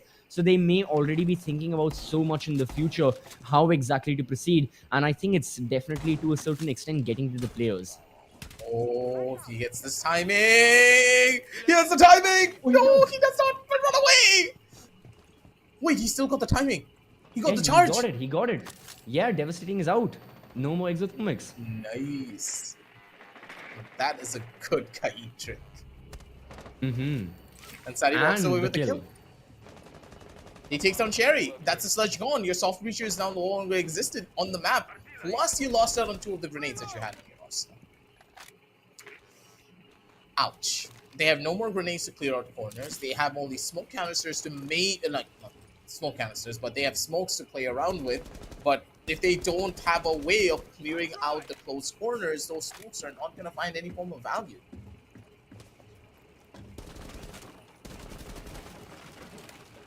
This is gone from yet back again. towards CCP. Yeah, the smokes are there, the gadget as well, right? The EMP grenade. There is so much that Phalanx would like to use. They are utilizing a lot of it. But still, thing is, Hunters are just holding their angles, plain and simple. Hunters don't want to screw this up. And again, considering the position they are in, why would they? Why would they be over-aggressive with the peaks? But as soon as I say that, Rattler is taken down. The G36 of Guy with Audacity works wonders. That's, yeah? Okay, yeah, I get it. But no, Hunters are still winning their gunfights as well. They're going to be picking and choosing their gunfights. But regardless of whatever it is, pressure is on the shoulders of Phalanx and these 3 remaining attackers to still extend the map even further. Oh, that Osa shield, dude. Goodbye. Wait, ooh. What? Devastating, why? Okay, that was a double-sided take. Guy with Audacity is going to be able to find a catch over on the 1. 30 seconds left on the clock. They need to work their way in towards the side, but absolutely nothing that they can do to try and survive that. The defenders, they're just holding it down. Sandy on the side of Jim takes the final kill over onto Bedroom, and that is just that. Clean. Yep. And fast. The members of Hunters, they just read them like an open book. Phalanx just walked into their trap. No sound whatsoever. Devastating thought that he could maybe vault in and catch Beat off guard, but that's not really the case. Beat is almost never off guard in any scenario. As we jump in towards the matchup, the scoreline was pretty self-explanatory. 7-4 for the members of the Hunters. We expected that to happen, but not in this fashion, where Phalanx should have been able to take, what, at least 2 rounds, but due to mistakes that they made, and Beat being an absolute Giga Chad, he took it all away. Yeah, Beast and Devastating, they definitely had a very, very remarkable day out here in the server. And, you know, to a certain extent, the spotlight will be on them once we head on forward into the theme park. But right now, let's have a look back at the map we just witnessed. Let's see what took place on Clubhouse exactly. And right from the get-go, you know, Hunters LFO, they knew what they were doing. Phalanx also, yes, they knew what they were doing, but there were times where Phalanx were just lost dead in the water. But there were also times where Hunters LFO were, you know, completely downtrodden by the playstyle Phalanx were bringing forward. It was a lot of back and forth, but ultimately, a couple of those rounds, right, going the way of Hunters, which really shouldn't have, due to the mistakes Phalanx ended up making, costed them this map very easily. I think both of us can agree, Aggressive, that this could have gone to overtime had Phalanx been a lot more careful with some of the particular rounds they played. From the way I saw this entire match pan out, man, I don't know what else to say. Phalanx, they had so many opportunities to win, but the discipline factor just is non-existent. Siege is a game about discipline. When you don't have that level of discipline, it just doesn't work. But look at Devastating, man. This entire game was his highlight reel when he was on defense, but it felt as though discipline was the only, not discipline, Devastating was the only one who was showcasing any form of discipline. Sorry for my tongue getting twisted for a second there. And you can see it in his statistics as well. Devastating, 73% cause, 13 and 8 with a survival rating of 1.26. He's the only one on his team that had a consistent show throughout this entire game. While on the other side of the spectrum, each and every members of Hunters, they were showed up. 82%, 82%, 55% for Sandy, but that's Sandy doing Sandy things. 73 and 82 on Sparkle, even though he went 5-5 and had a quiet game. But a quiet game for Sparkle is basically him doing the job of a support and also getting trades. Yeah. That's I just mean, consistency that's on the the side thing. of the Hunters. Exactly. Consistency was definitely a key for them. And yet again, I think we've already mentioned this, but Hunters, each of their players being exceptional individually, no matter what kind of position you may put them in, they can still frag out of their mind. An example of that would be Rattler, right? Yes, only 8 kills and 8 deaths, but the round where he really was highlighted was with Jittery when Hunters and against Phalanx on their attack, it was a 4 versus 4. They needed to find a breakthrough. Jittery and Rattler stepped up, got those kills. But right now, all 5 members of Phalanx have got to step up on the map of Theme Park. They're already a map down. Hunters LFO are looking to run away with it. Question is, will they? We'll only find out once we'll be back from this break. So don't go anywhere. Stay tuned and keep watching.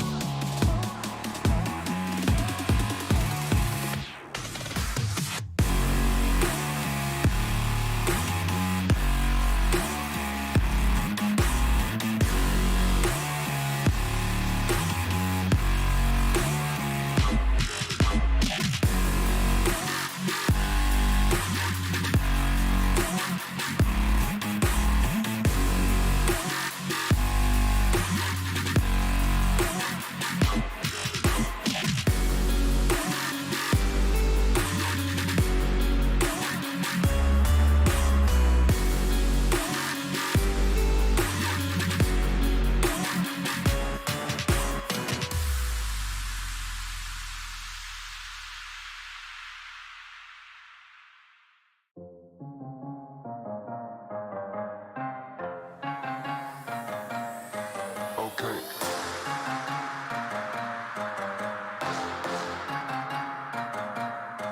Okay.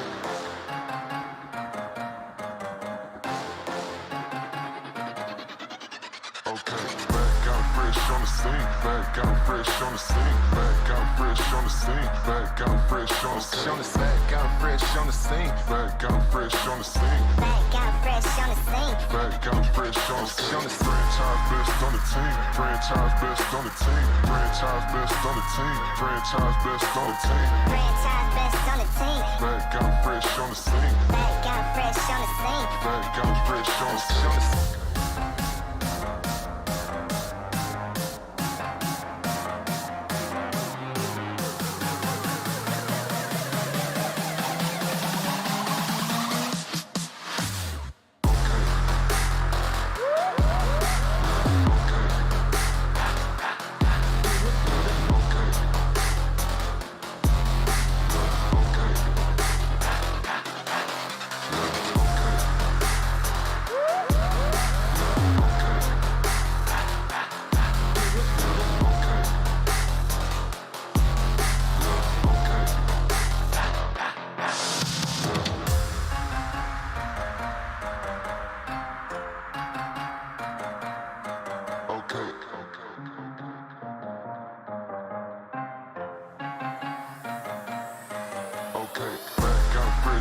scene. Back out fresh on the scene. Back out fresh on the scene. Back out fresh on the scene. Back out fresh on the scene. Back out fresh on the scene. Back out fresh on the scene. Back out fresh on the scene. Franchise best on the team. Franchise best on the team. Franchise best on the team. Franchise best on the team. Franchise best on the team. Back out fresh on the scene. Back out fresh on the scene. Back out fresh on the scene.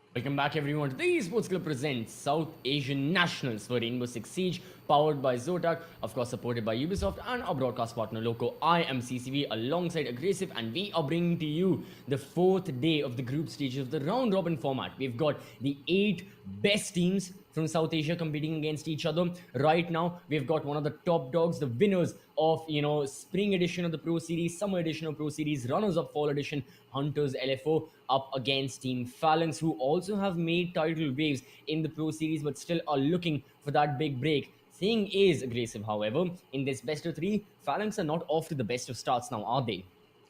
Yeah.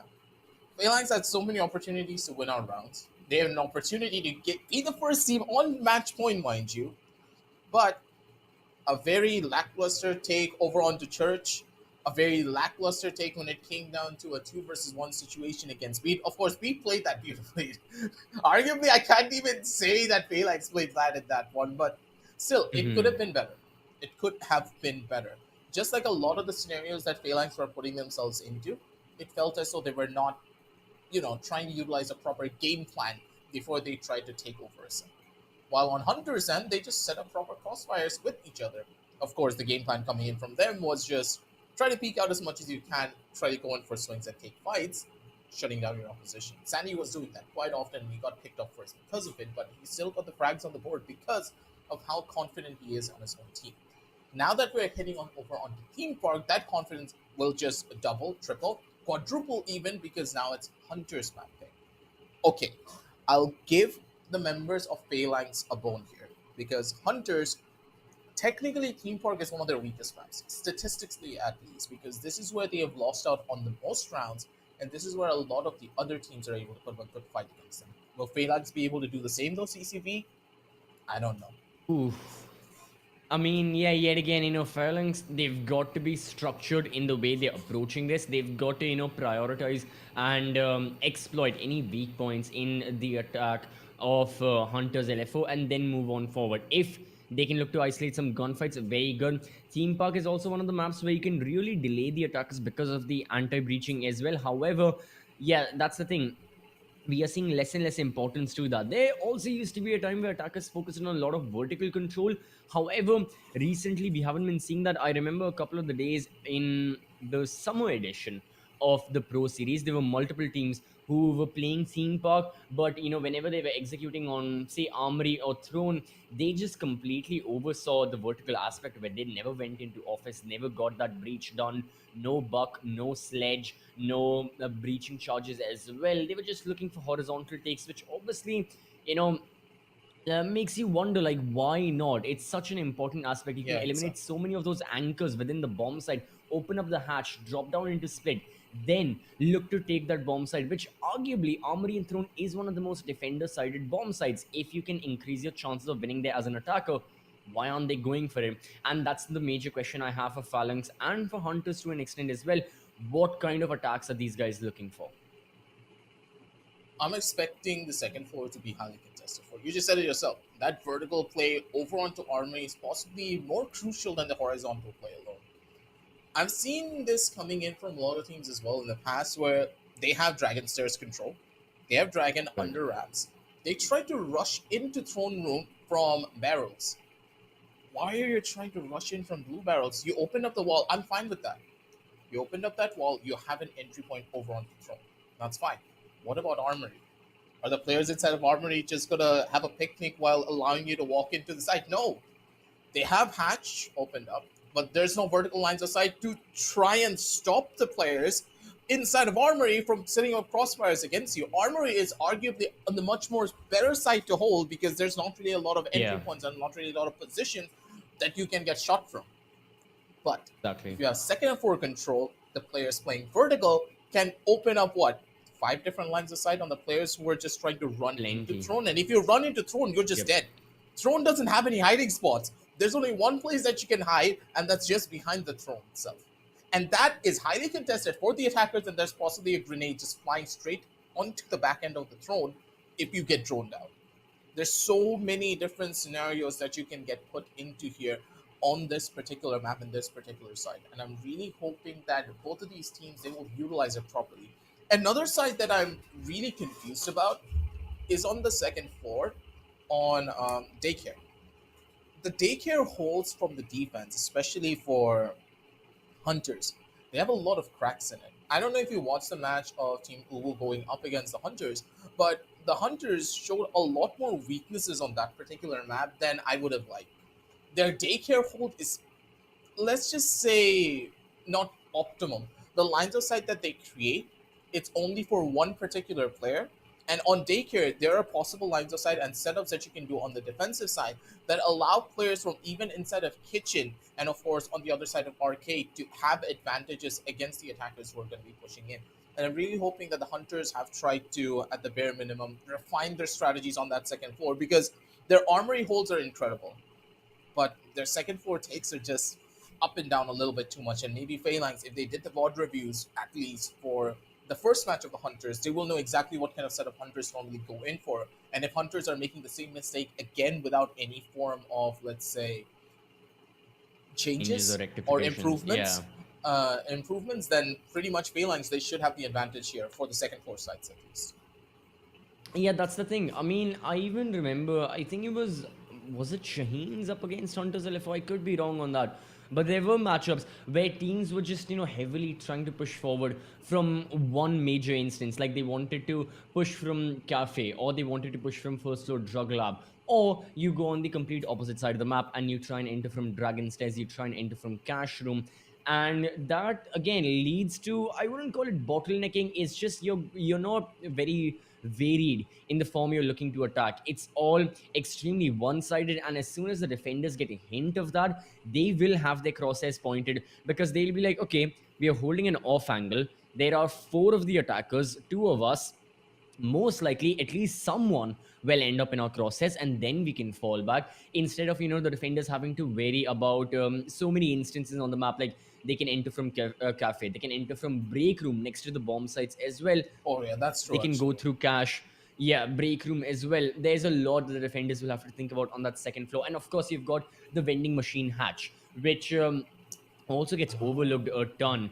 You can incorporate that because that vending machine hatch is next to that hallway of daycare and whatnot. And as an attacker, if you've got control of it, or if you send a flash down, kill some defenders, that's a hotly contested area you will instantly take control of. So there are multiple things that can be incorporated for the attackers. The major thing is they've got to be varied. You cannot treat this like any other map where sometimes on Villa we see 4 attackers enter from bedroom and bathroom and then clear out trophy, statuary, and then execute. On Villa, sure, it can work.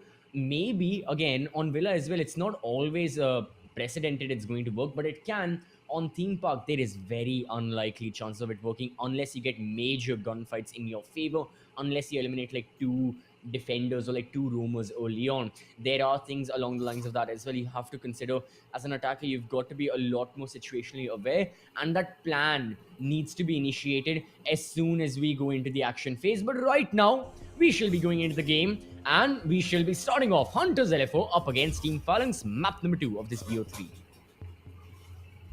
It's will be a bit more interesting as well when it comes down to the bans and the pickups because of one particular thing, CCP. Hunters, they don't ban out the usual Thatcher on this map. They tried to go in for something a bit more spicy, but for Phalanx, what are they going to do? Are they really going to ban out the Thatcher? Do they really want to deal with it? Because Thatcher, even though he might be strong on this map, you don't need to have him as a must ban, so yeah, they don't want to risk it. But for Hunters, what's the plan here? What do they really want to go for? Because things could get really spicy really quickly. They're going for something a bit more unorthodox. May go for an Osa ban, perhaps, or Doke. Okay, no, Jackal ban as well. Yeah, makes a lot of sense. Important here. Yeah, I don't think they'd like to ban out the Nomad just yet, particularly because we may see one of the attackers on Hunters start out with the Nomad. So that's why they've gone for the other Roam Hunter. Again, Nomad is not an active Roamer Hunter, but still, her presence can be felt all throughout the map because of those air jabs. So Jackal going off the board makes sense. And another Spanish operator going and getting eliminated. That is Mira now gone. So yeah, once more, Jackal and Mira on theme park, you don't run into Mira a lot, but the times you do, especially in daycare It's and strong. office, she can be a nuisance to deal with. So yeah, I think Hunters are also playing it safe and just getting her off. Yeah, zombie man. Yeah, you have to take her out. If you ever want to enter into throne room and armory, you need to ban the Azabi. That True. one character can just make it a living, breathing hell to jump through any of these hatches. And even when it comes down to the second floor, you talked about the vending machine hatch, right? Good luck trying to get into the vending machine hatch if there's an Azabi present. Even when you throw in flashes, the Azabi just throws in one Kiba barrier, terraforms the entirety of that hallway for our own liking. If you want to push in from Cafe, good luck trying to break through that Kiba barrier and then taking Cafe control. There's so many different things the zombie can do on teamwork, and this is arguably one of our much more stronger maps when you think about it on paper. And with it, that man pretty standard coming in all around. Good pickups, but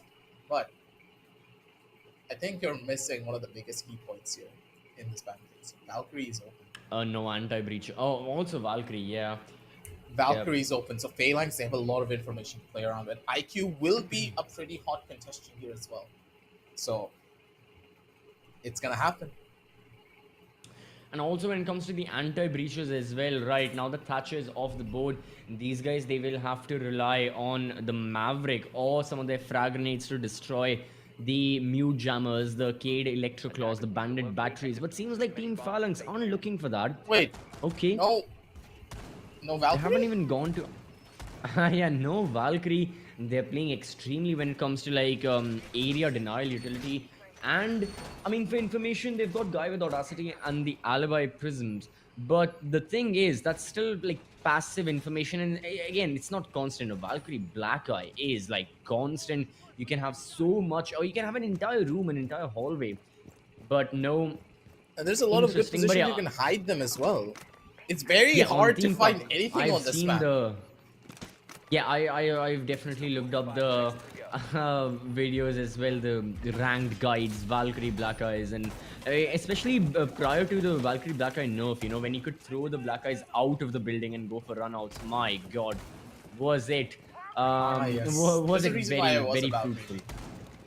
Yeah, same. It's totally not because I didn't have any knowledge of Siege back then, so I needed information to do anything. I was all aimed over it. And still to this day, that has not changed as much. But, you know, a guy can dream, right? Mm-hmm. Whoa. Oh, he peeks again. Wait, guy with the... Why? He peeks again. Why? I understand you have confidence, but still.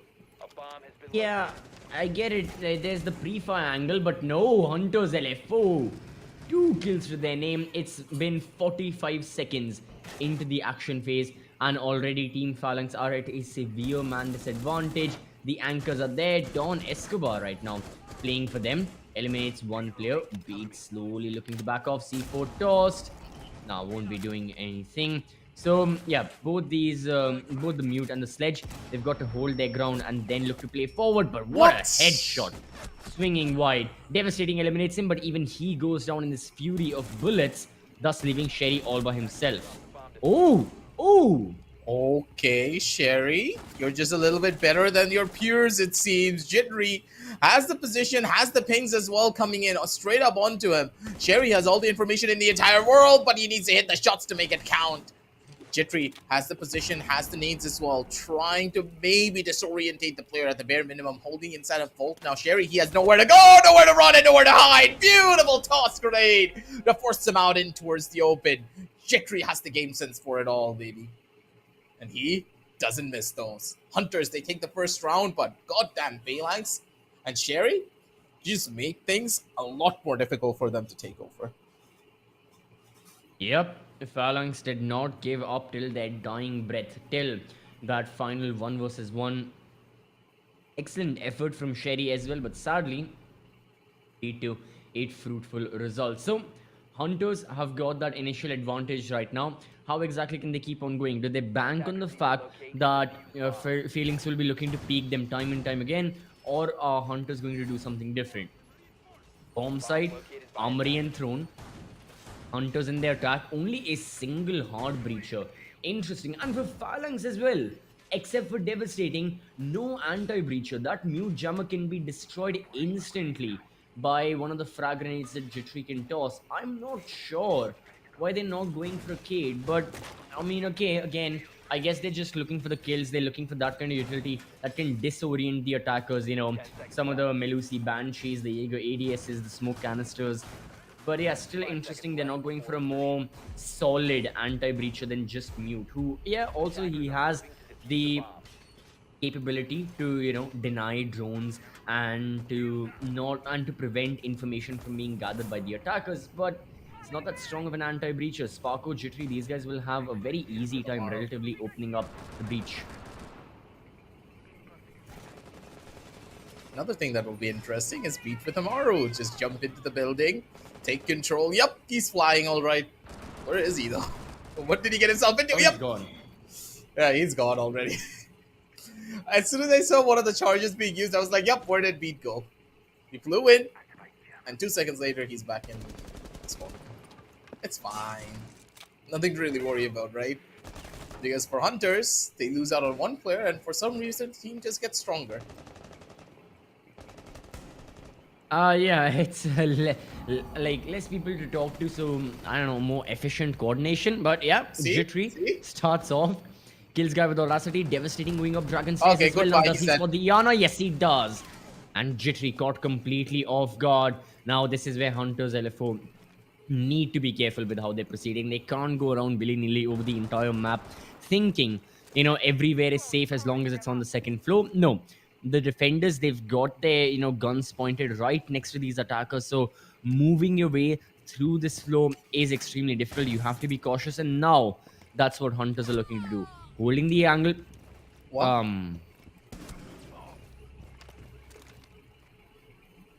Nani? You saw your player, you flicked back, you thought it was an enemy? Man, Sparko headshot, but still 2 versus 3, okay, still salvageable. Sandy knows it's a defender right there. Sparko can throw a flash. Yep, they can disorient that smoke. Flash will be tossed. Sandy can move in, and again, Hercules is not moving from that angle. He's still there. How do you eliminate him without frag grenades is the question. Maybe a couple of Sophia charges to concuss him out, but I'm pretty sure Sandy needs to get 1 kill at the bare minimum. Unless Sandy gets a kill, he can't even jump down. They're all just sitting on the other side of this. Spark was trying to open up a couple of these corners to maybe see if he could see something inside of the side, but no, he has nothing. No real information whatsoever. The concussion's gonna go in, but it's not gonna catch anything. Possibly a kill if Sandy found that one. That would have been massive, but they have nothing to do here. 20 seconds left on the clock. They need to just jump in. Cam's gonna spot him out. They know the exact positions. Nothing that they can do. Don Escobar gets the read, gets the play, gets the jump down as well, but nope. They heard the sounds and they get the catch. The Jaeger's gonna be able to clean things up, and Phalanx, they take the first round. Maybe a little bit too eager Hunters. They needed to play it a lot slower. Plus Sparkle, situational awareness is just slightly off. Yeah. I mean, again, I don't know what happened, but still, accidental team kills happen from time to time. But yeah, you got to be a lot more careful with your bullets, since again, in Siege, the bullets can actually hurt your teammates, unlike some other other FPS shooters. You got to be more careful. But yeah, okay, coming back to the round at hand, Hunters LFO, I got to agree with you that they need to be a little bit more patient with how they go. I mean, even Beat, just completely jumping into, I believe it was break room or somewhere on the second floor, and then just instantly getting fragged out, meant that Hunters have got to take some time, get some information, and only if they know for a fact a place is safe or a room is safe can they move forward. They can't hope on it, or they can't pray there are no defenders roaming there, because seeing Phalanx, these guys are looking to be all over the map. They are playing that playstyle where you don't know, I mean, the opponents won't know where we are, and that's when we'll hunt them down. So keeping that in mind, Hunters LFO need to check a lot of these corners, and I think this is one of the reasons how, you know, now not having Jackal may just come to bite Hunters in the back, since they don't know where these rumors are unless they've got pre-positioned drones. This is a problem for them on the attack, but again, Team Park, it's pretty rough on the attackers in general to break their way in. They're expecting a Valkyrie to come in, and that is smart. They ran into the situation, went in for the changes, and now the IQ is going to be able to spot out the black eye cams. And because of this counter, at times a lot of players just do not want to pick up that Valkyrie, but here the information will be king, especially for this particular site. They need to extend the site as far as they possibly can and make the entire second floor a danger zone and fill it with landmines where the players are going to be able to take fights, take engagements, and take shots, and those are the kills that you wanted to see, baby. Sandy's going to be able to equally slice things out just a little bit here. And wait a second, Sportsman Rattler get a couple of kills on the other side. What just happened here? Where did the kills even go through? So a couple of the defenders got kills on Cafe, and then Hunters dropped down, like one of the players dropped down Vending Hatch, and and Sandy leaves. Okay, 2 versus 2, still manageable for either one of these rosters right here. Again, plenty of time. Thing is, utility and manpower, not the maximum. I mean, the attackers can still launch a good execute, right? You've got 2 EMP grenades, you've got flashbangs, you've got exothermic charges, you've got that call. So all of that can be used. And I believe Hunters have also hacked into the defender cameras. Sparko just went to, as we can see, Beat is on one of the Valve cams. So yeah, the defender information is being used against them. Where do Hunters move from here? Where do they look for the kills? Now that's the question. Oh, that's a catch. Guy with audacity. He had his pants down for a second there. That's a kill. They're already in towards the initiation room. They can go in for the plant. The diffuser is going to be present. There's absolutely nothing that Hercules can do. He's stuck. Goodbye. Post plant time, baby. They're not going to go anywhere now. 2 crossbars set up. Where do you look? Do you look inside of the control room? Or do you look inside a bunk? Ooh. Is the control room play? Rattler's going to be able to take it away. Beautiful. Yeah. What happened to the guy with audacity? The Valkyrie was just looking around as if he was confused. Yeah, this was again very, very chaotic round, kind of like that one round on Clubhouse as well, where just everything fell apart for either one of these rosters. Then it was suddenly a 2 versus 2, which Beat then went into a 1v2, clutched it out. There's just so much happening.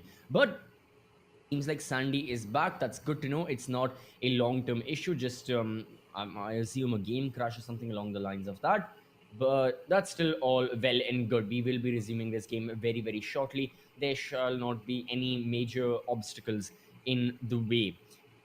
But now for Phalanx, the question is, like, how do they proceed with their defense? Because they've tried out holding their ground.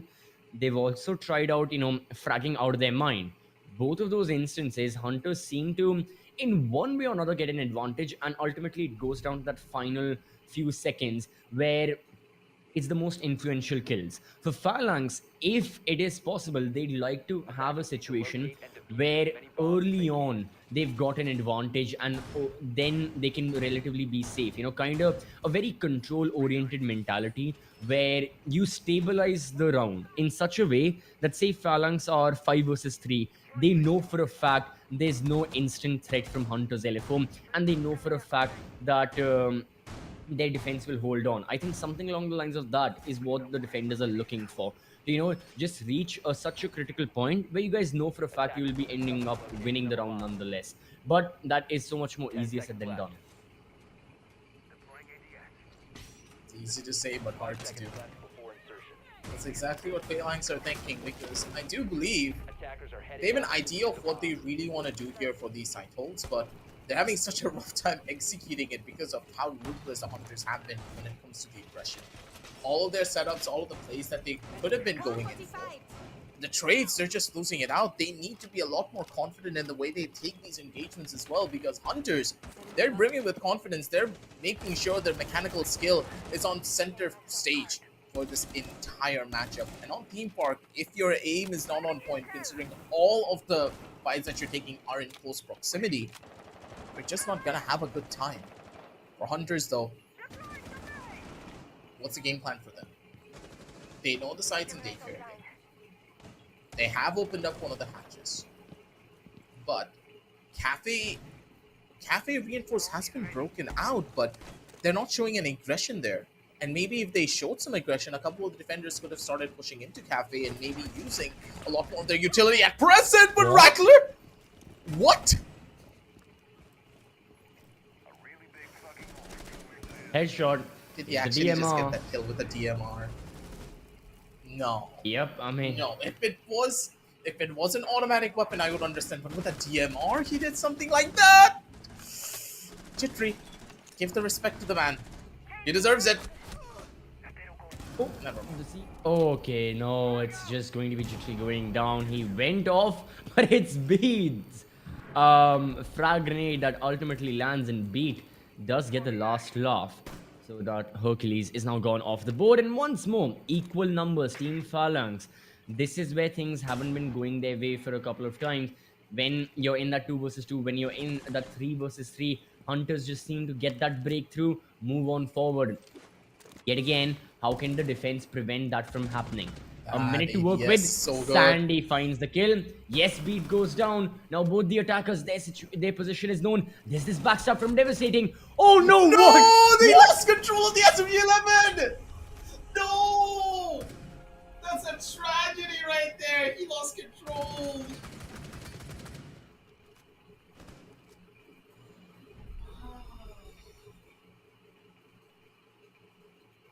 If you lose the recoil pattern of that SMG-11 for even a second, there is no way you can recover. Yep.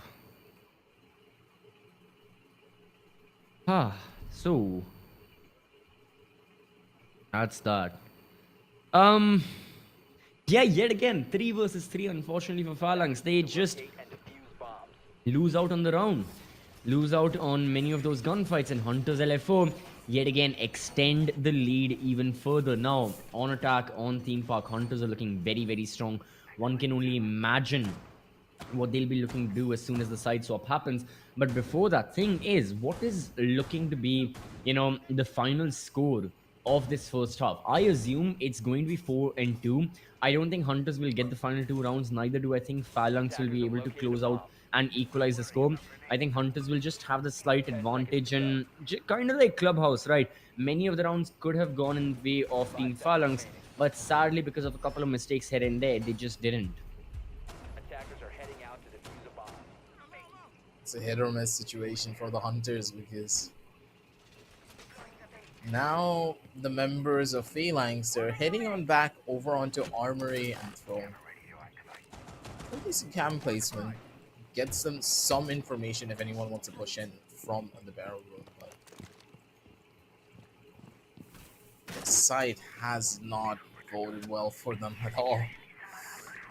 Bit lackluster, a bit slow, but Sherry on the Wamai could just be the game changer if Jittery just doesn't push in immediately with that Nook and grabs a free kill out of it. And that free kill was onto Devastating, who was the MVP for the last match. Now he's out of the table and he's also having a quiet game. Ouch. Yeah, that's the thing, that so many players of Team Phalanx just having a quieter game right now. Hercules 1 kill and 3 deaths. Don Escobar 3, Sherry 4, Guy with Audacity 2 as well. Goes to show the Team Phalanx a lot has died and quieted down, so not died down overall in this map of Team PAK. Clubhouse was just extremely very hard hitting. This imagine if it rolled down for just a second. Methodical and yeah, quieter but still explosive nonetheless, as the past couple of rounds we have seen. Only thing is, these defenders, how are they looking to maintain this quiet playstyle of theirs? They are being backed off. Guy with Audacity at the bottom or like the middle of yellow stairs. You also have got Sherry all alone near bunk and daycare. Hunters LFO, these guys can very easily isolate the gunfights, and if the defenders die, it can be game over. Only thing is, time is of the essence, and this is the problem for Hunters. They need to get a move on. They need to start looking at executions, and only then yeah, will they be looking at a round win? But no, it seems like eliminations is the way to go. Yeah, they don't have to worry about much. get that control over on the top side, and they have everything under wraps. Beat's gonna get another. Don Escobar's position's already revealed. They swing out and Beat. God damn, that Ferrari peak was just gorgeous. Just took that fight, took the information given to him by his buddy, got into the spot that he wanted, and just swung out. Took the kill, and Phalanx, they're now down 3 rounds here. Where Hunters, they're now looking at this last one. They should be able to take this because Team Phalanx, they feel so disconnected. They had 2 roamers on the second floor, actually 3 roamers, with 1 person playing from Dragon Stairs. It should have been theirs, right? If the roamers had confidence to go in for fights and take down their opposition. But because Jittery came in on the knock, he was so much of a nuisance that they didn't know how to deal with him. He took the first kill and that's it. Phalanx, they just started falling apart because they didn't have control of the map anymore. They lost the man count and they were starved of information.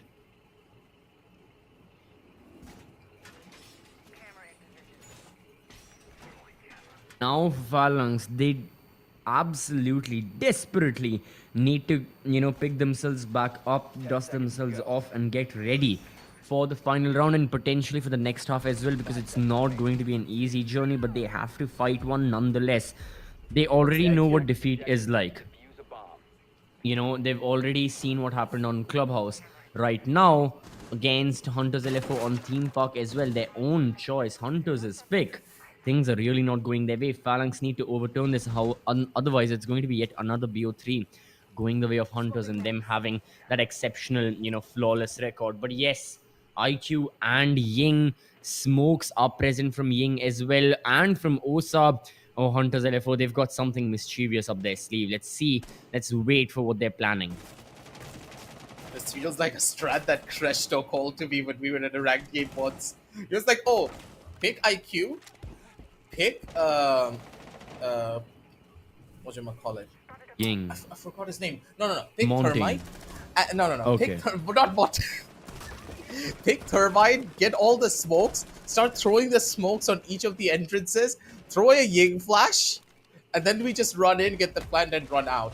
We still had 2 more smokes available. So the guy started to try and sit on the diffuser while it was smoked off. 3 of us started firing, and the defenders had no idea what to do. Each time they tried to stick the diffuser, we shot it so well, all 3 of us, that there was no way to die. We had 2 claymores in the back as well, which means they can't even flank us. If they go in for a strat like this, if they disrespect the members of Phalanx in such a way, I don't know what to do. That is a very cheesy strat. And yep, that's one of the positions known. And Beat is getting a lot of the utility out of question. Oh, I love this camp placement. They have no idea. That drone is getting godsends level of information.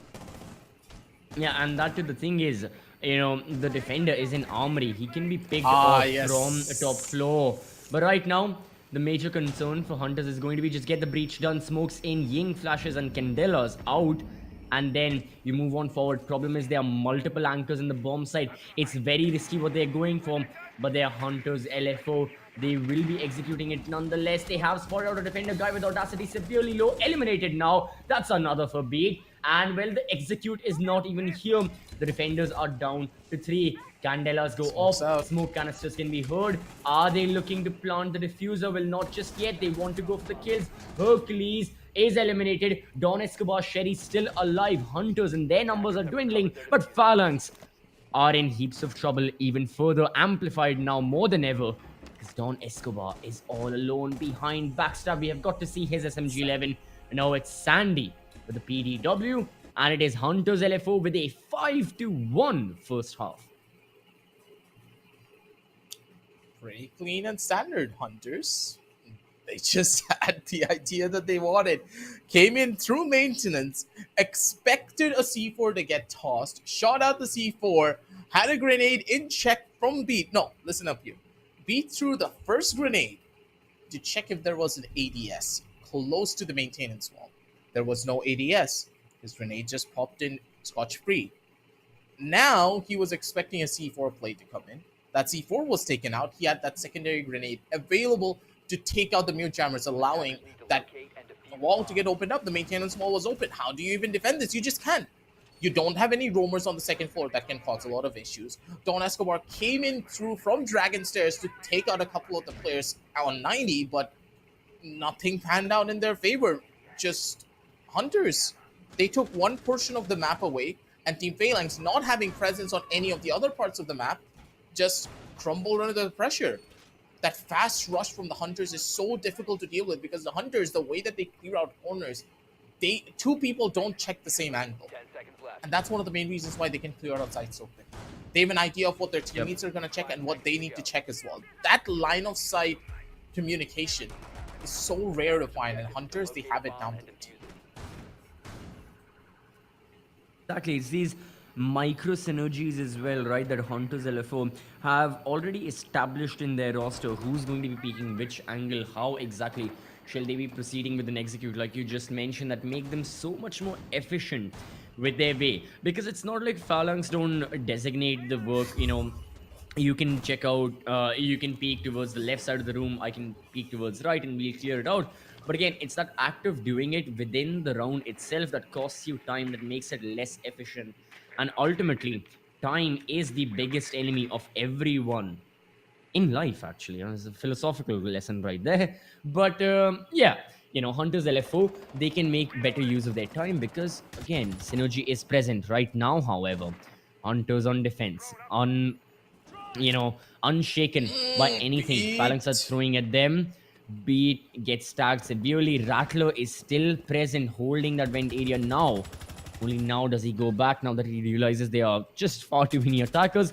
And yeah, Hunters are looking to, you know, hold their ground out, and they don't want to give up just second floor control. I don't like how this is going. Vault's gonna get opened up soon, but Jitry's so good with the C4, catches out a player for free. And that's devastating. That is your thermite now down. Without your hard breacher, you now are putting so much more pressure on that ace to try and perform. Sparkle hears the repel and immediately jumps on it. That's the first, that's the second, and Don Escobar, he has a couple of grenades to play around with, but Sherry on the other side of it on the Zofia still being an absolute nuisance. Jitry still alive, somehow slipping and sliding his way to victory. One more angle, one more play. Jitry doesn't miss those shots, baby. 3 versus 2, they know the positions, they just need to hold, and there's a down. Good, done and dusted. Sherry on the other side. The spray's just going to be way better. Sparkle gets the last kill over on the side as well onto the down player. And Jitry, man, good God, that hold from Dragon Stairs was just perfect.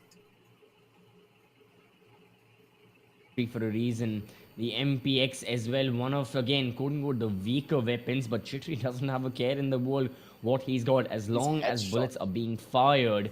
Yep, it's the headshots as well. And yeah, I just gotta say for Rainbow-Six as well, man, the one-shot headshot regardless of the weapon, unlike some other...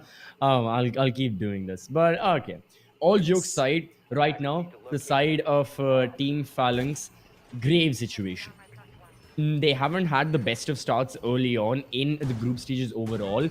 Yes, granted, they're up against a team with the best performance in the entire region in this competitive year. Still, the thing is that they'd like at least one map out of this best of 3. You know, even if to a certain extent they might be looking for, you know, 2 maps. Or, I mean, again, they should rationalize that one map can be a very good result, especially if you're up against Hunters LFO, wherein other teams haven't had the best of performances, they've gotten 0-2. Still, for Phalanx, not a good result. Theme Park being chosen. Yeah, Hunters have struggled here in the past, but this seems to be a home run for them. They are just running away with it, and there's no way Phalanx can catch them up, not with a 5-round deficit now established. And what? That's a spawn peak. Oh, what? Wait, spawn what? Peaked. No, he spawn peaked an ace in Sandy. a South Asian Nationals match. Sandy. Don't tell me he's looking for another. Not like this. No, not like there's this. no Come way on. he can't. Give it the respect. Give them the respect. No, he's still gonna go for it. I think he's gonna run out. Oh my god, no, you can't make this. What? Do we even analyze this anymore, or do we just watch? I think we just watch. He's on over for an ace. He's on for an ace. Just give this man the ace. He deserves it. He's showing no respect. He's peeking hatches. He's peeking everything that is humanly possible, and he's possibly gonna walk away with another kill. Sandy, Don't do it. Be a good boy. Good. He's not gonna peek. He knows he's been spotted. He's just gonna wait it out. No real Oh my fights just yet, God. Sandy. Take it Will. slow, buddy. What? He's feeling it, man. I can't He's even feeling see it. He's not giving it up. Could He's you not giving it up. see? I couldn't even see what he was shooting at. He's just shooting now. I mean, ladies and gentlemen, welcome back to Sandy's personal montage.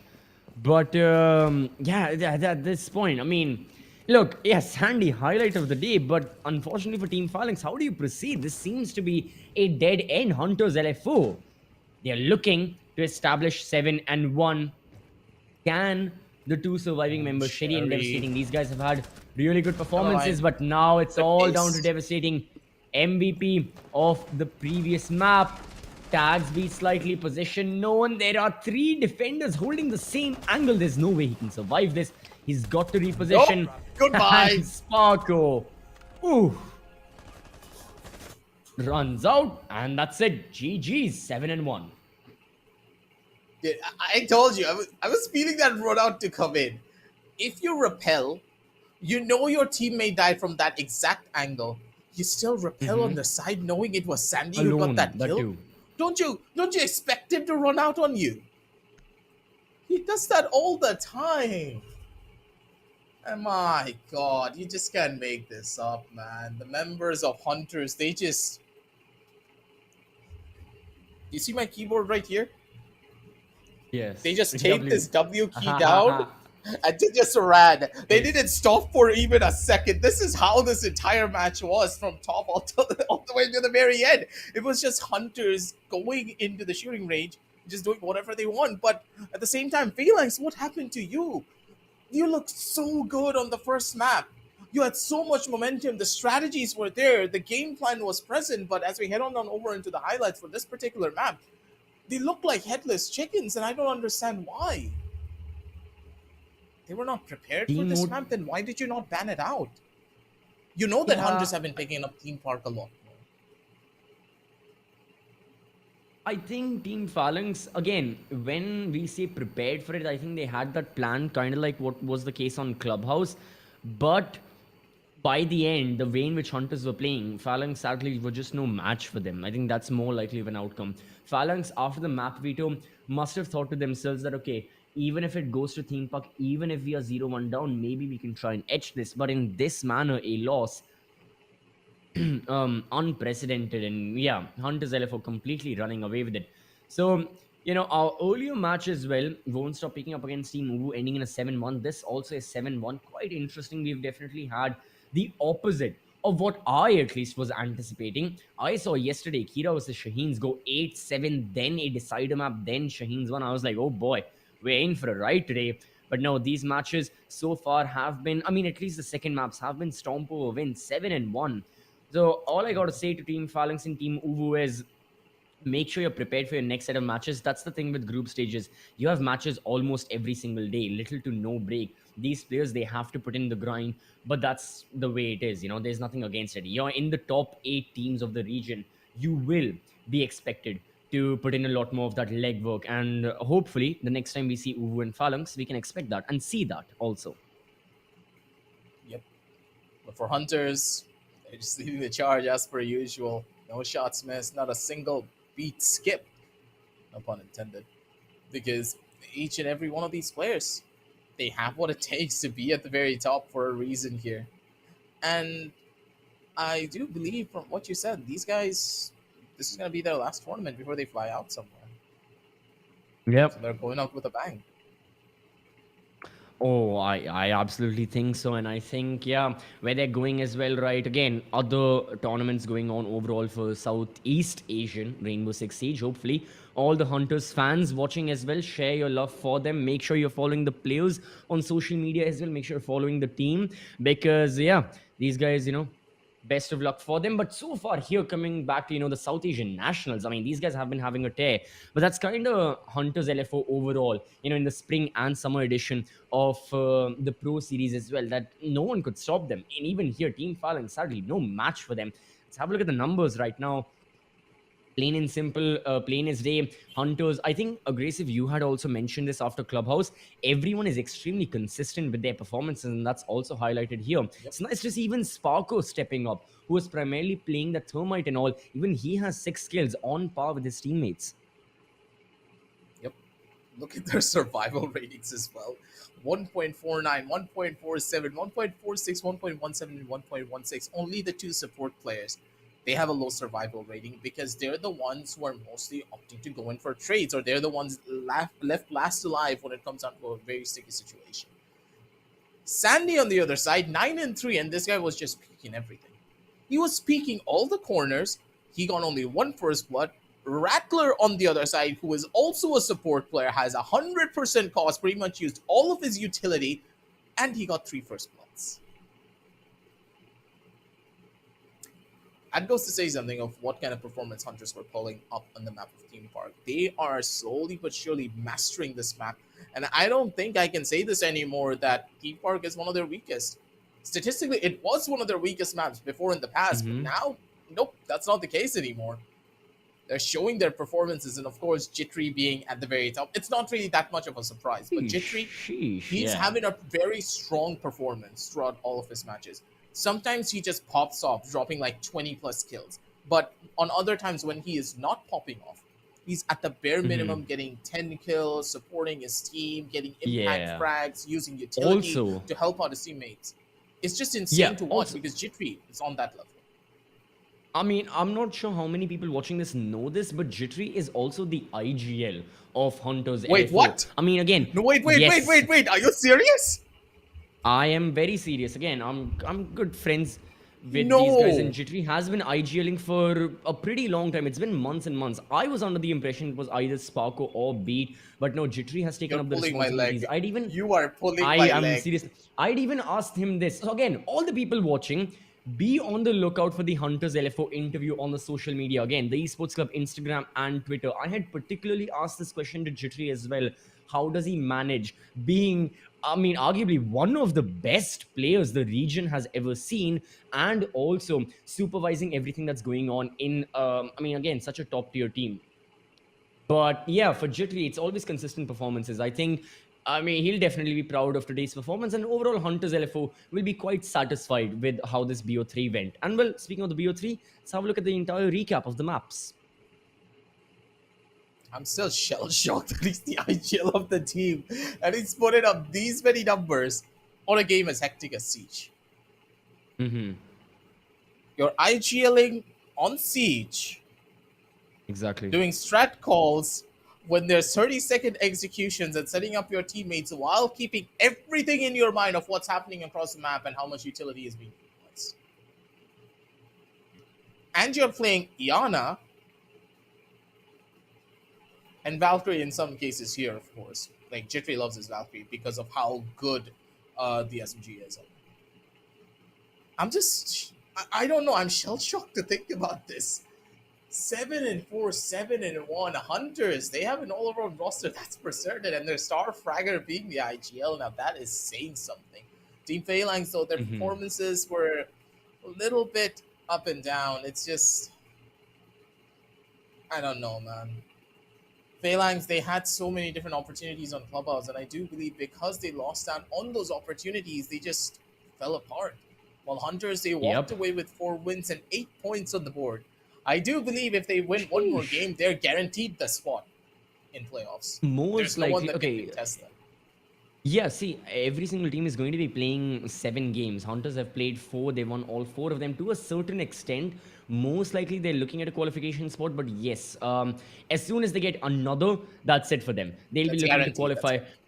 Exactly. So now that's the thing for these guys is that Hunters are looking very confident. Shaheens as well, quite confident. MercenarieZ, they've won the one game that they've played. It's all about that 4th place. Now, usually, I'd always say that KIRA Esports, these guys, you know, they can easily go in, take that 4th place, and then we'll be seeing this top 4. But no, there are chances.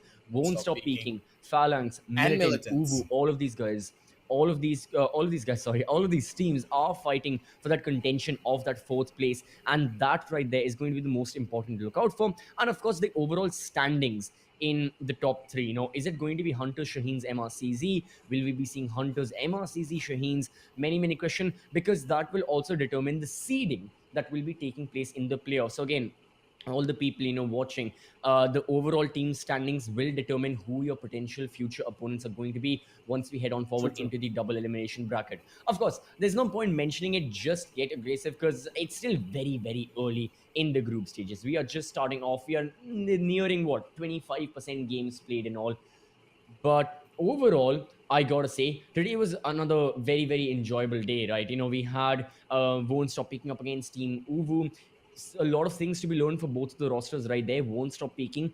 They have got to figure out how to be a little more patient. Team UWU definitely become more familiar with the playstyle in which other teams are incorporating into their setup and countering against them essentially.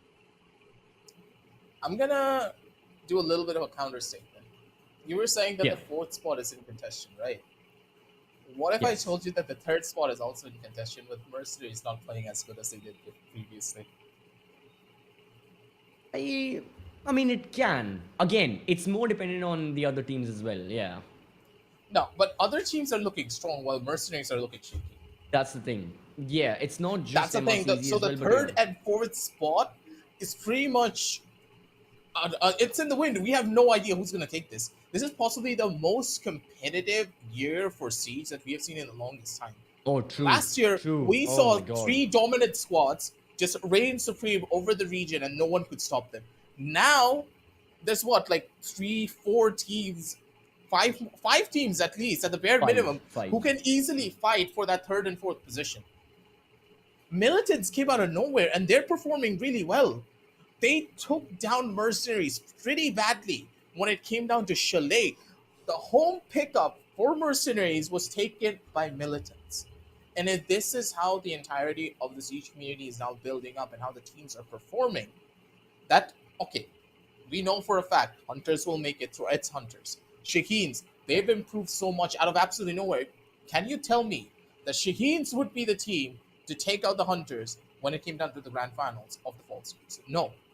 We expected something like KIRA to do that, but KIRA's not able to do that either. Now, KIRA, they've been improving.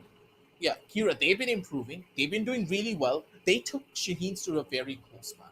That means KIRA could be in contention for the third place because Mercenaries are looking shaky. Fourth spot could be going into Won't Stop Peaking or Militants here, while Team UWU, they had a pretty rough start already. UWU just is not performing. They lost out to Won't Stop Peaking, who historically lost to Team UWU in the past. Yep. It's not happening anymore. What's going on here on Siege, man? All of these players, it's like we just ignited a fire inside of their souls for the game again.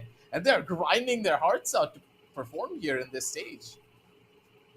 Yeah, I mean, yet again, I hate to use the example of the interviews. I mean, to everyone watching, trust me, go watch them. There's a reason I'm talking so much about them, is because these players, they have been giving their insight for, I mean, again, they gave their personal and professional insight for one of the very few times, not many times we see content pieces on Rainbow-Six players. So yeah, it was beautiful to hear from their side of the story as well, as all of us as viewers, personally as a caster as well, we are all tuned in to seeing these players in matches, and that's pretty much it. Okay, maybe if some of these players are streaming, I know some players from KIRA, Hunters, they go for some streams, even Shaheen, a couple of their players stream, but yeah, you see them in the server, you see their performance. Now you get to see their personal side as well. And one thing that was really highlighted was just how much these teams, they stumbled upon, I mean, not stumbled upon, but they formed their roster with their friends or with their ex-teammates, and then they went and participated in the Pro Series, Community Cups, and now they're right here in the Nationals. But overall, it's been amazing seeing every single team, regardless of their performance. Hopefully, everyone gets better and we'll have spicier content. But to everyone watching right now, thank you for staying with us this entire duration, today's entire stream. Tomorrow as well, we shall be back with 2 new best of 3s. To know which ones they are, to see the matches, make sure you're following the Esports Club on all our socials. Do not miss out on the streams. Of course, we're always live right here on YouTube and on Loco right here as well with our channel, the Esports Club Select. And if you still want to play Rainbow Six in the best of settings as well, you can go down in the description, check out some GPUs from Zotac. You can also check out some of the other games Ubisoft have on offer. Amazing games. You've got story games, other online games as well. and for entertainment, the Esports Club, we're always here. Not for right now. We'll be signing off. We'll be seeing you guys tomorrow. Till then, take care and bye-bye. Was hit hard. Here, live. Server room, identify perimeter breach. Over. Where you go? Where you go? Withdraw your men. Say again, Grim. I'm going in.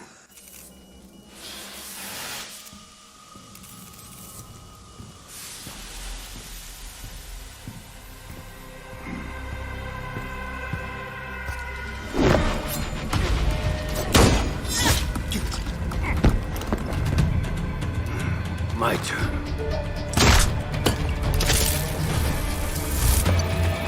What's going on?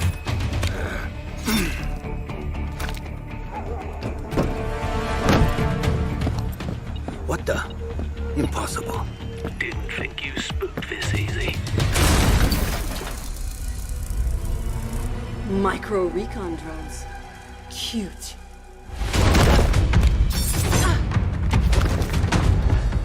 You forgot this.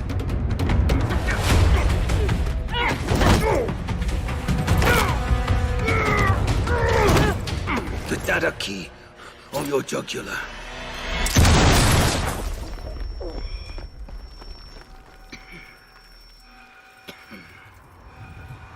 You were saying? What was on that server? QCR shipment records. Question is, who wants eyes on it? And why?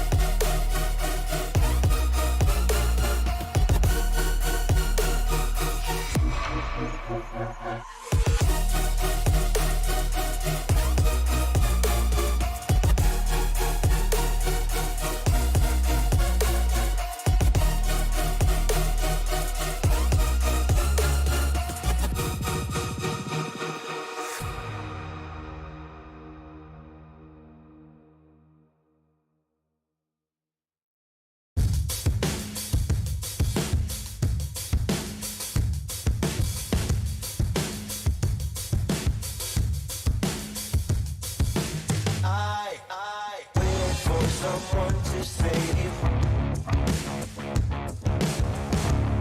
I wanna tell you something new. You drove us both into a wall. I drive away into the night, and I contemplate for a while. Don't you think you wanna be for the best? If I pack my stuff and leave sooner than this. Don't you think you wanna be for the best? If I pack my stuff and leave sooner than this. Don't you wish I would've been someone else? I wanna feel your gap without making a mess at you. Oh, won't you tell me something new? I wanna tell you something new.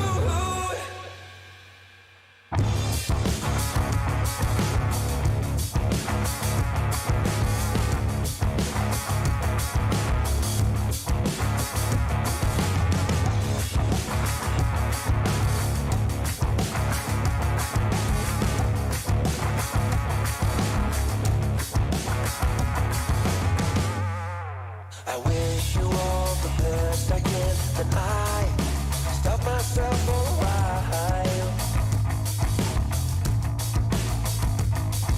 I'm saying things I don't believe. The panic's rising up in you.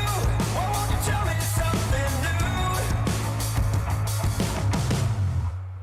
Don't you think you wanna be for the best? If I pack my stuff and leave sooner than this. Don't you think you wanna be for the best? If I pack my stuff and leave sooner than this. Don't you wish I would've been someone else? I wanna feel your gap without making a mess at you. Why won't you tell me something new? I wanna tell you something new.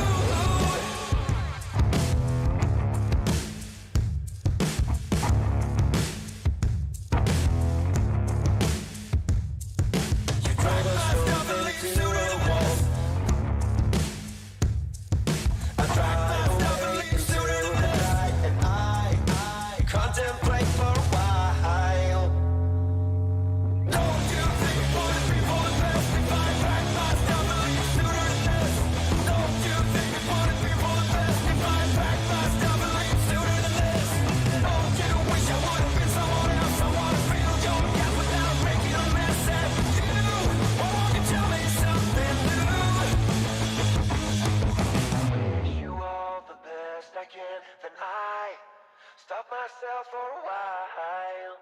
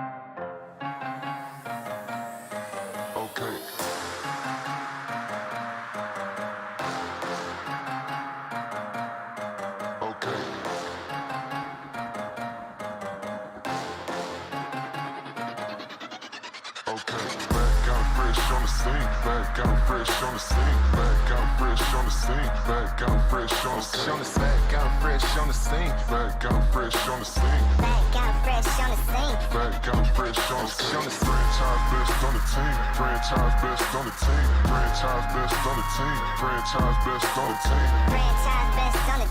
back out fresh on the scene, Back out fresh on the scene. back out fresh on the scene.